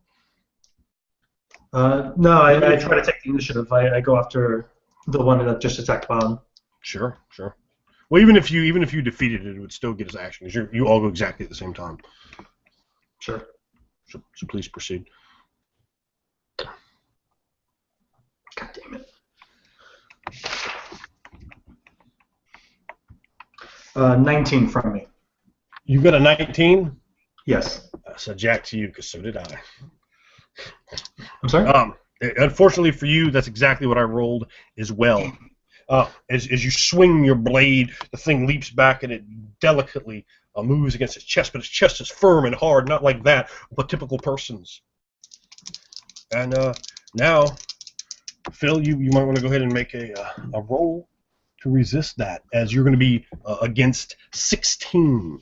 Its attack is a 16 against you, having slain its brethren. Well, I make it because I get a 17, just barely surviving. All right, so its claw just moves like right. I mean, it basically even touches your lip, but you move just far enough back for it not to be able to do the damage it so well desires. But you can smell it, and it itself smells like rotten meat, and an even worse, hideous stink comes from its breath, and it smells stale and filthy, and the smell of earth is also about it. And at that point, it's gonna be you, Phil. I'm gonna make a roll against it. I'm gonna give it what's coming to him for a 24 in total. 24. Well, it looks like that's gonna do it. Oh yeah, you definitely do it. Go ahead. Go ahead. Do I end up killing it right off the spot? How much? Well, not necessarily. How much did you boost by? It has a total of 8. It rolled double 1, so I'm going to give you one. I'm going to give you an extra point of damage, and to say that counts as an additional boost if you boost further up. But okay. You've dealt you already deal 1 point of damage before anything else. Okay, So go well, ahead and, I got another point, and because of my rage, it gives me an extra point to that strength. So okay. we're looking at 9 damage in total right now. I mean, how many times did you boost on it? It had an 8. Let's see. I only boosted once. Okay. All right. So what's the total damage? This one had not been hit before. That is 9. 9. Total of 9 damage. Yep. That's unfortunate. All right. You can describe it. You've not slain it. You have incredibly fucked it up, though. Oh, you better believe. All right, so here's what happens. It comes in, and I nearly dodged. I barely just dodged this wicked, disgusting, foul claws. The stench wafts into my nose, but the death is something I am familiar with. And I take my sword, and I slice it right across, hitting right into its arm that it swung me with, and slicing it clean off. Watching the limp thing fall down the ground as it just sits there and just rattles upon the ground as its wicked blood just pours forth. I just look at it glaringly. It glares back at you with cold yellow hatred in its dark eyes. Its tongue lashes. I will taste your flesh and boil your heart. Not before you taste this steel! Your heart will be boiled with wine. Oh, the taste of that at your brain.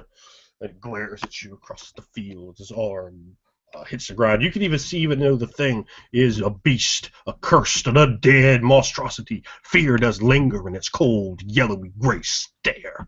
Mia, could you roll a 1/8-sider for me, please, and tell me what you roll? Me? You. 1/8-sider, and tell me what you roll. You hear a tremendous amount of noise and commotion, and you see light quite a bit, and you can even smell the slightest amount of smoke with your feline senses and human blood. 3? A total of 3? Yep. If it was a 1d8. Yep. Yeah, that's what I needed. Okay. What do you do when you hear this noise, this commotion, this violence and screaming, the sounds of clear combat, the smell of just a tinge of smoke, the light, the yells?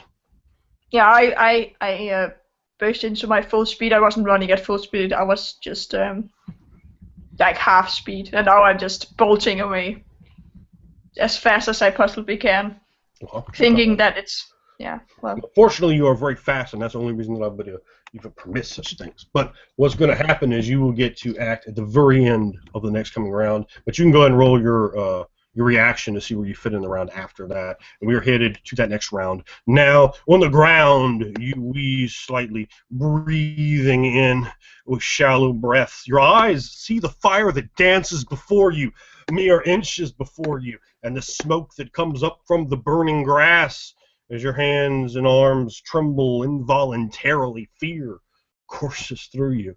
To be burned and emoliated is yourself, a sacrifice to your goddess. Vengeance unrequited. And with that, we will go. It is their actions as well as your action, Atlas. So I'll give you the option where you'd like to go. Would you like to go first, or in the middle, or wherever you'd like to fit in? Again, even if you slay one of them, it doesn't mechanically change anything. It's just a cinematic situation. Understood. I'll still go ahead first. Sure, please. Yeah. And once again, I will focus on the one that's attacking Don. Yeah, you're engaged in combat with it. Well, it's trying to attack you. It's not trying to like eat him yet. It realizes it's probably going to get killed if it does that. You said 18? 15. Oh, 15. Yes, I have a 17. A 17 total. As you slice your blade toward it. Which blade are you using, by the way? I am using my steel broadsword. This is the one that you picked up from Jordy. Yeah. Okay. All right. So yes, so you slice at it, and it leaps out of the way. Fear and anger, wretchedness, burning with desire and hunger for your flesh, and it's just looking at you. You could tell it plans to eat you, and it's an utterly horrible feeling. It's not like, oh, that's nothing. It's like, oh God, this thing's going to eat me if I lose you.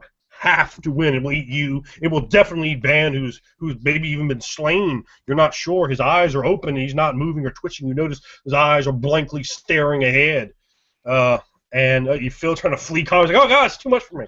But he will be attacked regardless. Can't get out of the Mr. Ravenloft like that. Yeah, so the one you're fighting with, of course, will fight you. You attacked it, it's like leering down over him, and it rolls out of the way and comes back to. Well, you're gonna. It has only a 13 this time, unfortunately. So let's see what you can do with that. I got a 13. It has a 13. You have a 13.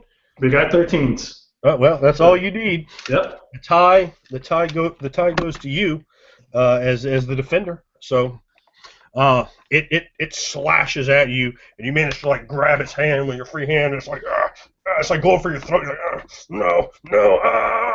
As you push it back, it's like, as you slam the hand back. You're ready to go with the beast.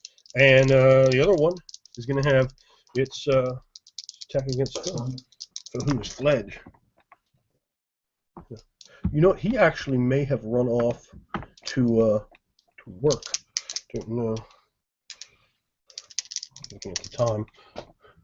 Oh God! He did get off to work. Did he? Yeah, he wrote it. Yeah. Well, I don't. Yeah. That was a big hit, and I know he had less than 7 with no armor. I rolled a lot, and probably a lot of boost on him too. So this beast, though its arm is laying on the ground, squirming around. It looks down at his arm, and it looks at Phil, and it takes its other hand and slashes, grabbing the back of his head, bringing him forward. The large jaw unhinges with these monstrous, hideous, long, wicked fangs and lashing tongue. The tongue flashes around the back of his neck, his throat, and pulls him forward, and the thing bites, crushing against his face. You can hear a snapping of bone on his face, and his eyes go wide, and blood comes from his eyes and nose as his body slumps, collapses, hitting the ground hard. And there are 2 of these beasts now looking at you. They are going to kill you. They're going to eat you. And they look at you. We are going to eat you. You shouldn't have come here. You shouldn't have disrespected. You will be boiled. We will eat you with wine. We will eat you with carrots. We will eat you with potatoes. And we will suck your brain down with custard. And they like start like kind of wolf packing. You like moving, like biting and sliding in the darkness and the light of the burning fire around you. And like one's to one side, one's to the other. And then like they'll move quickly and in very good synchronicity. So one's behind you, then what's in front of you, and you're moving, and your heart's really pumping, pacing, and terror is flooding your mind. They're going to eat you. They're going to eat both of them. The other 2 are down. There's 2 of them. Even though one only has 1 arm, and the other arm is scurrying, you see out of the corner of your eye. As far as you could tell, both of your companions are dead. And you are about to die. But just then, the power. So what you see is a seed, one dead, wretched thing with a tongue lolling out of its mouth, laying on the ground, and your companions, as far as you can tell, both of them, except for Atlas, are laying on the ground dead. With blood. There's fire raging near Ban, perhaps to burn him and to teach him a lesson for playing with fire. The manor house is open, a window's pushed up. These beasts, these hideous beasts with lesions and purplish, gray, yellowy skin, once human, now with long, vicious fangs and huge, whipping purple tongues. Long, hideous, yellow, grayish, purple claws, and looks of lust for flesh in their eyes. And the smell of rotting flesh comes from the window. The smell of earth comes from the window, and these things smell earth and necrotic in their aspect, and they turn and look at you, hate lingering in their gazes. What will you do? I will.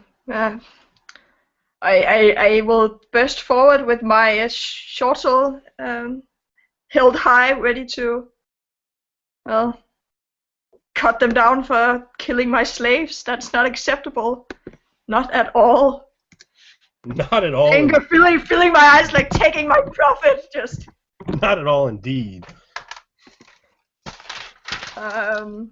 14. 14. Okay, very good. Yeah, and the one who lost the arm. That's clearly. Yeah. 14. I got a 12 here. So. Oh.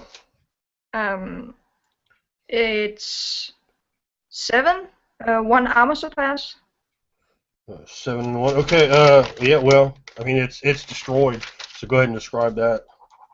It was hit very, very badly. Okay. They're like wolf packing. Yeah. Yeah. And then they like at the last second they both turn and look at you, but it was a second too late. Yeah. It's second too late because then. Indeed. Like this clean thin blade just amount the right amount to like it cuts through the air first lapping the tip of this like lolling tongue eye off, and then the head goes with it, flipping around. I guess the blood is not pumping, so only like viscous is like slowly falling out of it as it tumbles to the ground and the body falls limp. And I look to the other one, burying my fans and hissing at it. It returns a stare of a cold, dead thing. Though some fear plays perhaps deep in the depths of its eyes, it knows there is only one way to end this, and you are quickly aware of that. Did you roll your reaction to tell me where you fit in? Oh, yeah, I got like, I wrote it, I had like a lot. It's either over or under 14, that's all that matters. Oh, it's 26. Okay, well you go next, because now it is a new round. So yeah, and I will get at that one as well. Okay, go ahead and let's see if you can. 11. Oh no, you missed very badly. I had a 19. As you swing at the thing, it moves out of the way. As you come closer, it smells of death and carnality, a smell of rotted necrotic flesh, and its breath, the worst thing you've ever smelled, as it yawns out, its tongue lashing the air. Confidence swells inside you. Helios, as a companion has arrived, like the prophecies you have heard of she herself, the defender, shall come with fire from the darkness and vanquish the evil things. And that plays upon your mind with your theology. You're like, oh shit, that's fucking kind of poetic. But it'll be your attack. This thing is coming for you. You're coming for it. Let's just both roll them all. We'll see. It's going down. Let's do it. See, she has always been an ally to Right, oh my goodness. Oh, was that your attack or your defense? Again, this is my The attack? I was attacking, yeah. Yeah, okay. All right. Well, okay, I have a 17 on my attack. I have not rolled my defense. My defense is going to be at 19, which I'm sure you beat that, didn't you? Yes, you did. Well, I got a 27 on my attack. Yeah, let's go ahead and roll a defense to see if it damages you at all. Yeah, let's see. But you've definitely hit it. And I got a 14 on my defense. 14 on your defense. What did I tell you its hit was? Its hit was more than that. So it's hit you as well. Okay. Yeah. Okay. So let's resolve your damage real quick. How much damage are you dealing? What's your surpass? I think your surpass is. My surpass is 2, since it's a steel. Okay. And how much damage you do? How many times have I boosted? Well, what did you roll to hit? I rolled a 27. What is your weapon boost on? 5. A boost on 5, so you boosted once. Okay, so that will be for a total of 6 damage. Well, 6 before the armor surpass. I don't know how much armor it has. That's a total of 6. Yeah, 6. Oh, because you only have a 9, didn't it? There's 4 and then 9. And yeah. My strength is low, so I'm not gonna... Okay, yeah, that's eject you, unfortunately. And you said it has an armor surpass of 2? Yes. And you did a total of 6? Yes. If you were using your other sword. Yeah, it is not defeated. It is badly damaged, battered and bruised. You can certainly describe it. You've reduced it badly, but. Yeah. So when you say badly, you mean he's in the quick? Well, these things don't suffer from the quick, but. Oh well, that's a good problem. He has a health gauge of 1. If that helps you for description, so feel free to do what you like. Oh, okay. Yeah. In this case, I take my broadsword and give a savage swing into his a horizontal swing into his chest. They're clearly intending to cut him in two, but the blade only makes it maybe a quarter of the way through his chest. And while a man would fall immediately, this thing is still just living while my broadsword is stuck a quarter of the way through his chest. And just little bits of ooze kind of fall straight down. There's no squirting blood as one might expect from a living thing. You are struck simultaneously, viciously ripping across your face. I don't know what that's going to put you, but it's 7 with no armor surpass, so I don't know where that puts you. 7 damage, you say? 7 damage, no armor surpass, so. My armor is 4. Okay, well, that's helpful. So that's a 3 damage, which brings me down to 8 health gauge. Oh, you were well higher than I thought you were. All right. It slashes towards your face, but just barely makes it scratching, leaving a claw mark across your lip. However, gotta roll that conditioning. Disease. Ooh, God. Oh, I thought I had rolled double 8s again, only 1 8. Oh my God. Ugh. Good luck, baby. You better roll high. It's shit, dude. 20 foot. They got a 30. 30 on the disease. 17. So Yep. I think you got me. Definitely not. Yeah. You feel at first like it cuts across you. You feel something just instinctively. You don't see or experience it instinctively. You feel some sort of utter wrongness penetrate the holy pagan temple that is your flesh, that is your body and will. But something wrong is happening. It's screaming inside you, squirming as you glare up to the dark heavens, not seeing that eye of Aramon looming there in that strange sky. Instead, the clouds come with a whistling of air, and your hand becomes weak and weaker, and the sword falls, ding, and just hits blade first into the ground. Sitting there, and you stagger forward, and the thing looks at you. Like it's like coming towards you with its hand, like it's about to get you. As the blade is falling, your blade is falling from its side, and then you fall to your knees, and it like grabs you by the hair. It's like pulling you to fucking like bite you, and your eyes go fucking completely open, still. And you see this. To you, it just looks like he's dead now. And your mouth opens, and drool comes from it. And it's holding your head. It's about to devour you, perhaps. But it's dead. It will be the turn of Kuka. Rage fills my eyes as I stare at this foul thing, and I will. Oh please, no! Oh! 12. 12? Yeah. Oh, well, that's you got lucky. Well, it doesn't matter. I got a 16. I rolled an 8 and a 1. Yeah. So it slides out of your way. It does release him, and he face plants right into the ground. You feel the damp evening dirt and grass against you, but you also feel the heat of the fire as it creeps closer to it. The fire is well creeping up to your face now, Ban. You could feel the warmth against your face, and in a way that it becomes increasingly less and less pleasant. You hear well off in the background crickets chirping, and mosquitoes are biting at your flesh, feasting upon you before the predators come for your meat. And yeah, it turns its attention to you. I'm going to need you to roll defense for me against 14.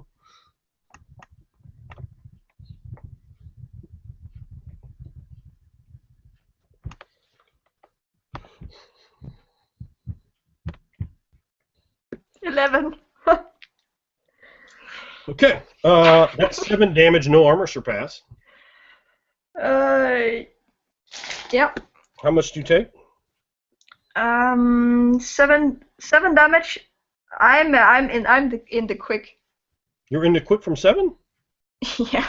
Were you already hurt? What? You have armor on, Wait! right? I have. I forgot about. I had my. How much armor surpass? I forgot about my armor. What type of armor you have on? Is it still leather?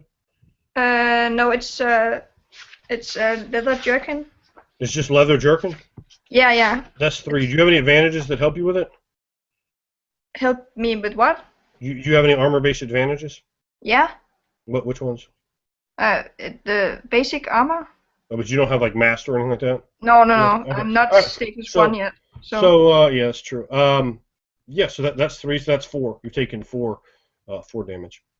yeah, then I'm not in a quick. Okay. Okay, that is good for you. You will need, however, make a conditioning disease roll, of course, with your vigor. So go ahead and Yeah, see if you yeah. can make that. I have I know like that you can. Let's see how many +1, exploding so 8s I got for your ass. See what bullshit you get eaten. God. I got a 4, so Oh, you got a 4 on your. yeah, I have +1.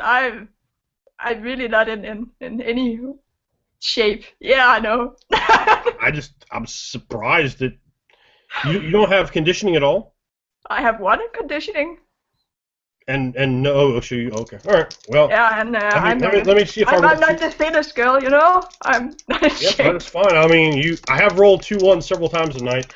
I don't think I'm gonna roll it now. But let's see. And unfortunately for you, Oh God, no. as you feel it slash down across your face, ripping into your lips and scraping across your long fangs, as you prepare yourself to come back, like all of a sudden your head becomes light and you stagger back and forward and you sway, your body moving about as your hands become loose. Your weapon falls ding into the ground. And it looks at you, and it licks its lips back and forth, staring at you with wide, greedy, angry, yellow-gray eyes as your body falls to one knee, and then your face plants onto the ground, looking only now from your left eye, transfixed. You see the beast. It shuffles and moves, first looking at one of its companions, and then at the next. You. All of you can hear it. You have the audacity to come here to interrupt the meal we prepare. The fine young man's head, the sauces.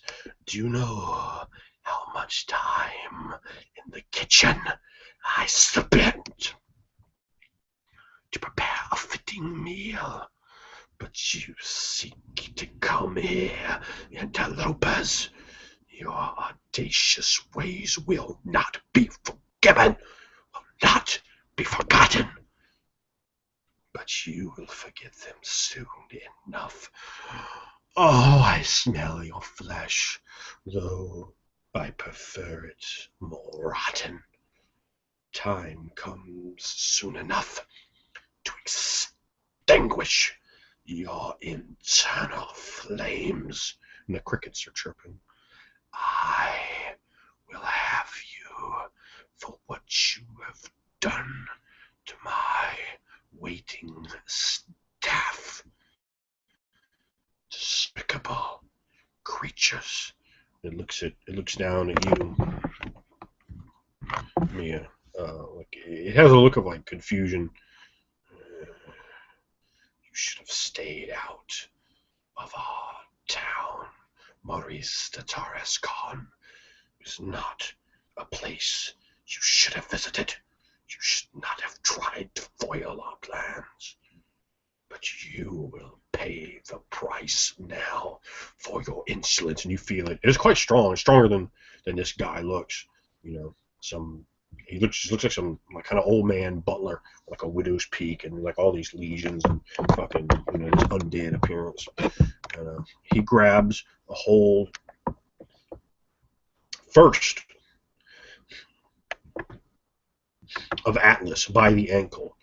You smell delightful, and he just starts pulling you like and you can't see him now. It's just really freaking you out. Your eyes are just looking straight up at the black rolling lightning in the heavens as he just pulls you, hitting over like small and even areas, and you're like, and your body's just flipping and flopping around. You're completely unable to control any muscle. and it pulls you, and then you feel your body like going up steps, like some old wooden steps.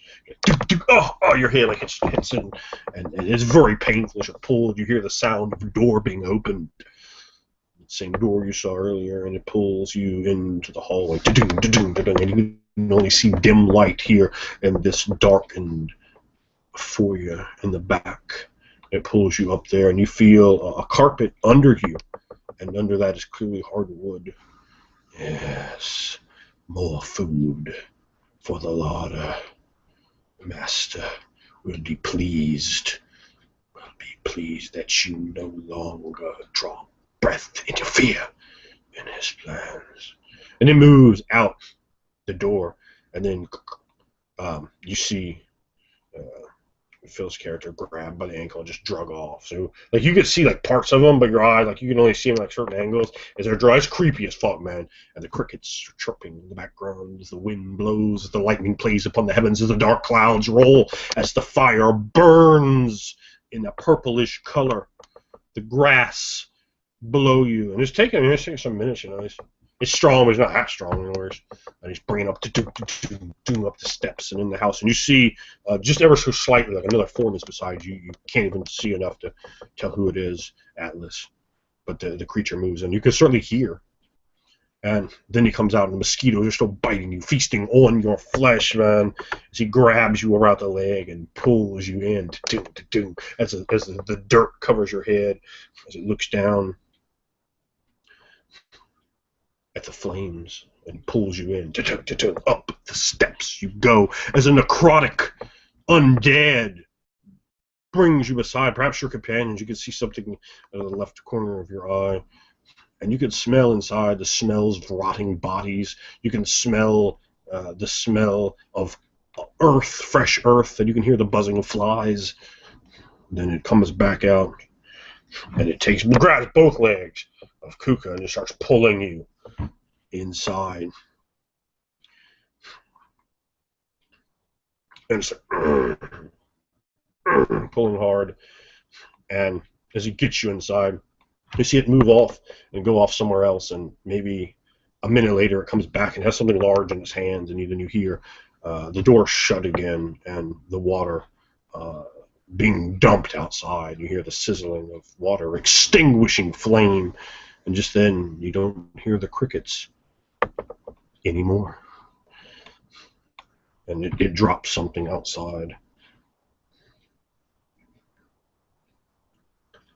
And then the sound of footfalls come again, and the sound it comes slowly stalking back up the steps. The butler's footfalls, one after another. Then the door opens again. That slight amount of additional light coming in from the darkness. There's a light source from another room, and it slightly permeates in here, making a very shadowy area. And the shadows move and whirl as it looks down into your eyes, Ben. You arrogant creature. The audacity inside your soul to seek us out. You should have moved on. You should have left. But you dared remain here. You will pay for what you have done. I will not tolerate your interference in my plans. And it takes your hand up, and you see it, like smelling your hand. Just, the fragrance. Do you know, for so long I denied myself the taste of flesh, but then the master whispered in my ear and said, take the flesh that screams into your belly and become closer to the one that was above even he. Oh, and I have, and I shall again, and again, and again. It's like it puts your finger in its mouth and starts sucking on it, and you feel its fangs graze you slightly, and your blood spill into its mouth, and it begins to suck the blood. And then it drops your hand just completely falls as she's hurting, and he goes, yes, your fresh blood is a fine appetizer, like a white wine to wash the flesh down. It is your rotten carcasses that I desire. the flesh of this strange creature. I wonder what its brain tastes like. If only my staff was here. Oh, what they could eat.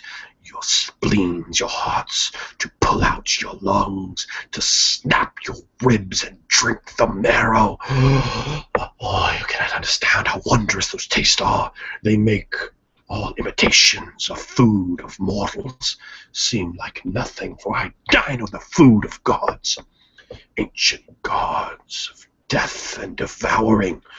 My body is pledged like theirs to snap bones and drink marrow, to devour brains and eyes, to eat tongues, devour your heart, to boil them, to saute them, to make them with all manner of human foods, to change the taste, to bake your blood and the flesh of your face into pies. Oh, the skills my staff had at the culinary arts, but you have taken that from me. And it grabs your face, Atlas. You have taken that from me. I am not the cook. I am the butler. I am the boss. But I am not the preparer. And I cannot cook you as well as I would like. But I will try. Oh, how I will try. And you see, like, goes off, and you hear he's beginning to make a fire, and you hear the sound of a cast iron pot. You can't see it, but it's like being drunk across a counter and moved. You hear it being filled with water as he puts it on to boil, and you can hear the flames lick at the bottom of the black cast iron pot as the sounds of the wind move ominously outside, blowing.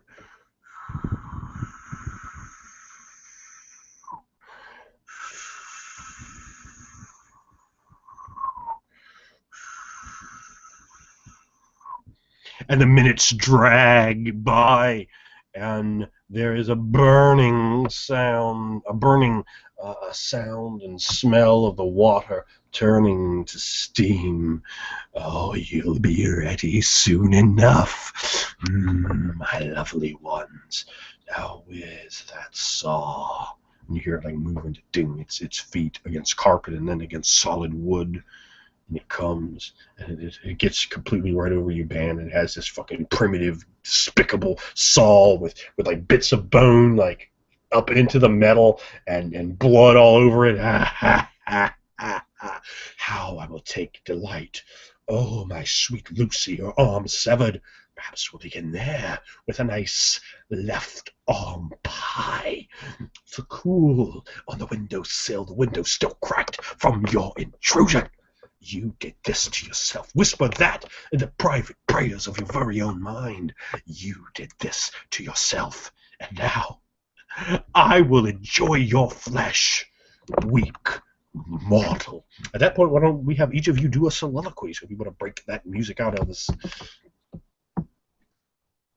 I'll let you start off with yourself, I suppose, and then we can go from there. Okay.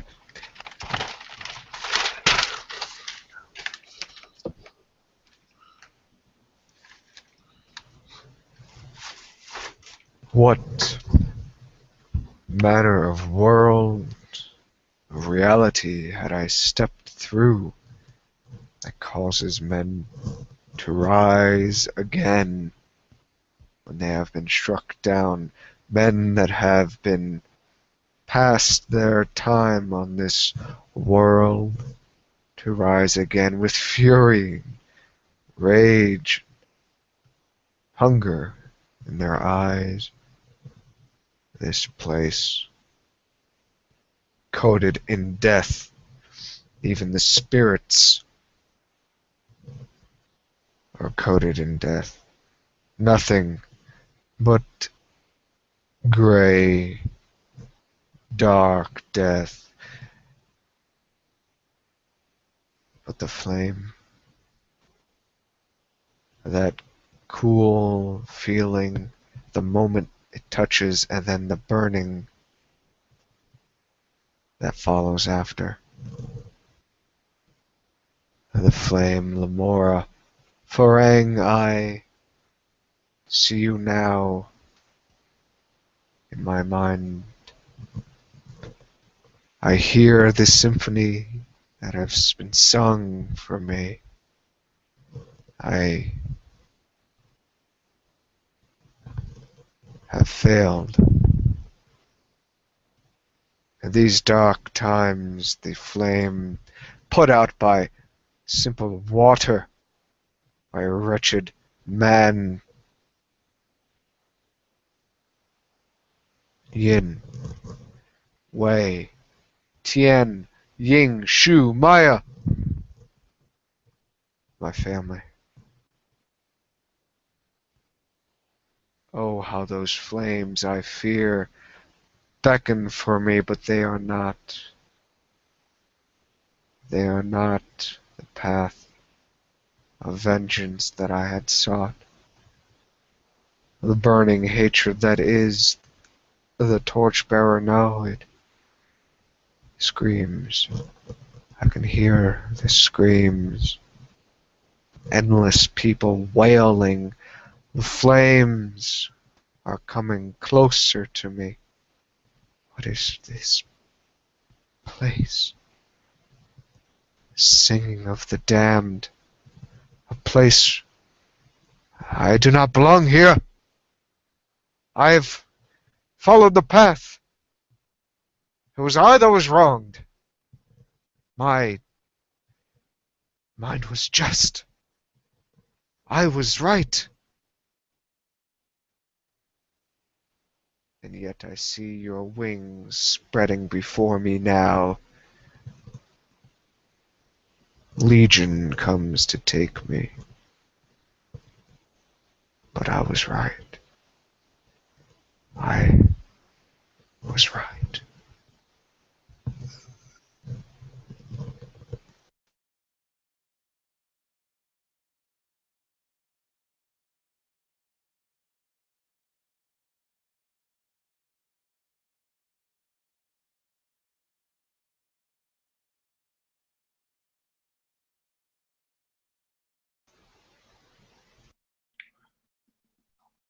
Oh, no. This horror. Man's flesh is not meant for consumption. We are no beasts. Oh, Pelgan, forgive my failure. Forgive my failure to protect myself, to prevent my death, to protect my companions, to protect Ban, Articus, Kuka. Oh, Kuka, sweet beauty, daughter of She. Pelgan's laws, they forbid our binding, but Pelgan himself once lay with She. Oh, She, fire in the darkness, cleanser of darkness, cleanse me. Deny these fiends my flesh. Cleanse my companions. Cleanse your daughter Kuka. Destroy this horrible place in a conflagration that will not be forgotten. This horror cannot be seen. These beasts should not have us. They should not have her.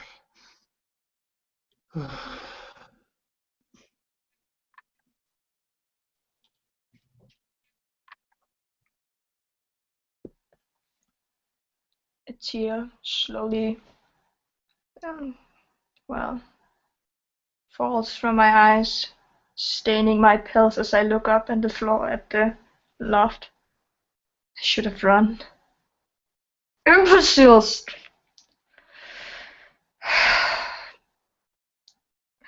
You can't leave them alone. I'm trying to save one human who seems like... But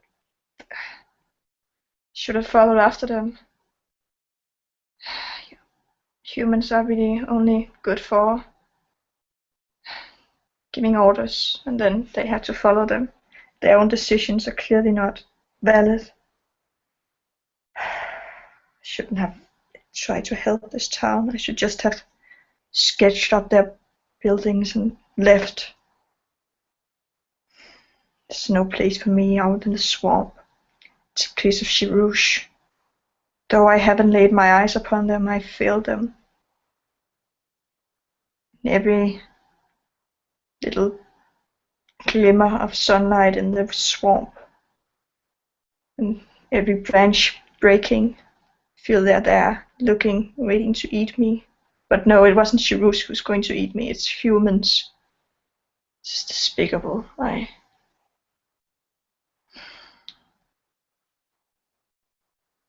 don't know what this magic is, but I'm never going to get back. Never going to build. I'm sorry, She. I'll not be part of the future of your faith or the future of your people. But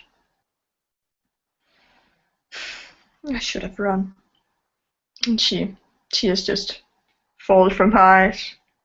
She lay there, completely still.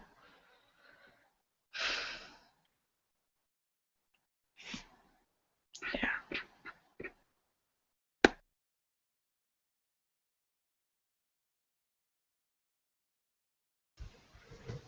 And there we have it. As your minds are filtering, fluttering like moths, this information, the bone saw touches your flesh, Ben. As you see the thing look down with relish and glee in its yellow-gray eyes, the saw touches into your flesh right here, sawing against the muscle. Old, rusting iron bone saw with bits of bone and flesh of other slides into you, and it feels like utter horror. As you look up, you can see fat yellow goblets inside your arm with meat and blood and flesh, and the smell of your blood fills the air as it looks at you, relishing the pain it knows it's inflicting upon you, a sadistic gaze in its eyes. Just then the door flings open, and you hear the sound of boots on the floor against the wood. By the law of Tyr, by the glamour of Milakay, by the dawn of Lathander, you will know light, beast of darkness, and you feel that the room becomes full brilliantly with light, and you can look up. All of you can see the beast, and it's. I want you to really sort of drink the feeling in. Under its skin, you see tremendous light, burning yellows, bright as you can imagine, that bleeds into orange and almost touches on red. Burns inside, burns behind its eyes, inside its mouth, as if its head a jack-o'-lantern with 1,000 candles inside. Its eyes are full with utter horror. Know the power of God in the way of light, and tremendous white light erupts from a form you cannot see, but whose voice you do recall, and the thing bursts into a brilliant, glorious flame of the sun, as if the sun itself was inside the beast, and it burns, and you smell the smell of burning necrotic flesh, as reds and yellows paint and dance behind his eyes. Its eyes burn from the inside, and utter fear fills the thing as righteousness is brought down in holy glory upon the dead, damnable ghoul, and the ghoul stares with eyes of hatred, of utter fear beyond anything you've ever felt before, as its body is burned with the light of sun from inside. And just try to drink that in and imagine its body literally burning from the inside with utter brightness, and bits and pieces of it burning, and the insides burned first and the outsides burned and turned to black ash, as its eyes look at horror, as its tongue flicks and flails but burns with the ash as well, and the door is open, and you feel the gentle kisses of wind upon your flesh. And deep out somewhere in the fields, the crickets chirp again, and the beast burns and collapses, bits and pieces falling off it as it screams in utter horror. The power of the gods of light will meet you. and judge you and know you eternally. Foul beast, plague my home no longer. Go into your dark hell. Go to the fate you will know and deserve for 1,000 years and 1,000 years beyond that. And the thing burns and falls away. Its face in horror, like its eye falls from its face, is like falling on you bad, and it just burns away before it even hits your face. And bits of black flecks of ash hits you, and ash falls upon all of you like flakes of black snow as the beast's body collapses and fills the place with the smell of rotting, burned, necrotic flesh and a back smell beyond that of glory. It's impossible to place, but you know mysticism has been performed, and it is powerful, and it is good, and it is of light, and sun, and order, and brilliance. And the beast collapses. You see the shadow of a man move over you, and there are two sets of footfalls. One pair of boots much lighter than the other thicker one. You see Shaman Brucian look down. Upon you first, Helios, and then you, man, and then you, Kuka, and finally, to Articus. You must wait, but you will feel your bodies again. Allow me to tend to you with the power of glory. And in turn, he places, because you can't really see what's on the other ones, he whispers sacred words to Tyr, to Ilmater, to Helm, and to Torm, words to Sylvanus and Milike, words to Lathander. And he touches his hands to each of your brow, and you feel your bodies mend, the cuts, the gashes, the muscle fatigue, all slowly turning to wash away, soothing like a massage, and as gentle as the touch of the early morning light, and its kiss, and it soothes you, and it rushes through your body, and you feel wounds come together, knitting themselves back. You feel pains and bruises in your body. You feel your crushed bones slowly reconstructing, and the feeling is glorious, and that same feeling those of you that possess mystical insight felt of wrongness within you slowly begins to fade as the darkness dies and the light of the sun that's woven into your flesh by this holy man. And darkness, though it is all around you, no longer consumes you. And with coughing, your body slowly begin to come to, much like coming out of anesthesia. It's a very slow process, and you're very feeble and clumsy and weak, but your mouth slowly begin to form together. They are dry and cotton, but words can slowly begin to spill from your lips after many minutes pass after the ritual has been performed by this man.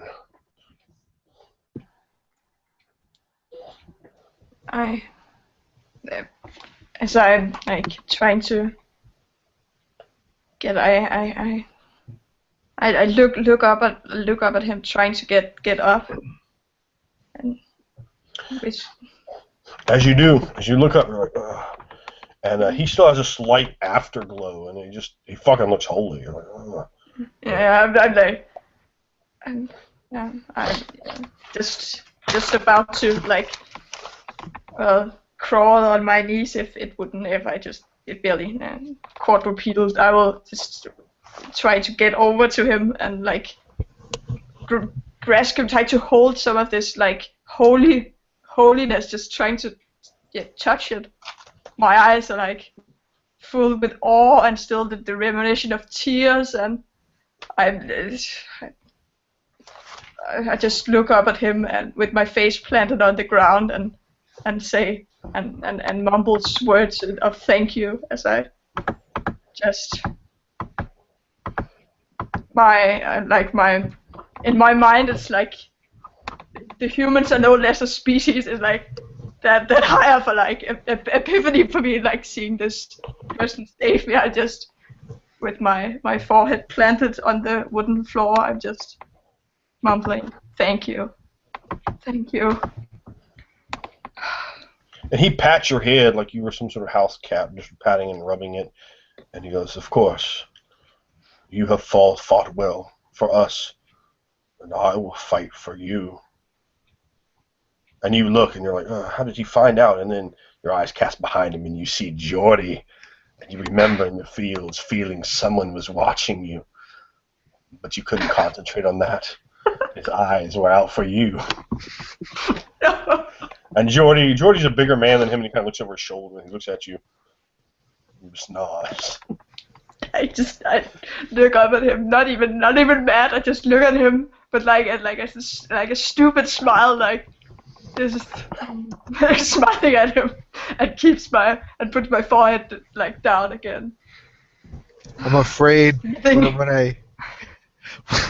when I start to come to, I start like, sort of curling up to sit up, but then I sort of relax and and I exhale and I turn my head and I see the scene with the Nergali and Geordie and the shaman, and I'm looking away from my arm that was being cut into. I don't want to look at that. I don't want to think of that, but that feeling of my skin and muscle sort of sewing itself back together, and finally I slowly have to turn my head more because I'm missing that side of my eye, and I turn and I see my arm, and there's just perhaps the slightest of scars.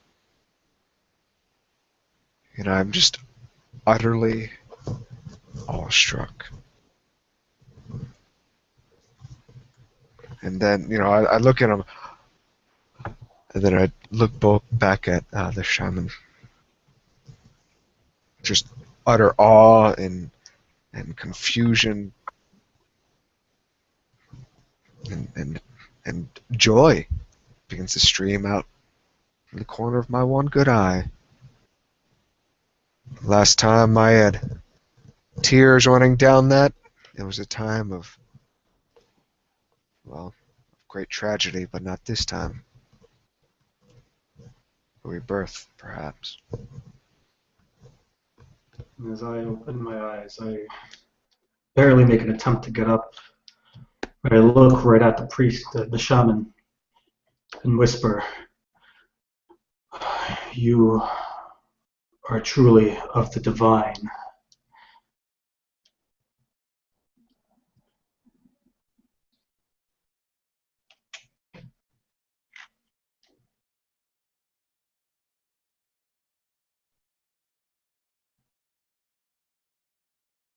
He nods his head humbly and appreciatively with respect and humility.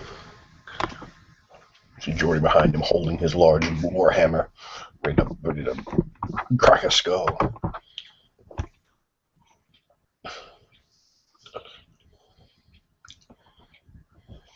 What of the plantation? What of those things? He shakes his head. Darkness has certainly fallen over Marista Tarascon. I do not know. I do not know what to make of this. Perhaps something has happened here, like the zombies in the full moon. Perhaps they have devoured Jean Tarascon. And he sniffs, and all you can smell a horrible stench coming from like another room. I slowly get away from him like that, having my face to the floor and submission to his stages, and then I just walk slowly backwards with my head still down and.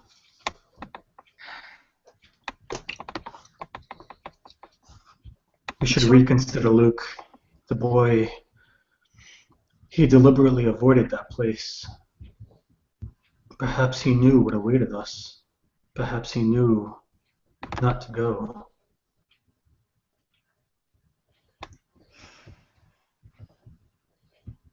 He should be with Gerald.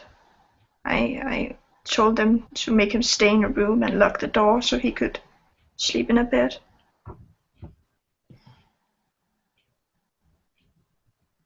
Take us from this place, shaman. Take us. He nods his head. But he turns and doesn't go out. He walks into the other room and opens the door. And then the smell is really bad. And their flies start just flying out of there, buzzing. And the smells. Ooh. And he looks in there and goes, oh, by the gods. No. No. And he puts his hand up. Oh, and he slams the door shut. The bodies. Hearts. Teeth marks. He vomits heavily on the floor. And Jordan grips his hammer tighter and starts like slinking towards the door. I don't know about this place now.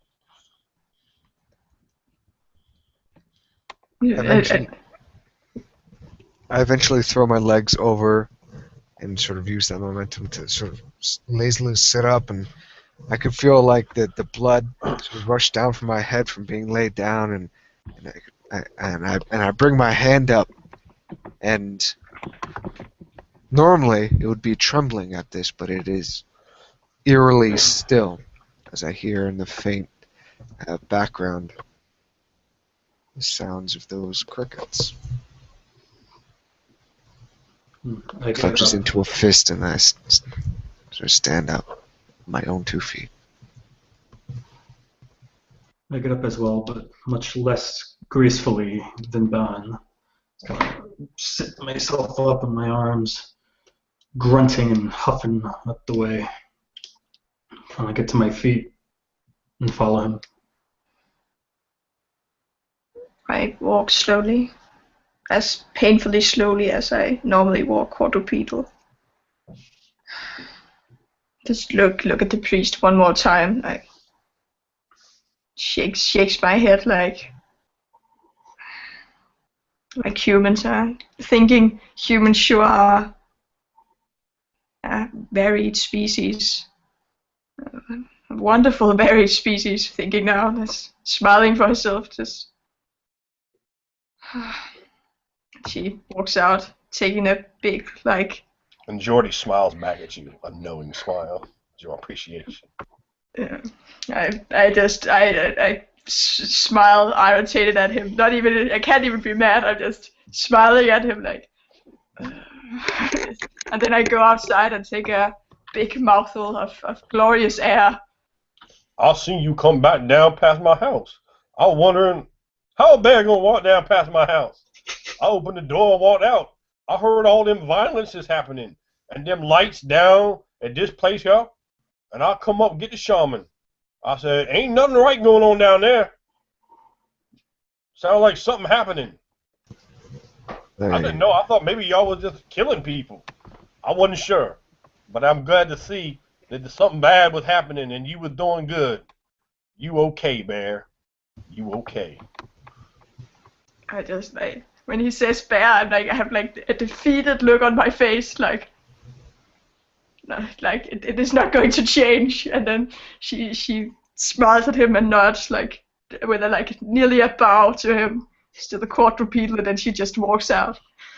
Her tail is like making weird jerking moments of like irritation, and still with the same like fluttering as in if I was happy, but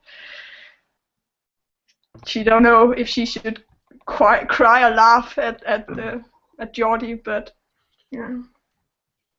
He actually kind of gets in and kind of helps you a little. Come on now, Bear.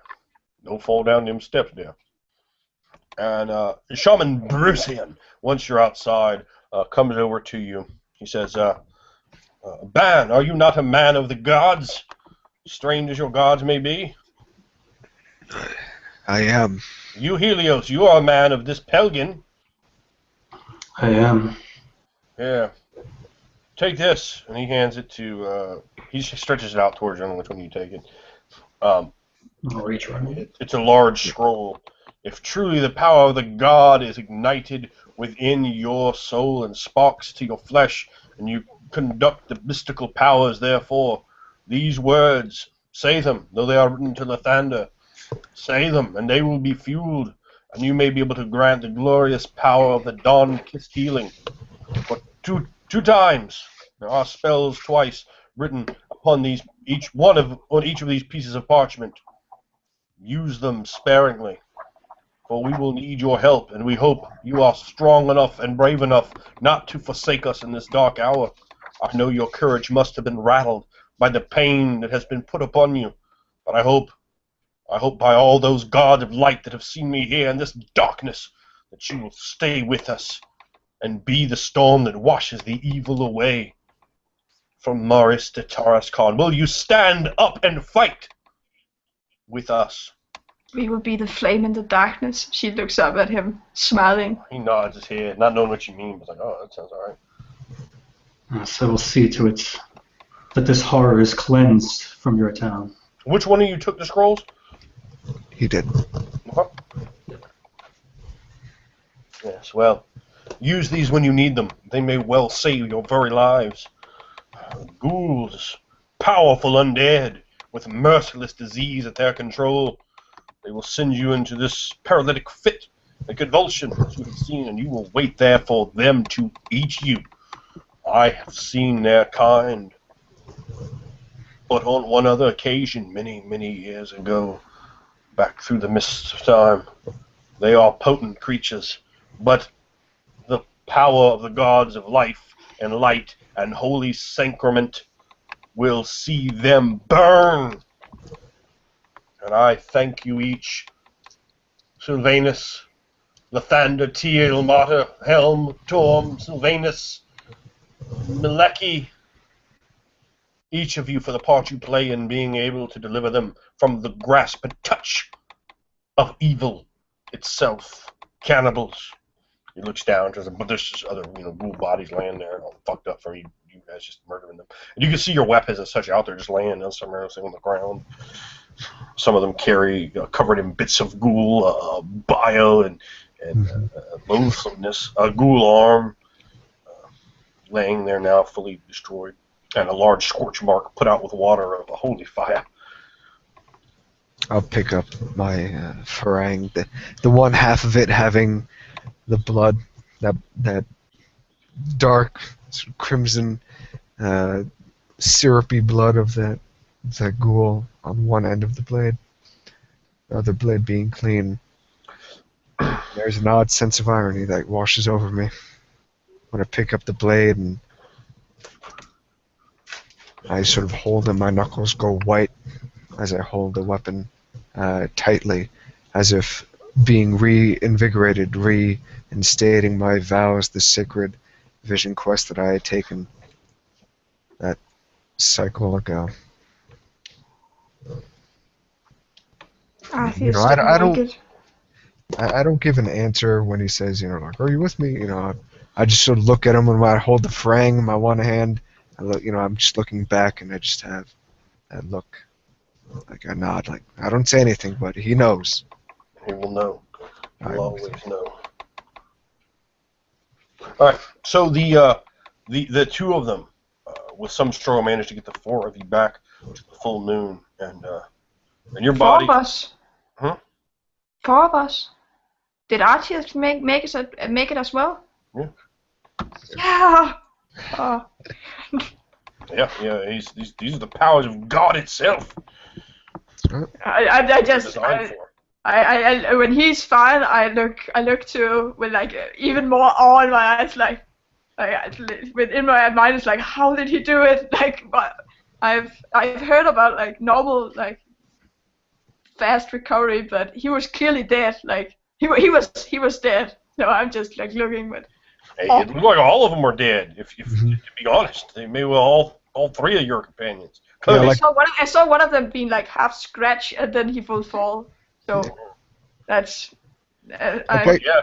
his face was nearly fucking eaten. His skull was crushed. Yeah. And you see not even marks on his face. There's no mark there at all. Yeah, like I keep looking at Brucian, like as we're walking back. Brucian. Brucian. I'll keep sort of looking at him and sort of thinking back, having the image of him, like the silhouette, the glow silhouette around him, and thinking of, what sort of mysticism he wields. perhaps the sun is not dead here. That idea slowly becomes more and more apparent as we continue. But it is hidden. Yeah. Somehow, all of you manage to end up on the commons floor of the Full Moon Inn, and it seemed like it took forever to get here. Your bodies are barely, and you clearly exhausted the two big men with you. But they see you to the floor, and sleep finds you immediately. Never have you slept so long, or so hard, or so fully before. The paralytic from the ghouls still coursing through your body, though most of it was removed, though that tainted touch of disease, though that slithering slime of Azidehaka pulled from you. And you have dreams of leech-like maggoty things burrowing into your skin and devouring you from inside. At the same time, those dreams come with an eclipse of the darkness, a following and sundering of it, and a sword of flaming light piercing through that oblivion and shining down righteous gloriousness and burning away the darkness with flames of yellow and orange and bleeding into red, and comes down celestial choruses of music that fill your mind with sweet songs of screaming Valkyrie of Tyr, and the glorious purple-kissed pink dawn of Lathander, and its dew, and its warming embrace to part and break the night of its power and burn away foul things, with the gentle glens and forgotten oaks Sylvanus, with the fey-kissed gossamer spun dream of Mileke, with the law, with the might of rule, of strength of Tyr, reflecting forward Pelgan, and civilization,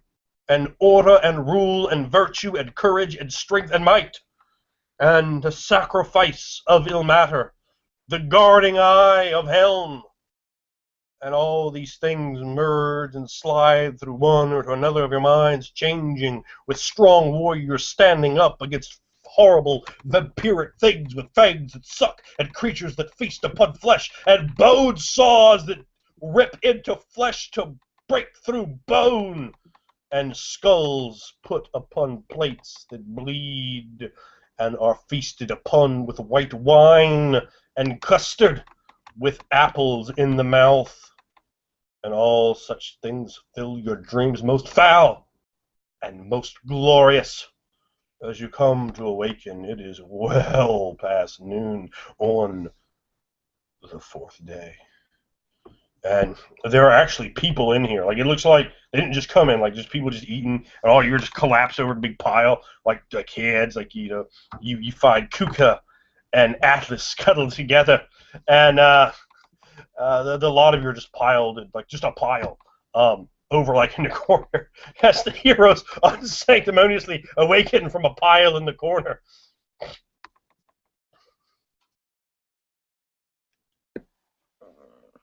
And the grogginess is still slightly there, but one of you awakens first, and the stirring and bumping of bodies awaken the lot of you, as you are nearly interconnected, much like the elder creators that formed Kavegatheo, twined together. I'll sit up and, seeing the crowd, people in here, kind of rub my face, grumbling a bit. I lay like still. Don't really, as humans might mind bodies having been close to you, then it's not as bad for cat creatures remembering that it's like being in the fetal position, like having all your brothers and sisters so close to you, and I'm like just lay with my eyes closed, still feeling that exhaustion and the warm bodies of other creatures, still thinking about the glory of these gods and how, yeah, why she and Pelgan wasn't one of the names he mentioned, but surely they should be. She just lays there with her eyes closed and a smile fixed on her face. Eventually, like, I'll stand up. I'll get to one knee. Eventually, stand up and sit on a chair if there's an open one. And I get up as well and immediately ask for water. Please, some water. And if you look up, you're like asking for water, and you see Gerald Jr. standing there glaring down at you. Here, and he drops a bucket like by your head, and ding, it splashes off, and the water gets in your face. And he turns and walks away. You see like a giant fucking shiner, and like his fucking face is all swollen from the beating he took. I'm much too exhausted. Gerald is not here. Only Gerald Jr. and some of the non-related bar wenches. Mm-hmm. So I ignore the disrespect and just get right to drinking straight out of the bucket. All right, so you do it. You drink mightily, heartily, like Thor himself, and you fill your gouye with much water. And perhaps now, time for wine or mead or ale or something even stronger. Is the hearth lit up right now? Yes. Okay. There's a pot on it cooking, which is typical for this place. As I'm sitting down on my chair, I'm looking, sort of turn my attention towards that. Yeah, when you fire. woke up, you're about 4 feet away from the fire. Oh, okay. So I mean, you're actually looking right into it as soon as you woke up. Oh, okay. Paint a visual. So then, I'll just sort of sit up and look at that for a bit, hearing the crackles and the pops, and thinking, having remembrances of the flames that were getting closer and closer to my numbed, paralyzed body, and those distant screams that I swore I heard, but I just sort of get lost in thought, looking at that for a moment, and then I just sort of nod to myself as the screams begin to fade away, and then I turn to see the others still alive, and see the other individuals of the bar wenches, and seeing that they're still alive, seeing I'm still alive, and that thought of me being wrong, of hating the Sarouche as much as I do, if there's a real reason for that blind hatred, I think a little bit more of that on that. But for the most part, I'm a bit more of a stoic look on my face, a bit more quiet and in my thoughts during this time.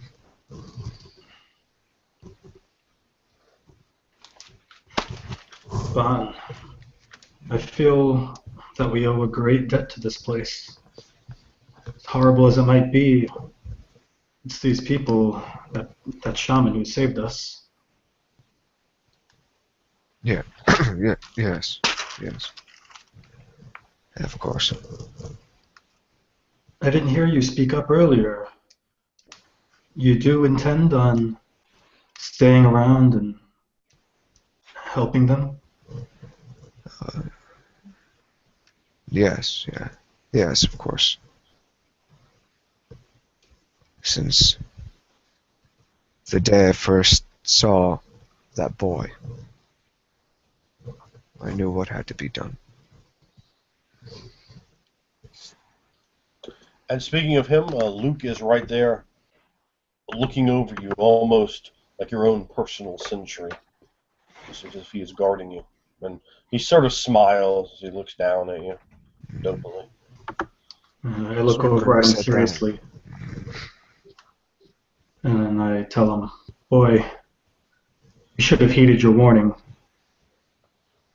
I see that you did not want to go to that place for a reason. It was wrong of us to go ahead ignoring your hesitation." He actually nods his head slightly in acknowledgement of what you say before returning to his general tactics. And he just says, "These signs were foreseen by Scotia. The night of evil shall descend on land. The lifeless child of stern mother found. Seventh time the sun of suns doth rise. The light of the sky shining over the dead shall gutter and fail, turning all to red.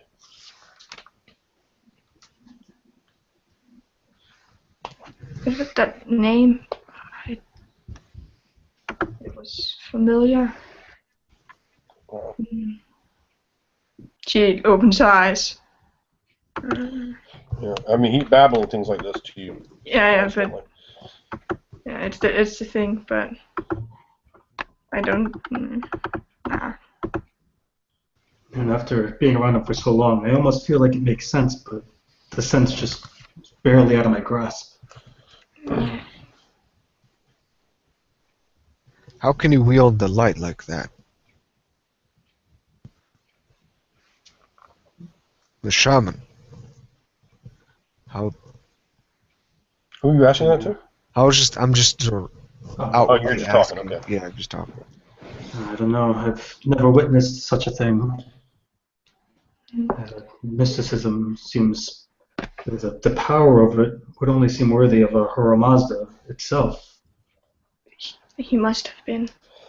I don't. Maybe it's because he wields the power of so many gods at once. They all granting him favor.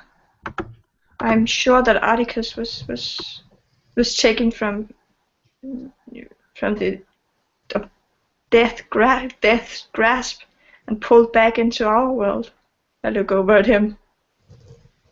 I've always Yes. known the divine to be very jealous that many would accept worship from one who would worship so many seems weird.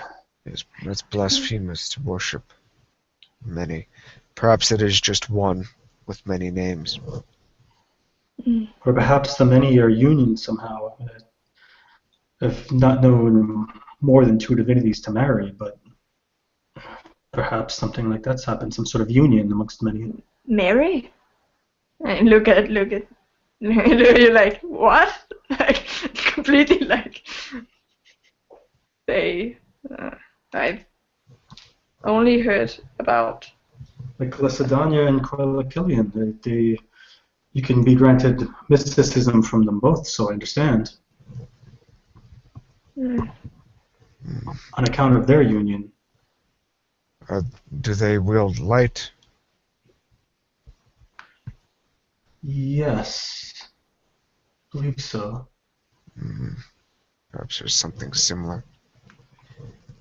Either way, this place is. It cannot be swept away by the rain, the red rain that this boy keeps speaking of. maybe it's the licorice or the blood he's filling the streets. Yes.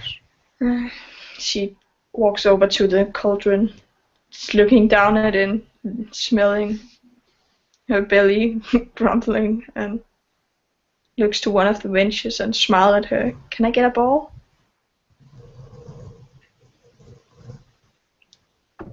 The girl looks at you, nods her head, and she goes and gets a gold bowl, comes back and ladles you out, and almost completely full and almost brimming, and hands it to you. I take it to a table. Smiling. She seems ever so slightly intrigued by you instead of absurdly afraid, as most have. She seems slightly different. A drink, woman. I smile at her and take a copper triangle and give it to her. Oh. So she takes it from you and nods. And as she takes it, you can see she kind of slightly touches your hand, like she's kind of feeling like your furry hand, your huge furry hand. And she takes it. It's just very momentarily. You know, like she's interested in you. She leaves. It comes back 3 minutes later with 4 mugs of ale and places them one of there's a table. It's not directly near you, but it's a little bit further away. There's a table there. She places them over here and kind of motions you, beckoning you to the table. Actually, she places 5 mugs down, and she lays 4 more bowls on the table. walk over there, trying to sit on one And of as their you walk pathetic over, little stool. Gerald said, "You're to be compensated with free meals and drinks, as well as a room to stay in for the great things you've done here for this town, and even right here in the Full Moon Inn. His appreciations. He is in mourning now for his daughter. He is bereft with grief and guilt, he says, but he extended blearily words, his thanks for you and for trying to avenge her death and to handle her murderer. I've heard that Mordu is the one who has murdered her. This is not true, but Oh, he is to be hung, she says, this evening. I look at the others. We should go talk to the constable when we have when we are finished. She nods and Yes, it's not we evening can now, see Will. She looks at her girl. It's not evening now, right? There are still several hours until dusk. You have slept for a long time, though. You're snoring very loud, she says, looking at you. I look down to the floor and then yeah, I would be blushing if my face wasn't covered in fur, but I just walk to the sitting on one of the stools and begins drinking for myself, like. Thank you for what you have offered us, but you are excused, girl. She moves away. I'm gonna sit back down and I get a very serious look, all dramatic. After about to take a sip from the mug, I set it down and I look at you all. It said it had a master. What?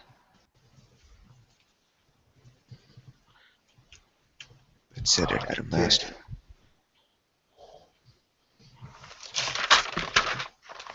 And then I take the mug again and almost have a look of regret,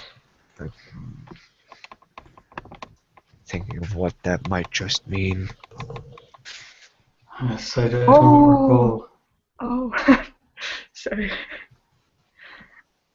Yeah, and I look at him and nod, lapping up some of my soup. You want the carrots? Yes. See. Sort of drinking. Not like I didn't even touch the soup, just sort of pondering.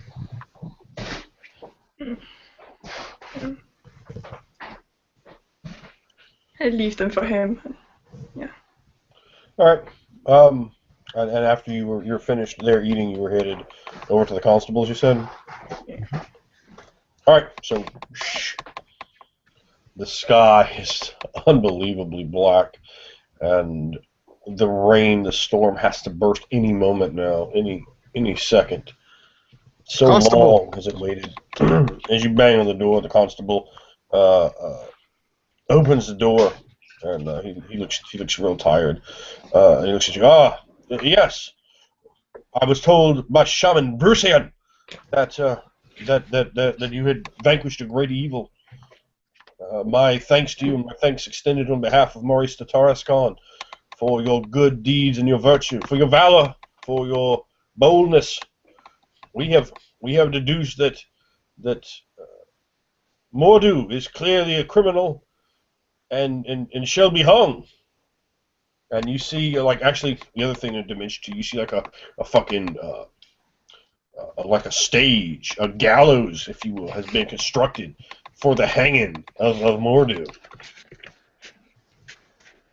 Constable. He looks at you. He looks very tired. Yes. What is it? It is not Mordu that has been doing the killings. How do you know this? I look towards the others. The blade is not of a common man. Mordo is not wealthy. I show him the drawing again. You said a large man with licorice that was clearly crazy. All of these clues we have deduced. The licorice was in Mordu's possession in his home Yeah, in the but earthen bowl. I It is think Mordu. He is the since large man. He matches, he points down the description, he matches what you have drawn here. but I'm sure that the baker has more customers. Surely, even I have bought many things from the baker, but did you not see the bowl? A bowl enough that he may scatter it at his leisure. And he would taunt and offer licorice right from his veranda. Oh, he knows what he's doing, a crafty one, well learned in sorcery, I'm sure. A witch of some kind, no doubt. I have So- found That's strange tomes. I read the tomes, some of them amongst his books from the floor, searching there again. And there were strange writings there of swamp cults, of magic and such things. He is a foul cultist, and he will pay the price via the noose that he has always needed to pay, always casting his slander and dispersions upon the good folk of the town with his bizarre conspiracies and ideas. Constable. No. He is your criminal, I am sure. He is our criminal, and I have him in the cell. Constable, the man seems too simple to be capable of the feats pulled by this cult. He wasn't bloodied, he wasn't sweaty when we found him. Surely he would appear to be so if he was the one that Kuka and the rest were chasing after. A ruse, no doubt. A bucket of water could easily cure such things, and I found such a bucket inside of his domicile. But Constable, Jody, had the sorry. shaman spoken to you of what had occurred in the plantation? He spoke of a great evil, a foul thing, much like those that banged on the doors of the coffins to have release. Like the shame of Maurice de Torres Khan. Still, he said that great valor and bravery was shown by you. It is And not you done. And The the reason, life of Mordu will not solve no, It this. will prevent him from murdering more of these people. I have sworn to he didn't do it. They talked to Jody. Jody said that it was a blade of a very rich person. This is not highborn. the blade of Morty. That's No why doubt. we were at the plantation to ask there. Can we please wait until we have searched the plantation to try to look for this knife? We I have would searched say it enough, He Kuka. probably moved at some time to Port Dalor and murdered a rich man there and took the dagger, as well as other things as well. His coin to buy candy and to taunt me. And you can see. I mean, this man, of course, he told you some things. This man, the constable, has been through too much recently as well. He's looking for some blood. Constable, I think you need to take some time and rest your mind. Not go Some to time for foregone rest. conclusions of Mordu, though he is an odd one, I will admit that. He is nothing in comparison to the ghouls Luke is wandering here with you, by the way, just to let you know. that had assailed us. They were monsters. Yes. Well, despite that, We can have a he's test. a monster too. A test. We'll have the test of a rope. Yeah, if Yeah, that's right. we can see how fast he can run. Oh, yeah. Good luck with that. He could run. The other one could run as fast or nearly as fast as me. I don't believe that Mordu can do that. You seemed well convinced last night that Mordu was the man who did the job, the dirty deed. I understand your position, Constable. Yes. It's not only you yourself that you're looking after, but all the other townsfolk. We had They're the place depending on surrounded. you. The gallows are ready. The neck snapping will do the town good. No one liked Mordu anyway. An oddball, that one. The kind of oddball that might stalk down children and slash them in the throat with a rich man's dagger. Surely enough. If not Mordu, then who? Aha. A rich man. The highborn of your town. Where is he? Perhaps a He stranger is altogether. there. He points at Luke. There's your highborn. His brother. What I have heard from The shaman, Grusian, Jean is dead. A mangled group of bodies found there, half eaten by these horrendous monsters of the night. There in that back room, rotted and covered in flies, flesh to be eaten at their leisure, which they sought to apparently add the likes of you to as well. Yes. But you were too strong for them, too great in your steel and iron, and the iron of your resolve, and to that it takes its hat off. I salute you. The blood of Mordu will not solve your issues. Not the blood, only the neck. This Mordu. disease is spreading to your town, and you cannot see it. Mordu's death will not prevent it. All that we can do Mordu is is ask of Brucian to bring his light, go to your place of burial, and lay all that still stand to waste. Well, do as you wish, but we're swinging Mordu on the dusk. He is the villain, I know it with certainty now. It must be Mordu. And you can just see anybody with even one grade of insight. This man has clearly been through far too much. This man has probably dealt with very little before this.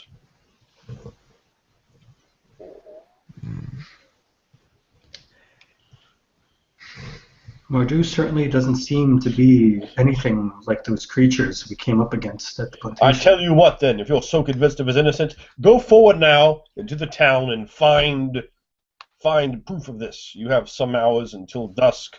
Make a use of them, and then I will listen to you. Right now, he stays there, quickly to be swung when the wind blows and the sun sets and the grayest lights dull to a sliver of purple.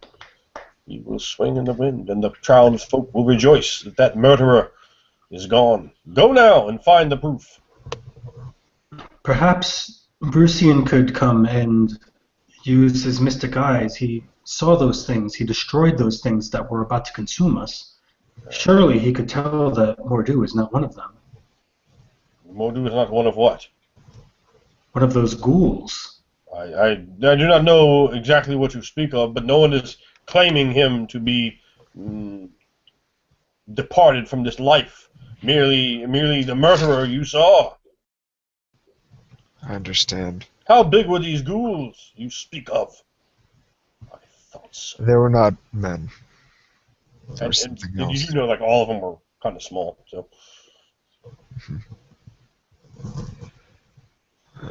Constable, we will look for your clues, but you must try to get some rest. I'll rest when he's dead. So You be it. have a few hours. I turn back to the others and begin making my way out of the constable's den.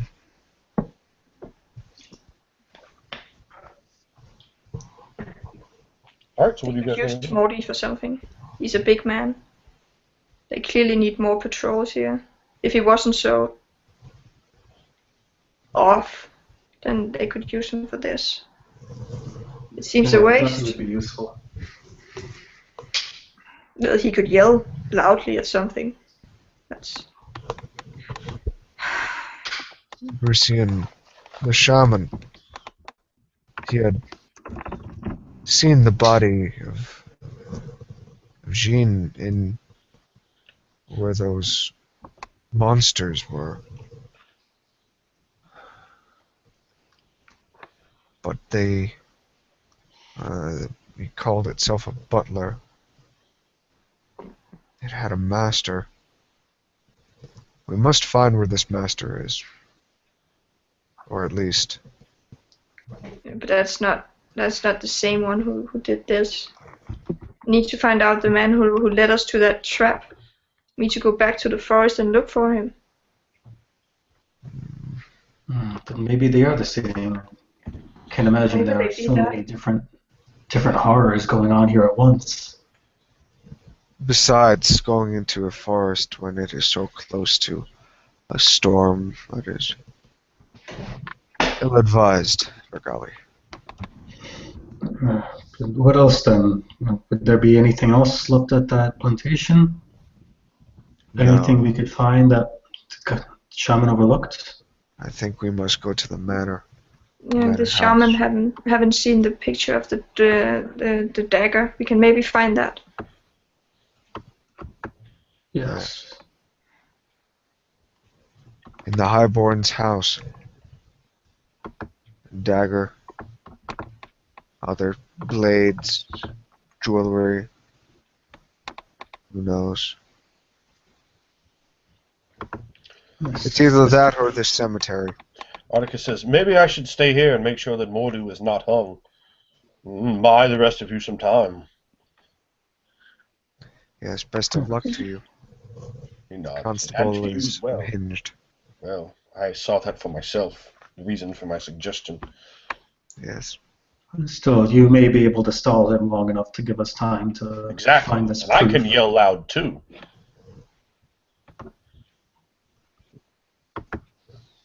Just try not to get yourself hurt. You as well. You nearly died enough times for one day. You as well. Look at you.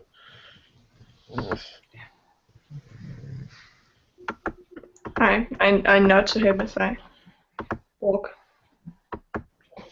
Clearly, actually quite pleased that he didn't die. Not because he's like he's going to be my slave, but actually just pleased. The way I see it,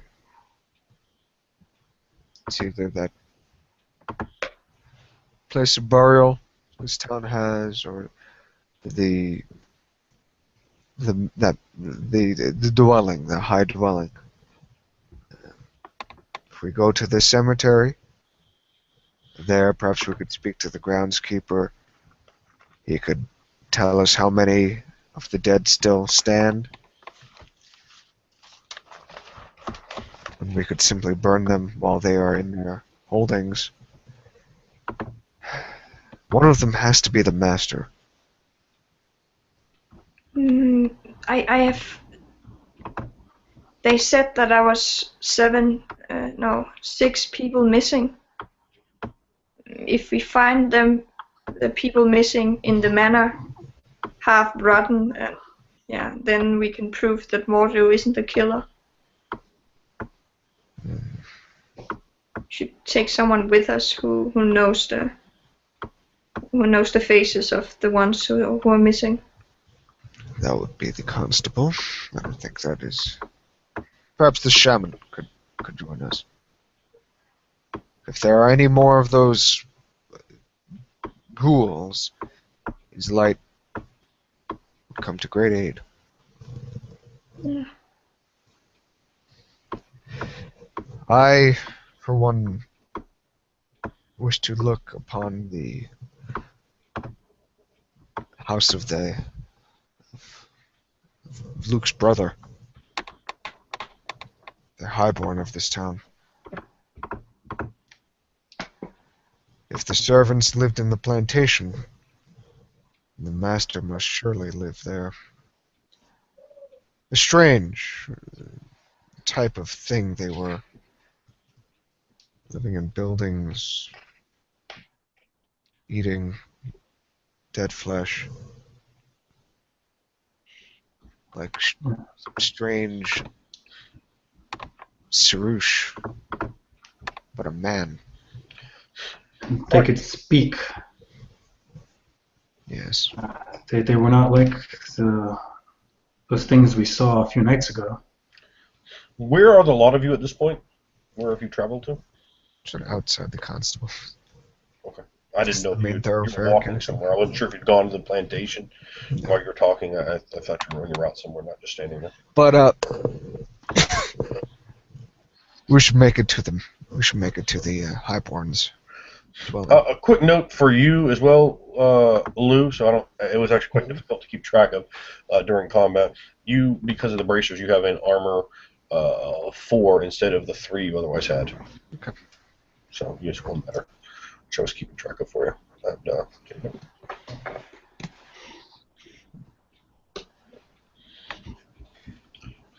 But I So- doubt the manor will be unlocked and easy to get access into. I can open it Oh yes, that's right. if it's unlocked. You do have an eye for locks.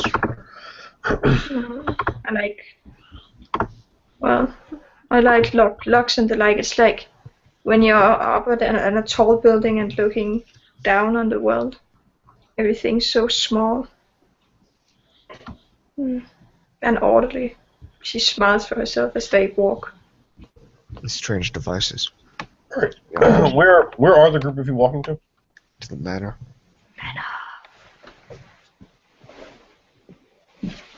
Back to the plantation. Yeah. Sure. All right. Let me share that. All right. As the lot of you are coming there's the constables right there at 5. And just hold myself. And as you come down from 5, you're passing through the village. As you get down here, you're just curving around here towards the towards the trees. I need all of you to roll perception, hearing.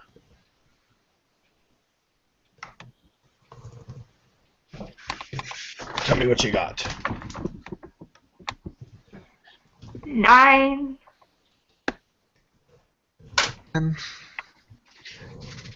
8.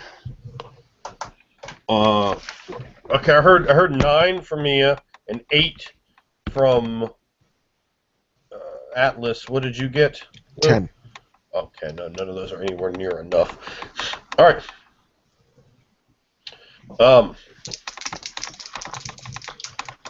You are not going to add your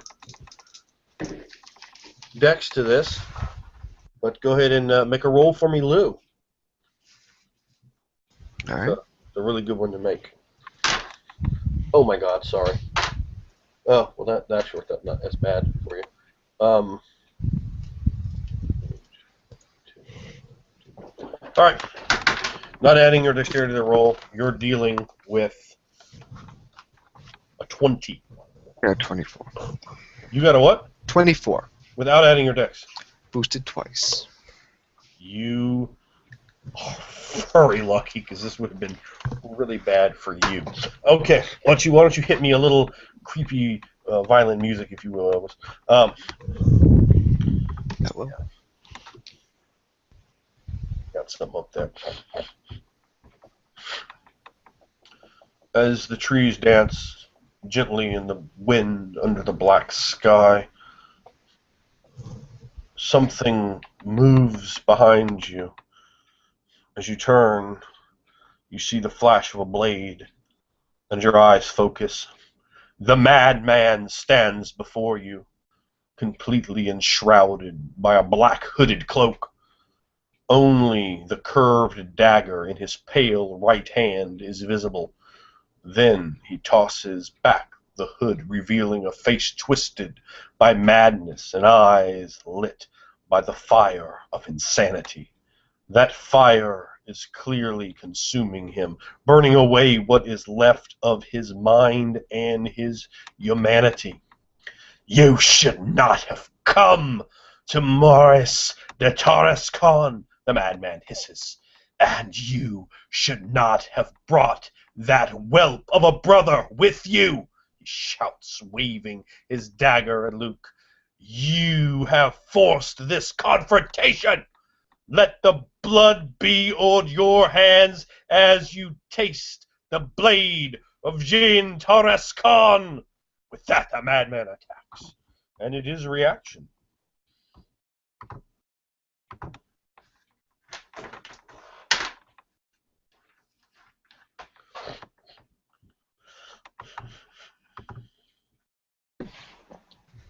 I'm 17.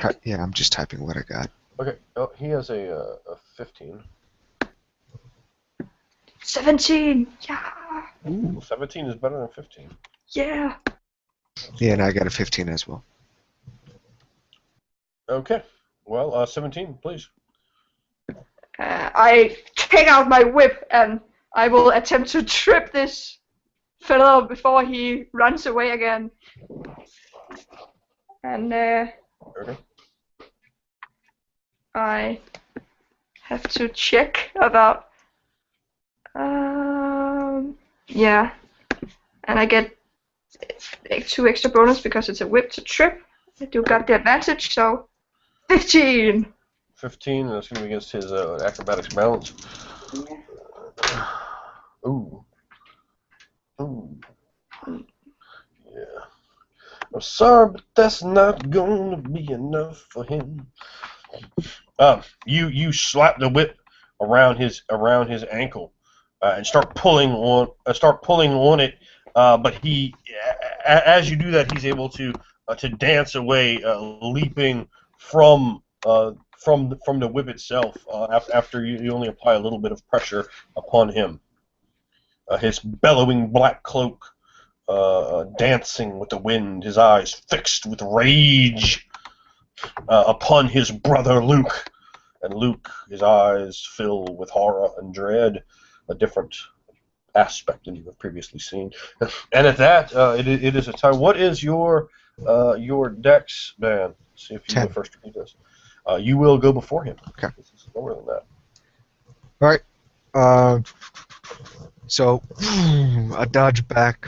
I'm gonna make my attacks on him, Okay, please. and I'm going. Okay. Well, I'll describe if I hit.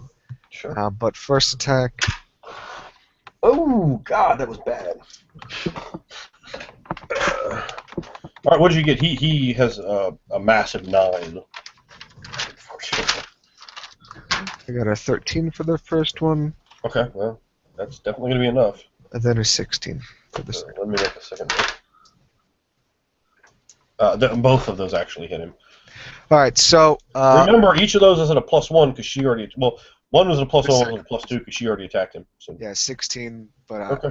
Well, neither of those boost, I don't think so. Yeah, I boosted 6. Go ahead and tell me how much damage yours first, and I'll tell you what. Give me the total from both of them. I'm not trying to kill him, but That's fine. That you still do 6. the same damage. Yeah, 6 damage. I'm not gonna jack you your damage. That's not fun. 6 on each one, you said, right? Yeah. Yeah. An armor surpass of what? 1. All right. You will find it immediately as you attack him that he is wearing armor. Okay. That is not revealed until you attack. He has very large, bellowing sort of clothing. You said a 6 and a 1, so it's okay. So you damage him, but not very much. All right. Like that. So I lean back as the hooked blade, sort of just misses my face and my neck, and I almost in a reactionary, just a twist. The whip cracks at the man and ties around his leg, and then I go for the legs as well. I go for I sort of do like a quick sort of spinning on my spinning really lowly, just cut on both ends of the knee, trying to bring him down, making sure he does not run. Okay. But that's my turn. As I sort of dance back. You definitely don't injure him to the point in your own mind. You've just bruised him a little. You definitely don't think that he's going to be his movement's going to be hampered. And he is a very fast individual, without a doubt. But that's it. Okay, and with that, he's going to try to have his way with you. All right, that was not very impressive either. That's going to be a 13.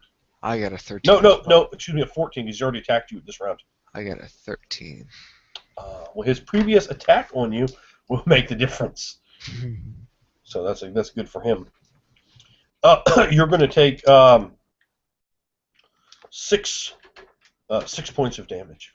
It's armor surpass. Oh, armor surpass of 3. I'm sorry. Okay. Now, I rested. Remember, yours is 4 now, so that's going to help you a little. I took damage before. Can I get a recovery roll for my rest? What damage? I was damaged by the ghoul before. Oh no, you were completely healed. All of you are completely healed. One of us had like a face broken in, and he was like, "Come Alright. back to death." Yeah, I thought you understood that. Talking about your Okay, yeah, you don't. muscles. So he moving doesn't bring together me and into the stuff. quick. Yeah. Yeah. No, you were maximum health. All Okay. of Oh yeah, he does. So fucking glorious power of true God. he hits, but he doesn't bring me into the quick. Okay. Do you want me to describe? Yes, please. All right, so I knock the blades and sort of just nudges him a bit. Maybe it breaks his stance a little bit, but then he lunges back at me, and I wasn't flexible enough or quick enough as it just cuts across my chest. And he in a mad, wild man like this madman, just a wild blow, wild strike at me, and I wasn't prepared for something like that. As he just gets a cut, doesn't slow me down, and I just feel this slight sort of cut, nothing compared to the pain of that bone blade, or that wretched blade that ghoul had.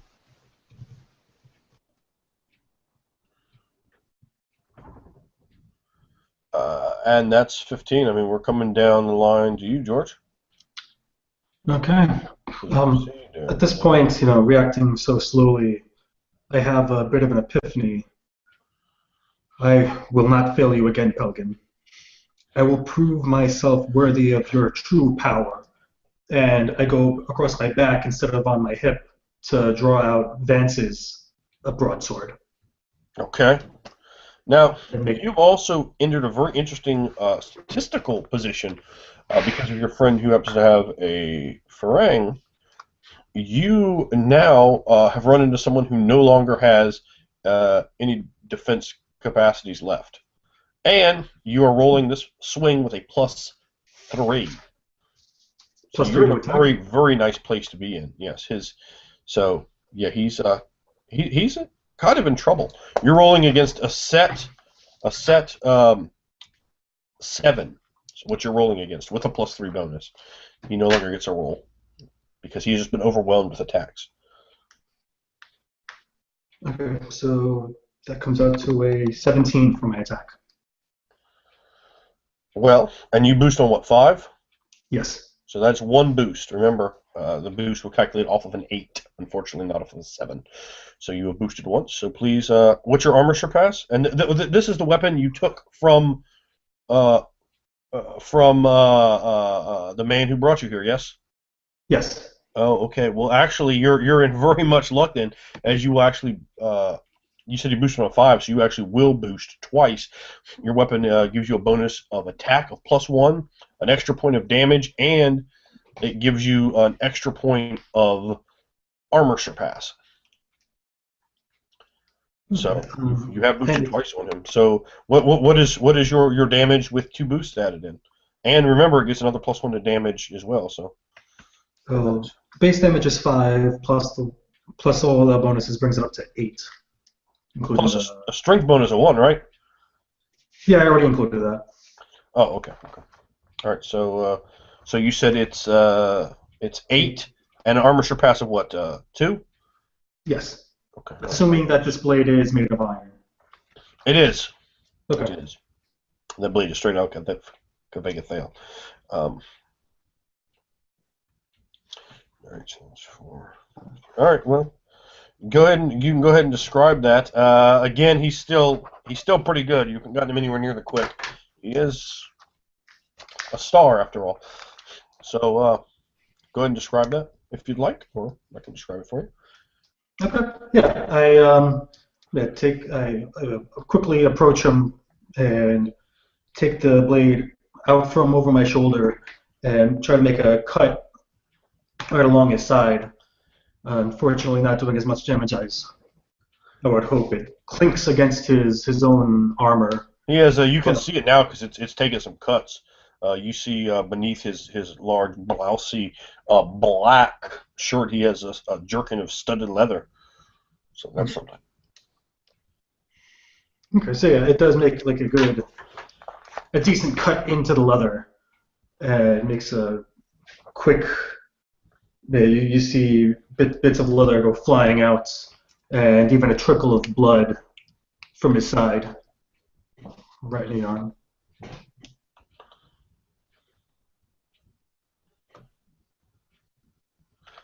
Okay, we are to round number 2. Well, I will try to trip this man again, seeing that my whip won't do much and my thin blade won't do. He's wearing armor for sure. Yeah, that was the thing. Tripping is. Oh god. You got that issue working against you for sure. That music was loud. Maybe. Well, that's your volume control. You can turn that down. Yeah, and I know, but I just clicked on it and then. Oh.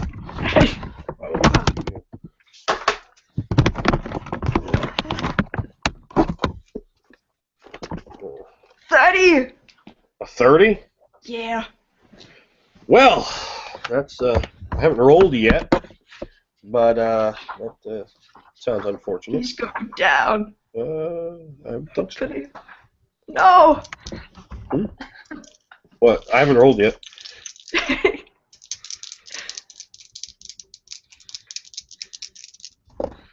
But you rolled a 30 though, didn't you? Mm. Yeah, I mean, yeah. You got him. He rolled really well though. He rolled a 26. So you got him. You can go ahead and describe how you trip him. Yeah, I was trying to go for like both of his legs, but his movement after he'd been cut by both Farang and Broadsword, I just barely like the last bit of my whip just swoops around one of his legs and then I yank, not getting and then he tumbles down and still the dry street. Still not having rained a little bit of dust as he lay there in the I'm a bit surprised that works. He does have the forte balance and a quite high acrobatics score, but yeah, you trip him. He flies, smacking, landing on his back. He will, of course, be attempting to get up, but until he's able to, Lou does go before him. Lou, he's going to be taking a -4 penalty to his defense. So, good for you. All right. Remember, she attacked first, so you're going to get a +1 to this roll. Okay. First attack is 16.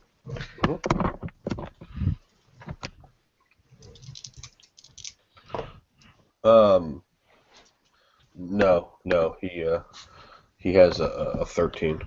Second one is 13. He would have gotten out of the way if he wasn't tripped though. Yeah. So, how much damage you say you do there? You do what? You do 6 damage, one arm surpass. One armor surpass. Okay. Go ahead and do the next one, but before you describe. Oh, the first one hit. You did 16, right? I thought that was the first one. First one, the first one was 16. The second attack was 13. I haven't rolled against the second one. But your first one did, and you added your bonuses in on the second one, right? Yes. Now, you remember, I'm at a -4 right now. That's why you hit him with the first one. Yeah, right. you definitely hit him with the second one. I rolled 2 2s. All right, so yeah, both 6 damage, one arm surpass after the 2. Okay, well, that's So the whip connects and it whips around. Oh wait, yeah, does it bring him into the quick? You see it? Oh, no. Okay. Not even close. So, down goes the big man as he slams down onto the mud. I quickly take advantage of that as as he's falling down, he gets pulled down. The blade.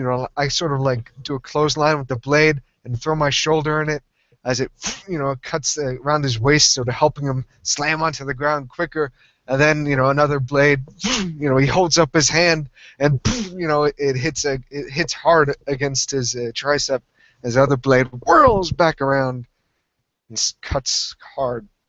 at his arm. And I continue that whirl in a bit of a dance as I regain my balance, sort of, and perhaps for those looking, it's sort of like have like an awkward looking balance, but then I bring it back to the other side and to the other side, keeping the balance between the two blades.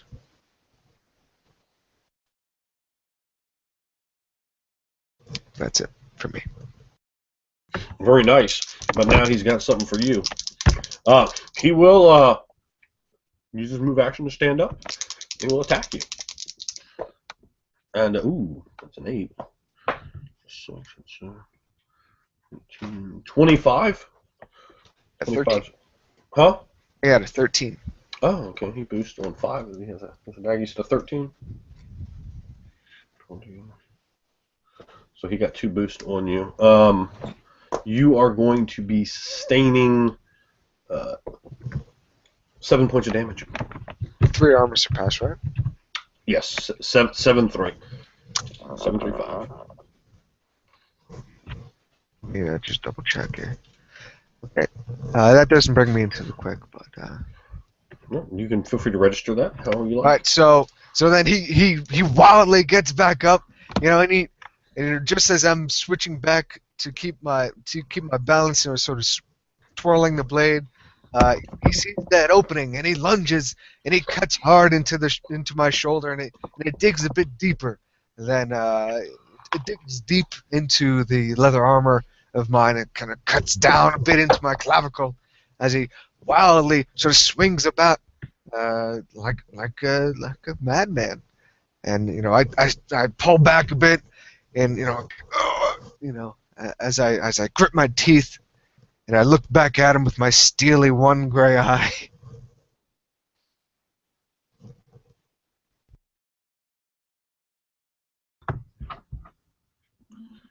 Okay. Atlas, you're batting cleanup.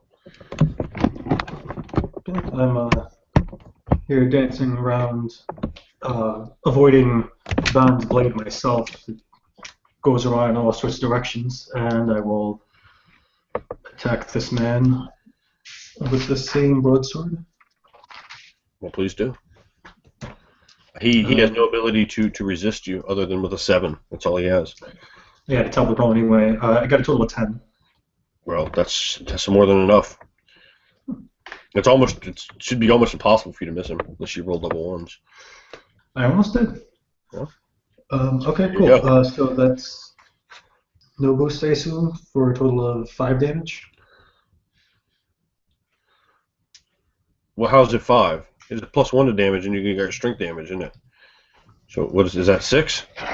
Oh, okay, yeah, that would be 6. I forgot. Okay, I don't want to shortchange you guys. No, yeah, I gotta write that You down. got pretty decent armor on, and your armor surpasses 2. You said, right?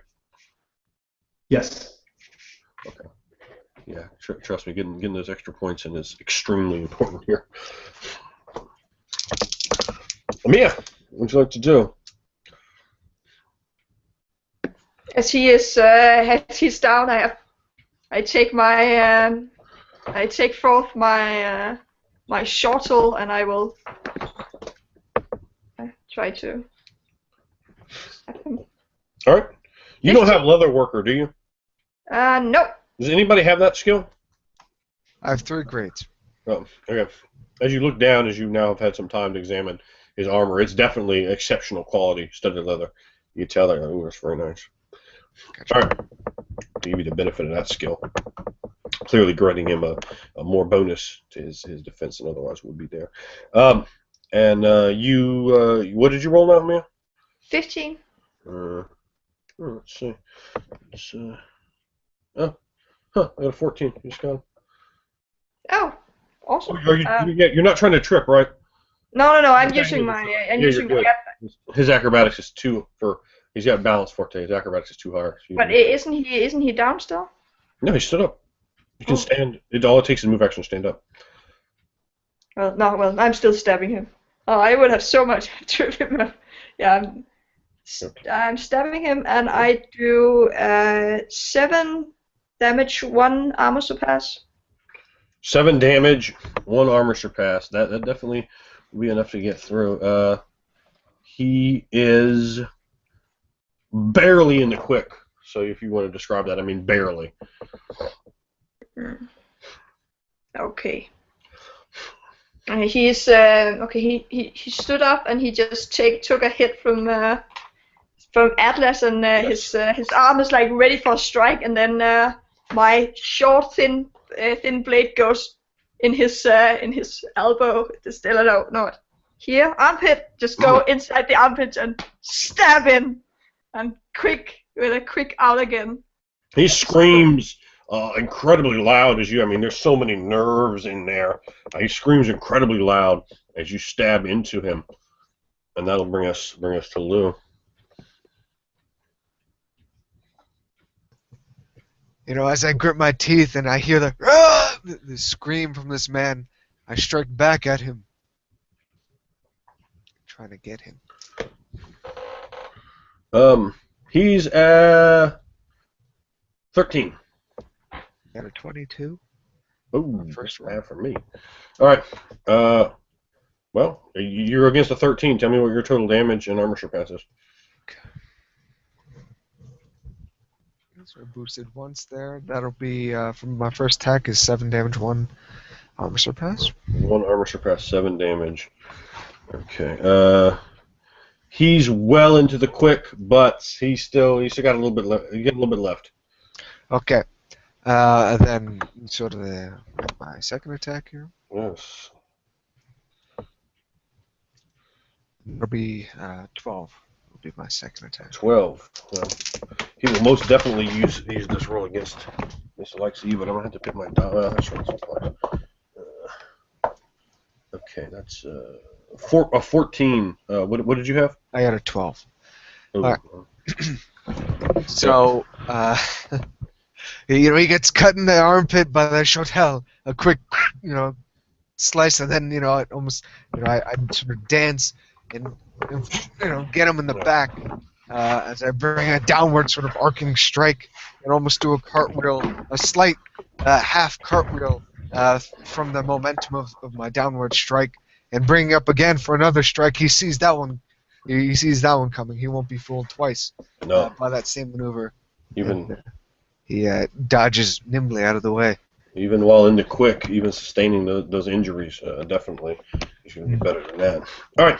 So, what you see is he uses a move action. He reaches into his cloak and pulls out something that you have seen before, what you would call die. If you can give us maybe some battle music, something like that.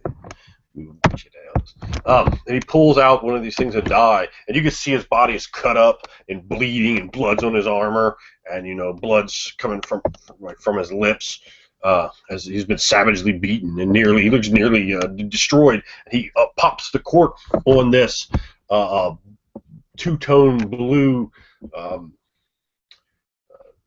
item in a steel vial.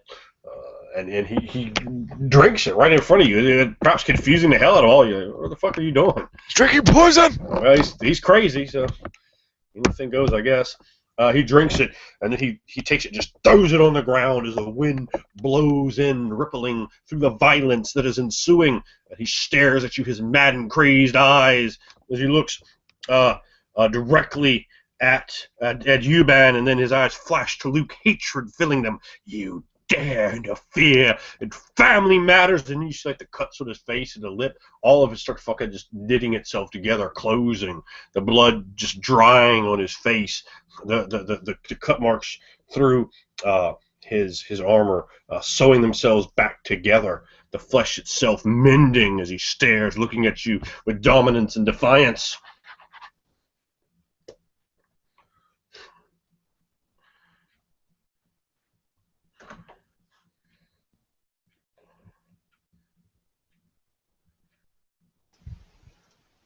All right. Who's next? Well, it's going to be... Oh, yeah, I guess it's me. Yeah, I think it's... Yeah, and you can never defeat me! Pitiful interlopers! You will pay the price by my curved blade! I promise it on your very lives. You will pay for what you've done to this town. You'll pay! He retorts childishly.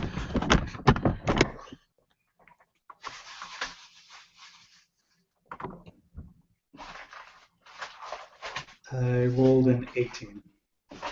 An 18? Yes. Well, I mean, that's against a 7, so you Oh, okay. boosted twice. That's twice. Oh, Okay. not So bad. got a damage of 8 with armor suppressive. You said 8? 8, yes. 8 and 2, 10. Okay. You cut into him though. He looks utterly refreshed and enthused again, despite the beating you had already put on him. Seems as if that was for naught, and stands ready to fight. It will, however, be our golly friend's turn. Kuka? Kuka? Yeah. To the ground with him! Oh, well, at least I'll try. And why not? Ah, What 16. What are you doing now? You're trying to trip him? Yeah. Okay. No, wait. No? I probably dropped. No, I can probably use move action to like. My weapon's in my left hand now, and now I switch over again, and then I whip to You're gonna get use him on the ground You're again. trying to use 2 actions or just whip him? I'm going to disarm. No, I trip him. Sure. Okay. Yeah. Ooh, that was a good one. So he's got a 16. Oh, I got a That'll 16. Oh. not be enough. That'll be a jack. Well, my whip wraps around some of his cloak, and then when I You yank, added your bonus in though for using a whip, right? yeah. I'm trying to help you. All right, so go Yeah, ahead. I know. Go ahead what you're describing. Yeah, it just wraps around his cloak just slightly, and I pull, and it just it just slips through, and I grit my teeth and say, "We will interfere." Not with as much potency as which she had hoped when he was falling to the ground, but she still said hatred filling in her eyes. Oh, yes. Strange feelings of needing to protect this little frail human. Yes. Yeah. Yes. Lou, be on you. Ooh. Oh my God. So he's this wild man's moving about, and I'm a little like held back at that when he starts drinking that. Okay. You see the wounds, perhaps some of the blood go back into his cuts.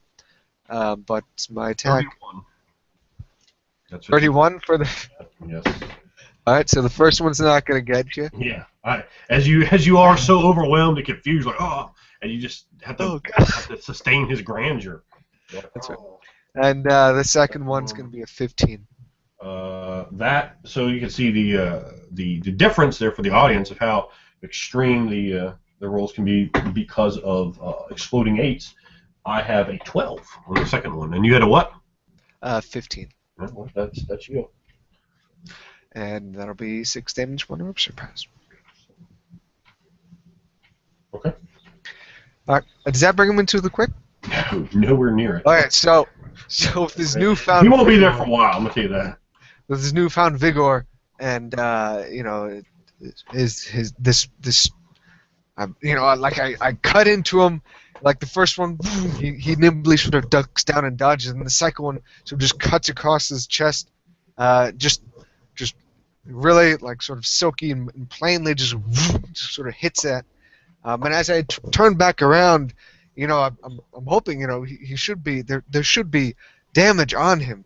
And like as I twirl back around from the sort of momentum of my swing, and I sort of return, to square off with him, I see that, he seems to be just fine. Mm-hmm. And I think, what sort of sorcery is this? I keep that to myself as I grit my teeth and my knuckles go white as I hold the farang. I will not show fear in the front of this man. No, man I could handle. Indeed, maybe you can. If we get some battle music, baby. I'm trying it. It's not playing. Oh, it's not playing. Well, that's a jacked up. I can hear it. All the battle music is just. I don't have no battle music here. The evils of Google Plus. All right. So, Mia, I'm going to need you to make a insight, fakes, enlightenment roll. Yeah. Okay. You need to go against 15. 21. Okay. See that? All right, so I'll show you what happens. He takes his cloak off, whipping it around through the air, and it flutters. He wraps it momentarily around your face and throat, but as he wraps it, it keeps pulling it, and it slides it completely off you, fluttering around in the wind. It lands on the ground and begins to flutter slightly back and forth as he stares hatefully at you and attacks you.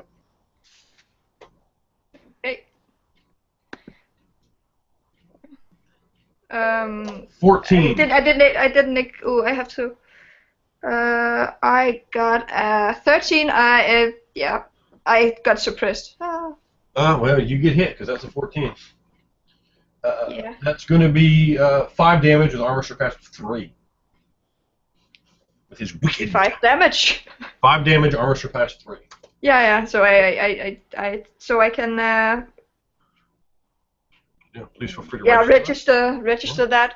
Yes, please. Oh god. Well. As he stares, grimacing, madness dancing as his eyes as he leers at you angrily from your taunts and pesterings of him. Yeah, well, die, filthy creature. And and I'm just still like not because I wasn't ready when they come, but I'm still like confused when he did throw his cape, and when my arms are with my stumps are up, and I look at him, and then he got me, and just between some of the scales of the Shirushi armor, and I look down at him in horror as I feel my flesh being pierced and make a aggravated sound. He smiles at you with pleasure as his blade pierces your flesh ever so slightly. It's definitely a curved, crazy-looking, cultist-style blade for maximum sacrificial bonuses. And that's going to be Big J on cleanup. Take it away, baby. You're only against a 7. He gets, Okay. As long as they keep using all their attacks on him, you're in a really good spot. Seeing him attack Kuka and land a strike, I immediately run towards him and yell, "Keep away from her!" And what? Pathetic one! We will tear you asunder! Not doing a good job! I'll cut you all down, and then I'll slit my brother's throat and let him bleed like a pig in the back of my plantation. I've watched you, my eyes have been upon you, and I have seen you working against me and my brother, with my brother. Yes, all of you against us. Pay for your interference with your blood. And he looks up towards the sky, rejoicing in its blackness. I will see you cut 1,000,000 times if you should drink that dye 1,000,000 times. What did you roll to say? 14. Well, that obviously does it plus boost once. So that's what. Also remember, you have the +3 extra. +3 extra is always happening? Yeah, we attack him every round for you. Yeah. You weren't adding those in. I thought you were. Yeah, you got to track of those. Okay, alright. So that means each attack that goes before you generates a +1 bonus to the next attack. So they've attacked him 3 times, which also wore out his defense capacity because this is only. I see. Because he's crazy and thus not attacking him. Okay, well then in that case I rolled a 17. Well, a 17 is better. It's still only 1 boost though. Okay, well then that's still It was an only 18 of 2. 7 damage with the armor surpass of 2. Well, that's quite good actually. Yeah, his armor is working well for him. I got to tell you guys that. But you guys are chipping away, and it would be. And, when I go in to attack him and I give him a mighty swing right towards his back as he's facing Kuka, And so my blade manages to cut through his armor just a bit, just to do that little bit of damage.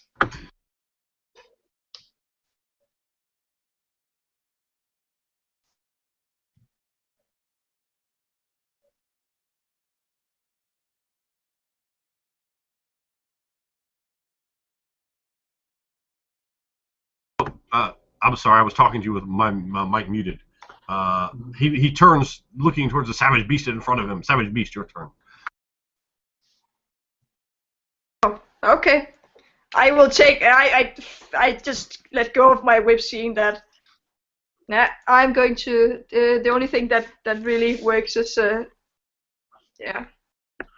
using my blade. A 19, and hatred fills my eyes as blood is pumping out of my well, very close to my love handle, which yeah.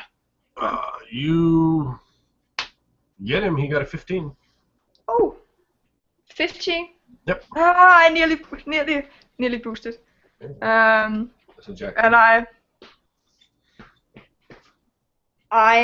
he's not. He giving. Oh God, it's too loud. 7 damage. What's 7 damage. what's your armor surpass? 1. So that's 18. Oh. Okay. You have again. You provided another slight injury to him.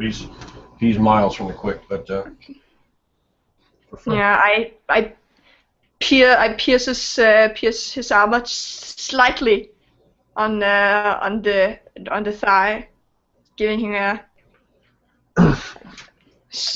a little like stab in, and I look at him. Hatred. Yeah. Okay. He looks back at you with a great deal of hatred as well.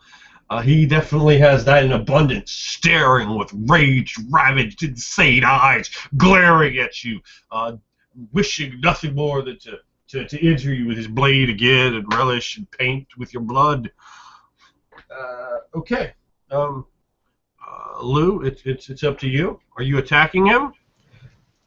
Oh, yes. Okay. Please make your rolls. Just make both your rolls in succession. My first defense is going to be 20. Yeah, that one's not going to make it. Okay. My next one. The second one? My next one is going to be 12. That one's not. Well, that one's not going to make it either. The second one I do tie. So the first one, Oh, kind of sings over him. Oh wait, I get an extra +1, right? your second roll is at +2. Oh, it's a +2. Oh, then I do hit Your him. first roll is +1 from her attack. Your second roll is +2 from her attack and your attack.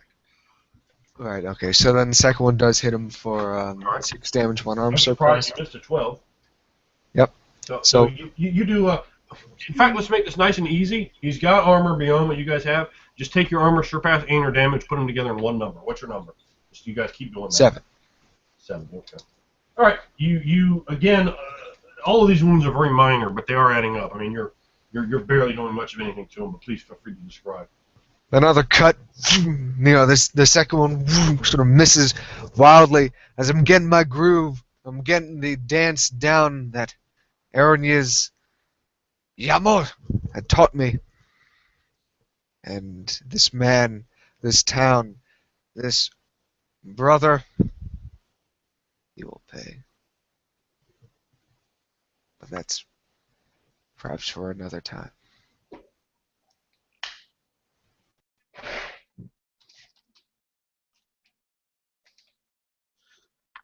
I come in to attack him as well, yelling, "Why won't you die?"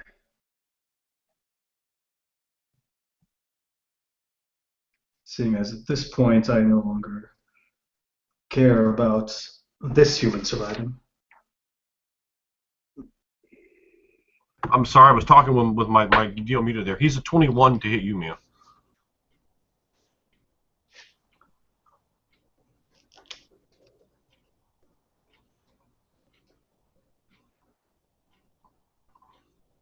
$15. Oh, well, he's going to hit you and boost. Very nice. You're going to take 6 points of damage.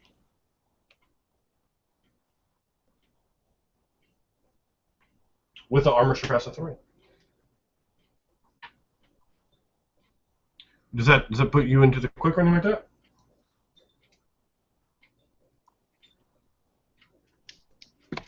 Do I take what was it 6? I took or 5? 6. 6 with the armor surpass of 3. You did boost one. Okay, yeah. Well, yeah. It's just yeah. I'm in the quick, so yeah. I'm way in the quick. Okay. Well, please feel free Let's to say describe let's. it to us. It was the first one that did deal 5, right? He only attacked you one time. He only has No, one no, no. attack. Last time. Uh-oh. Last time. Yeah. So yeah, it probably would've I'm been in the 5. quick. Yeah, I'm really in the quick. Good. I'm like at health gauge 2. Okay, well, describe that. Well, he sticks his blade in again into my stomach scene. This is it's the greatest target for him in that position, and he uses the curved blade to slice up nearly. In the beginning, moves to try to gut me, and that blood just surges for my as he is assaulted by before he can just turn the wicked blade, just showing my guts to the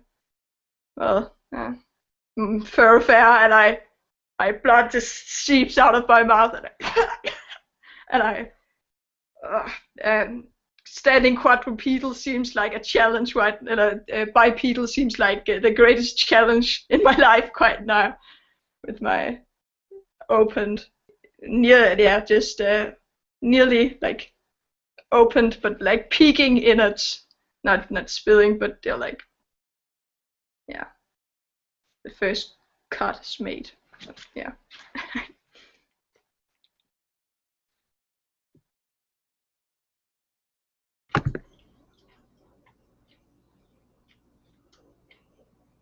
All right, George, you're up against a 7. Okay. How do I do that math? I got a 21. I'm going to roll and Well, witnessing this horror of Kuka being so severely damaged. you boosted twice on him. So what is your total number, including your all your damage and your armor surpass and those 2 boosts? 10. Not bad. Okay. You have driven him pretty low on his health gauge. He is in the quick, not all the way, but pretty bad off. So go ahead and describe that. Yeah, and as I'm attacking him, I yell, "You who have broken the laws of Pelgan, harming a fellow man!" And I bring in a cut. You're no man!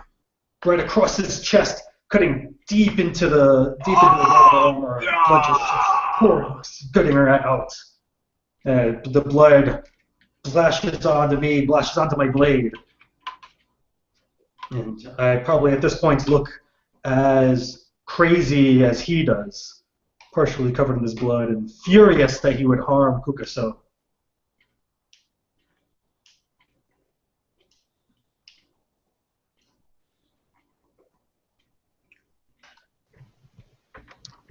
Is it me?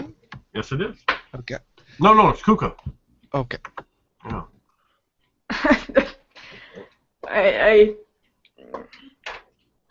I try to. I'm so. Yeah, I stagger backwards, trying to. Trying to. He's a 16. Oh well, yeah, trying to. No, because I'm not. I just I'm attacking, but yeah, I'm trying to stab him. Nearly just falling down to my to quadrupedal stand. Yeah, remember to add your penalties from being the quick end. I know. 7. No. Mm-mm.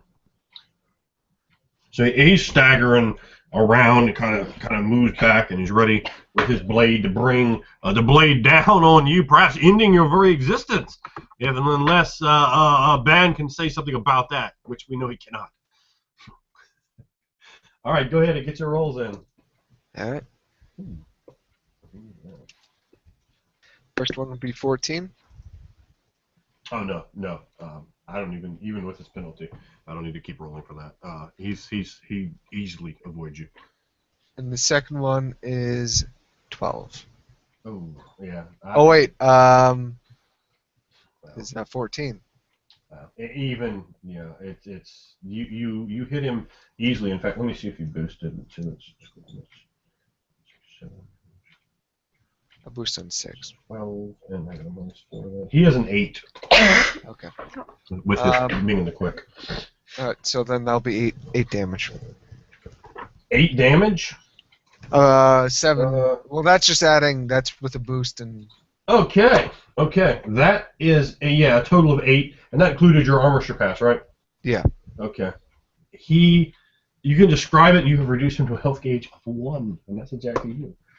All right. So as he's leaning back up, as he's getting ready to bring down the dagger on the collapsed Kuka, there's Ban almost leaping behind him, the thing, and the first cut misses, but then the second, an executioner's chop to the back of the neck, and it cleaves heavily down. You hear the expiring of his breath as it shoots out of his mouth, as well as blood sort of gurgling from his throat, as the blade cuts down from his neck, and then like I land from the cut, and then I drag it down along his spine, cutting heavily into his ribs, perhaps deep enough to carve up against his bone, and just ripping out parts of the leather armor, parts of the blood that sort of shoots out as I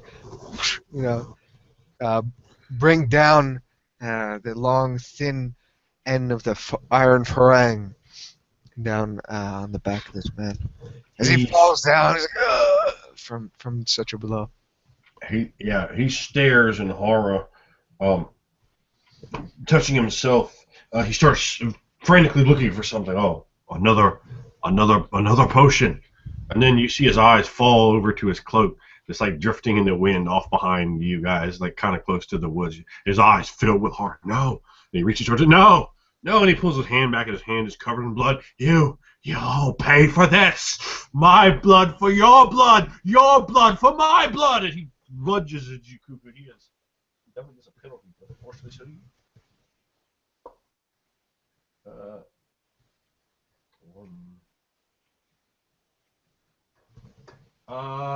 11. Oh, 10. No! No! Yes. Can't even do it, yeah. For you, I mean, it's 5-3. And down you go. No, No, you're not down. I'm at -3. Oh, okay, I thought you were down. Yeah. All right. Yeah, I'm down. He's like, no! And he looks at you as madness raging in his eyes. He grabs a hold of your pelt, the back of your neck, and takes his dagger and slams it deep into your gut. Once, twice, 3 times, digging, hooking with the curved blade, ripping at your innards. As you stagger forward, he slashes you across the face so hard that I knocked my microphone off. He does horrendous things as he looks over you, leering, hate filling his eyes, anger, vengeance, the desire to just desecrate you, and your blood falls onto the dusty trail as lightning plays across the black heavens, and the trees sway, and their scent, the scent of horse dung, the scent of the trail dirt, the scent of the fields, and a smell of something rotting all together fill your nose, and with so very much blood as you fall, hitting the ground hard in unconsciousness. And you, Atlas, I would have to give you a +1 to attack as your erotic love vision is desecrated in front of him, and you will have a bonus because you want to fuck that bear. Go ahead. Okay, yeah. And here I'm screaming inconsolably, incomprehensibly. Ah! He is, because of his penalty, he is basically at a 0. He's a 0. Okay, well then I'm at a 15 then, so that should be 2 boosts. That is 2 boosts. So that comes out to a total of 10, which will be enough. Actually, wait a minute. Yeah. 10? Oh, yeah, yes. He had fucking health gauge of 1. Yeah, he's. Please describe how you brutalize him. I charge right at him with my blade just going straight forward. It comes in contact with his armor, right his belly. For the briefest moment, it feels resistance, but then finds its way straight through as I put this blade straight through up to the pommel as it comes all the way back and severs his spine. And I just lift him ever so slightly off the ground. And I push him back, blade and all. And immediately start running towards Kuka. The dies! Give her the dies! Ignoring you, I actually go to take that scroll that was given to me by Brucian. Okay, hold on for one moment. This man has an advantage that you guys did not know about, called Dying Swing. And as you desecrate his flesh, his eyes flick from the fallen form of Kuka to his brother, Luke. He lunges, as you desecrate him, he lunges towards Luke and impales his dagger in the boy who takes no effort to defend himself, slashing it into him. You betray your own brothers! And he cuts Luke, and Luke falls, the pale boy bleeding, grasping at his stomach, the book held under his arm from his other brother, clatters to the dust of the trails. He looks down, his eyes wide. The man falls to his final death. At your hands, Atlas, the slaughterer of Kuka, the slaughterer of a young boy. And you see Kuka's blood all around her on the dirt trail. The lightning plays above and the thunder booms. The trees sway, taunting you as you rush to her form. More blood comes. Soon she will expire if she has not already. Or perhaps Luke has. Or will he? Who will you choose? Who will you go to? What will you do, hero? I do my best to try and split the difference. I go to Kuka. But was it 2 scrolls that he gave me? Is that how it was? Yeah. You have 2 different scrolls, yes. Yeah, I toss one, over towards Bond, towards Luke, but not even looking, so God knows how great that accuracy was. Yes. And I take the other one, immediately opening it to read what's inside. You do have the clergy advantage of Pelgan, yes? I have no clergy advantage. Oh, unfortunate. All right, so as you attempt to do this, you find nothing happens. So you toss the scroll, and, it fumbles onto the ground, the mud. I pick it up, and I just look at it, and the runes and the writing slowly shimmers a bit as I can see. Oh, yes, Lamore Farang has granted me the sight. Yes, you can see it. So I see you sort of fumbling with your words. And Atlas, well, what you see is a scroll that has a bunch of... It's like you're fucking incredibly drunk. It's just like words are moving around and rearranging themselves on the page. You're like, wait, what? Bond, this is gibberish. Yes. I don't know what to do. I don't know what to do. Move aside and watch the glory that is Lamore Farang. I start reciting. Yeah, please, you recite. Sort of awkwardly reciting because I'm totally not used to doing any sort of anything like this. Clerical scroll of Lathander, of glorious Lathander. But I'm like sort of awkwardly holding it. That I've dropped the Farang down at my feet. The lightning booms up in the skies as I'm like sort of awkwardly pronunciating each word that is on this, and the light from as I'm sort of reading each light of each of the little characters begins to glow and emanate this brighter and brighter glow of light, and that sort of shines down upon Kuka's probably dead and bleeding form with this sort of cool blue yellowish golden light to it. Yeah, well, feel free to describe how the glory of the Thunder resuscitates her to life itself. That's right. And there's this warmth, like a blanket, it wraps around you, Kuka. You feel air being sucked into your nostrils. Your eyes slowly widen and open. First thing you see is Atlas on his knees by you, blubbering like the fool that he is. But he's there. He's probably the first one you see when you open your eyes. There's this gentle sort of shimmer around your silhouette that's fading away as you could see some of the blood, some of the bruises, some of the cuts from your stomach perhaps. You could feel the intestines begin to slowly reel itself back in. The skin knits together.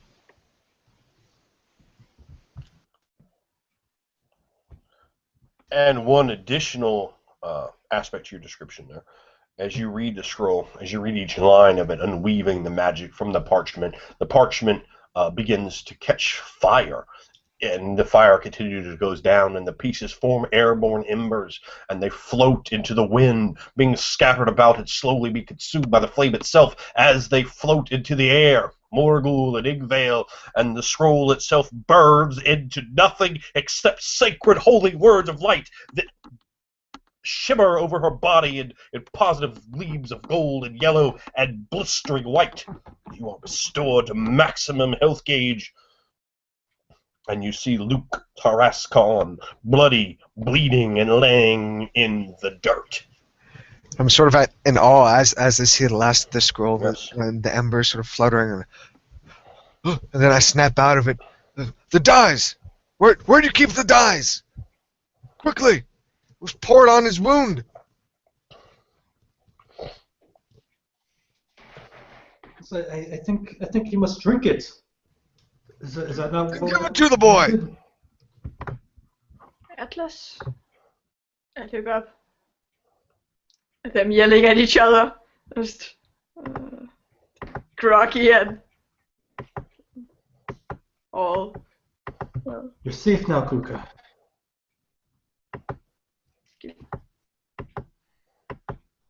She's what? Oh. That's when I really see the effects taking place at this large cat, and it is beginning to turn its head up, its eyes open. Oh, and I'm just looking down at you like, oh. Bit of an awe cat. Luke. Look at him bleeding, seeing all my own blood like all around me in a puddle, just like my eyes widen in fear, and I try to.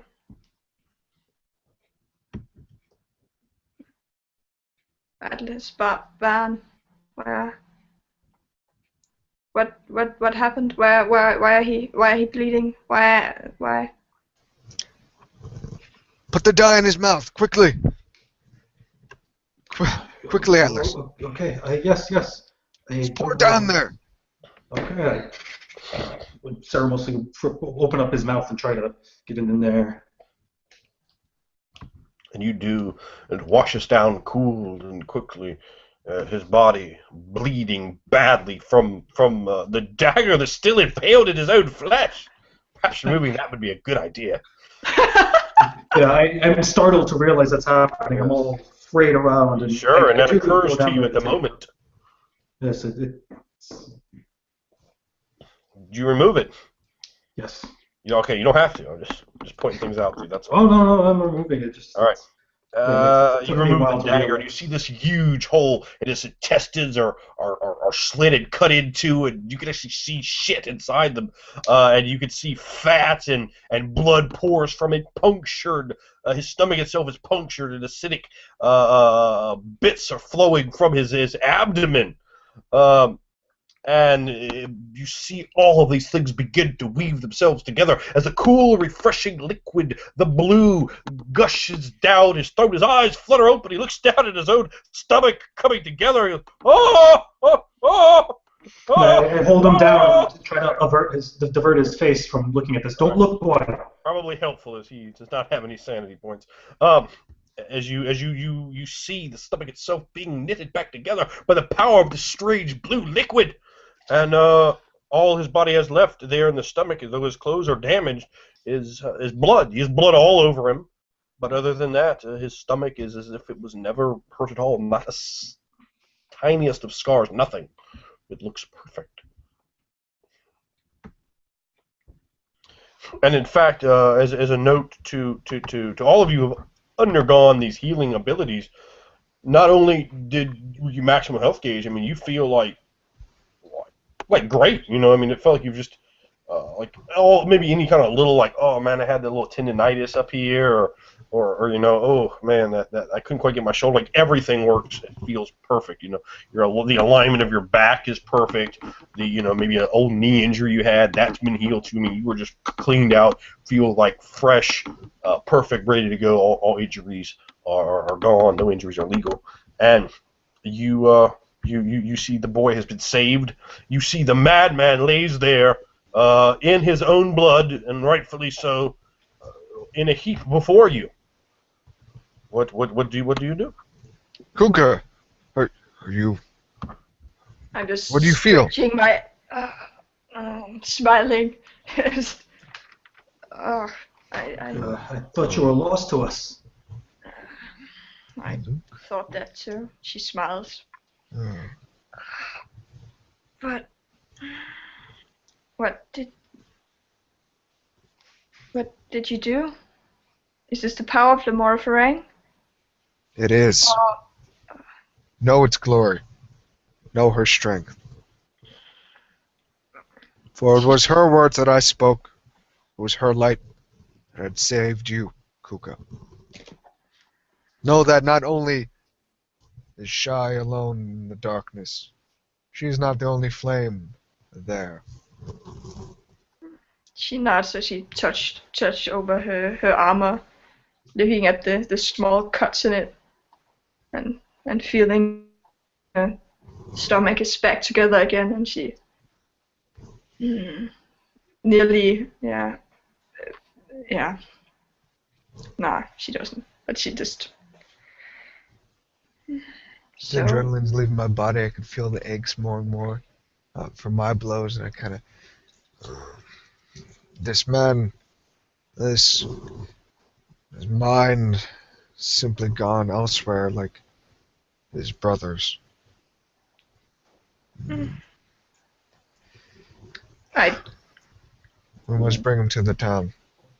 This is the man to be paid for the crimes that have been done. walk over to him, and I stand up bipedal, try to see if I can drag him. I don't want to lift him because fuck him. I'm going to drag him. What part of his body did you drag him by? His feet. You grab his feet? Yeah. Well, sure. Much like the ghouls before you, you grab him by the feet and begin to drag him. You see his cloak blowing in the wind. We need the cloak. Yeah, I'll go over to the cloak and just sort of casually pick it up. All right. Where's the blade? There it is. Get the blade. Yeah, the blade's easy to find. It was like laying beside. Go ahead and roll a perception touch of perception touch enlightenment 9? 8. Let's go with 8. Well, I rolled a 9. Well, either way, then you made it. Yeah. So you, as you're holding, you're just kind of walking back up. In fact, you're still on the main thoroughfare. You're just past the cobblestone part onto the dirt, leading out towards the plantation and other things. I mean, there's other houses and so forth around here. You guys were the cove of trees basically prevents anyone, like those guys might have even seen what was happening, but there's that cove of trees in the way. Of course, Gene was obviously very savvy as to the streetwise of his location. So, Ben, as you're walking back, you're just holding the cloak, and you get about halfway there. You can see the cemetery and the church and the constables, and you're just holding it, and it like hits against you, and you feel something kind of heavy inside of the cloak. I'll stop for a moment. So start unwrapping a bit and trying to get what that is. All right. You see another one of those. The same. It looks exactly like what you just expended. One of these strange drinks. Mm. And you saw him take one. So you can do whatever you like. But you see. I found another one of the dyes on this man's cloak. I'll keep this close to my person. As you will remember, he seemed to freak out after he realized he threw his cloak. Mm-hmm. Yeah, so I mean that's a nice item for you to gain. But I'll keep it close to. Sure. That's a good idea, isn't it? So as you're dragging him back, he's wearing gloves, and he has this studded leather jerkin, which is pretty fucked up at this point, and he has lots of fucking cut marks all over him and lots of blood. Like there's you're just digging it through the muck here and just leaving a trail of blood behind him for some long ways. And Luke he looks even more fucked up and shell shocked than before. The massive abuse the poor boy's been put through, having his own brother murdered brutally in front of him, and then his brother tries to murder him, and he has to look down and see his guts and intestines and so forth. Good luck with ever getting this boy right. So, as the lot of you walk back up towards, you're going towards the constables, I take it? Yeah. Yep. Very well. So you arrive there. He opens up the door and looks out. Oh, what is this before me? The killer. Throw the cloak and the dagger down at his feet, all dramatically. Gene still lived. Or did you find him at the plantation? I look at the lot of you, and I know that there was combat in the air. Is this true? Yes. Seems so. So you brought this violence and annihilation to his carcass. Not after he had drank a strange juice, a dye. It sewed himself back up. He looks very confused, not understanding. Whatever that means. This is he. I see him now, yes. The dagger of a rich man. The cloak, the hood. I see it all. See. And Gene is a pretty big guy. He's not as big as Mordu, though. Like, you can definitely see, okay, with the hood kind of, and then the cloak is like a mantle cloak. So he's not as big or as tall as Mordu. But in darkness, things blend together. This guy's maybe like 6'2", and Mordu's like 6'5", and this guy's like maybe 220, and Mordu's probably 265. Constable, I must ask. What? What would you ask now? He looks. I mean, it's becoming more and more like too much. Just 3 months from now, this guy's out here murdering people. This man, he had said there was another brother, not just Luke. Marcel is dead. He just died 3 weeks ago or so. I see. And yet, Jean was said to be dead as well. Well, I guess Brucian must have made a mistake. He said it was like a carnal house there, in that slaughter laboratory, that plantation of carnage. Where is the brother interred? He just turns around and looks into the cemetery.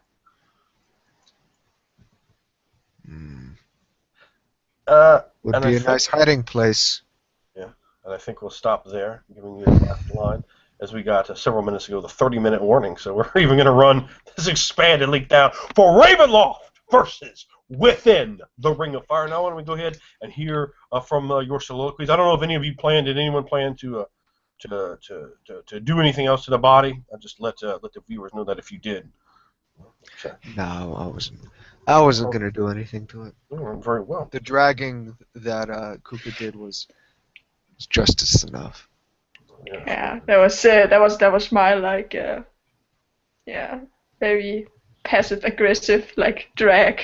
Oh, very very much so. Well, I guess we don't have any theme music at the moment, but if whichever one of you would like to start your soliloquy, please, as the lights go down and the stage lights come up, illuminating as everything else in time and space stops, except for you, and we peer into the drink that is your mind, and know that essence thoroughly. This man, he was broken, driven mad by something. His brother, his younger boy, broken more so. This one was much older. Perhaps he withstood that which had struck out at his mind. This entire place strikes at your mind, whether it be cannibals or even in dreams.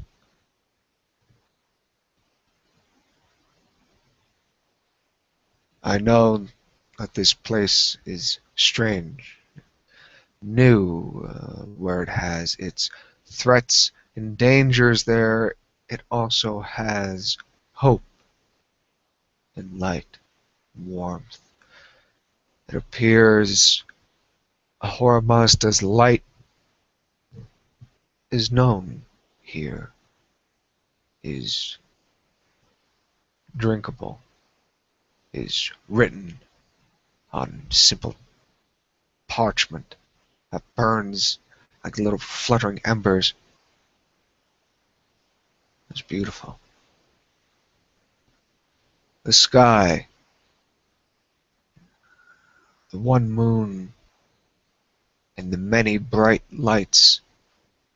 Perhaps those bright lights were all each a part of Ahura Mazda, even in night. It was there. His power surely has grown. Yes. Yes, that must be it. This madman spoke truth, I fear. Truth of what he knows, what had broken him. Though it delights me to see vengeance and justice had been done, still, there is one more thing left to do. I look up at the clouds. Flash of lightning. Lamar Farang, know that I am here. I have risen again in your flame, in your light, in your burning cold. I'll see to it that the inequality here in these lands are set right. An eye for an eye, blood for blood. Vengeance will be achieved here this day.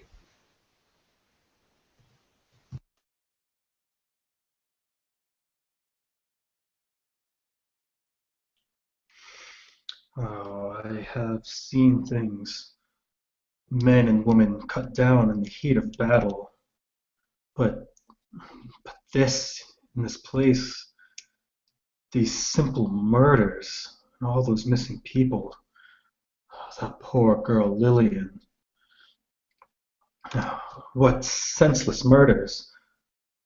There are rules, and this man, Jean, has broken them. One of the gravest sins against Pelgin. Oh, Mordu, I do apologize. You do seem the obvious scapegoat in dire situations as this. And I'm no longer hopeful that this boy Luke will ever be right again. Not after so many assaults on his psyche. And somehow, I am okay. After being cut down to nearly an inch of my life, nearly cannibalized. No proper fates of the sapiens. Pelgin, I've seen to your justice. I've sent this man to the land of the dead. And I hope you can forgive me my other sins. For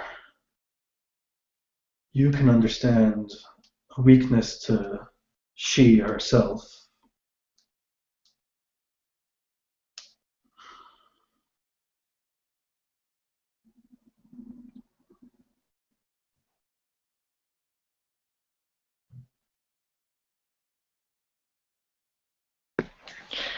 Um, she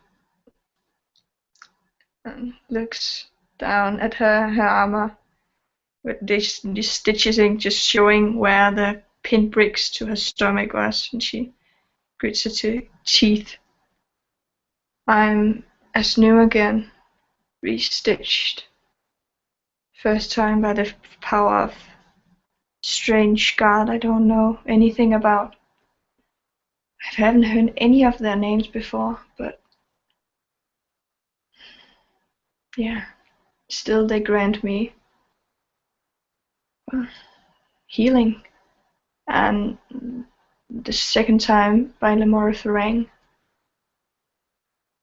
the torchbearer, who seems to have so much in common with she.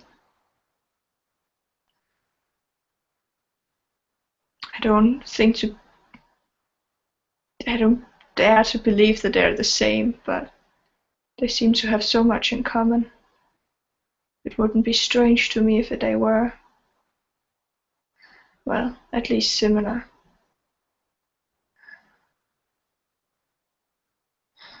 I'm glad Luke is up again. I'm glad I'm up again. This place is strange. Folks being being stitched together. I can't still believe that that anyone could wield this power, still be as humble as Ban or the shaman.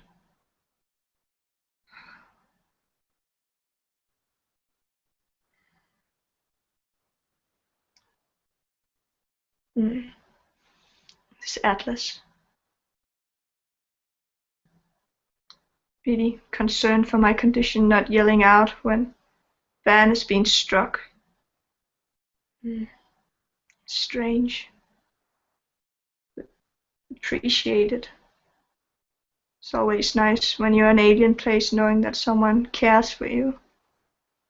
When you can't see the faces of your fellow Nigali or Shian even. And it's nice knowing that humans have your back. Really strange.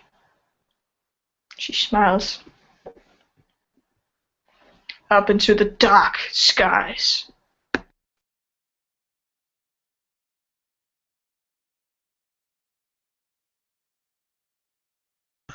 I don't understand why I'm put in a cage like a common animal.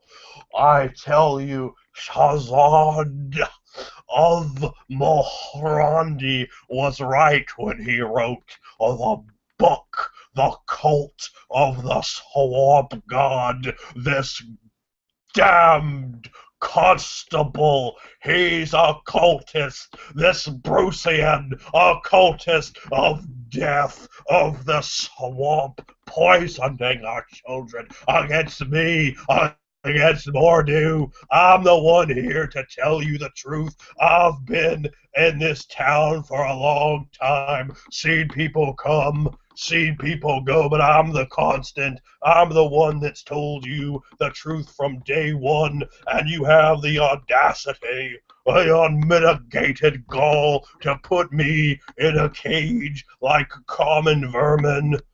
This is disgusting.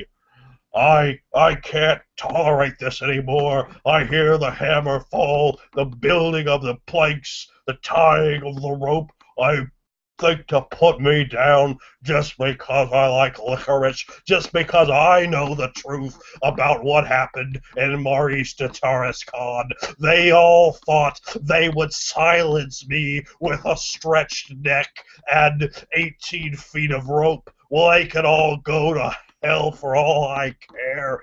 Oh, you're a bunch of idiots and cowards. Oh, I can't believe the town turned its back on me. And just then, yeah. Well, I apologize, Morty. It seems we were incorrect, and you're free to go.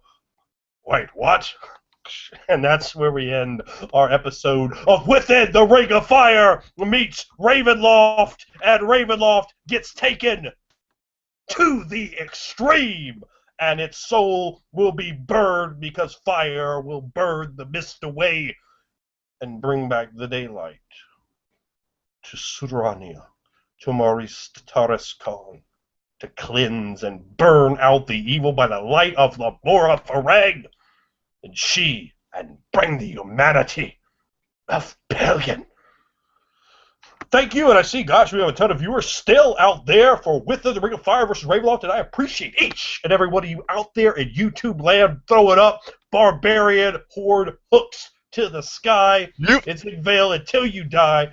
Make sure if you haven't, and I know so many of you out there have, picked up Within the Ring of Fire, and a big barbarian welcome, a warm heart to each and every one of you supporting Rashura and the RPG revolution that she so loves. Embrace it. Embrace the literature. Embrace the revolution. Say no to conformity, a stagnant mentality of broken, booty-ass gaming. Play not the trash. Play the burning flame that will heat your soul and ignite your creativity. Pick up Within the Ring of Fire. Hit me up, Anderwood, on Facebook. Send a friend request, and you get the PDF package, every PDF that will ever be put out for Within the Ring of Fire for only $75. Best deal in RPGs today.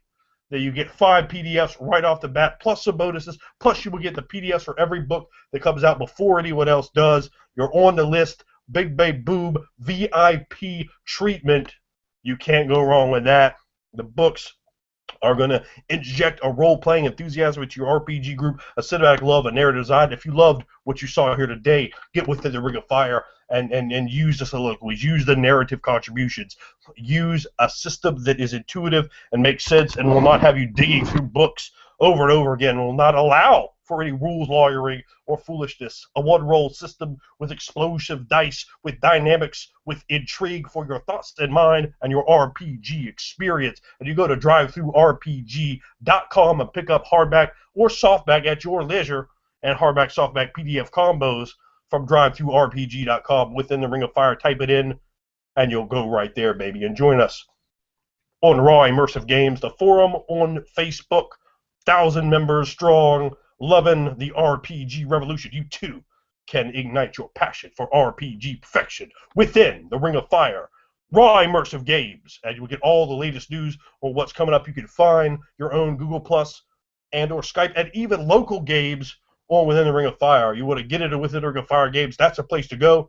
Make yourself known, post, comment, like, get involved in the discussions there, and we have discussions popping off all the time. Tell us what you like, your favorite divinities, your favorite species, your favorite advantages, the Scion bloodlines that you like, and shit that you want to see. Because trust me, I read that stuff, and I have a lot of books coming out. Here Be Dragons coming out next, Menagerie coming out, as well as some others that I don't want to tip the hat to just now, but you can know those two are well in the works and coming to RPG players near you. So join us there, and again, thank you to everybody who's watched. Thank you to the big group of people who are still sitting here watching me run my mouth and plug away shamelessly as your RPG barbarian lord will do. Thank you all, everybody out there. I love you all. I love all you guys. Thank you for watching. I look forward to reading your comments now and in the future. And big thanks, big ups, big hooks in the sky. Till I die, Barbarian Horde, live your life barbariously, and until next time, I am, as now and always, your main man.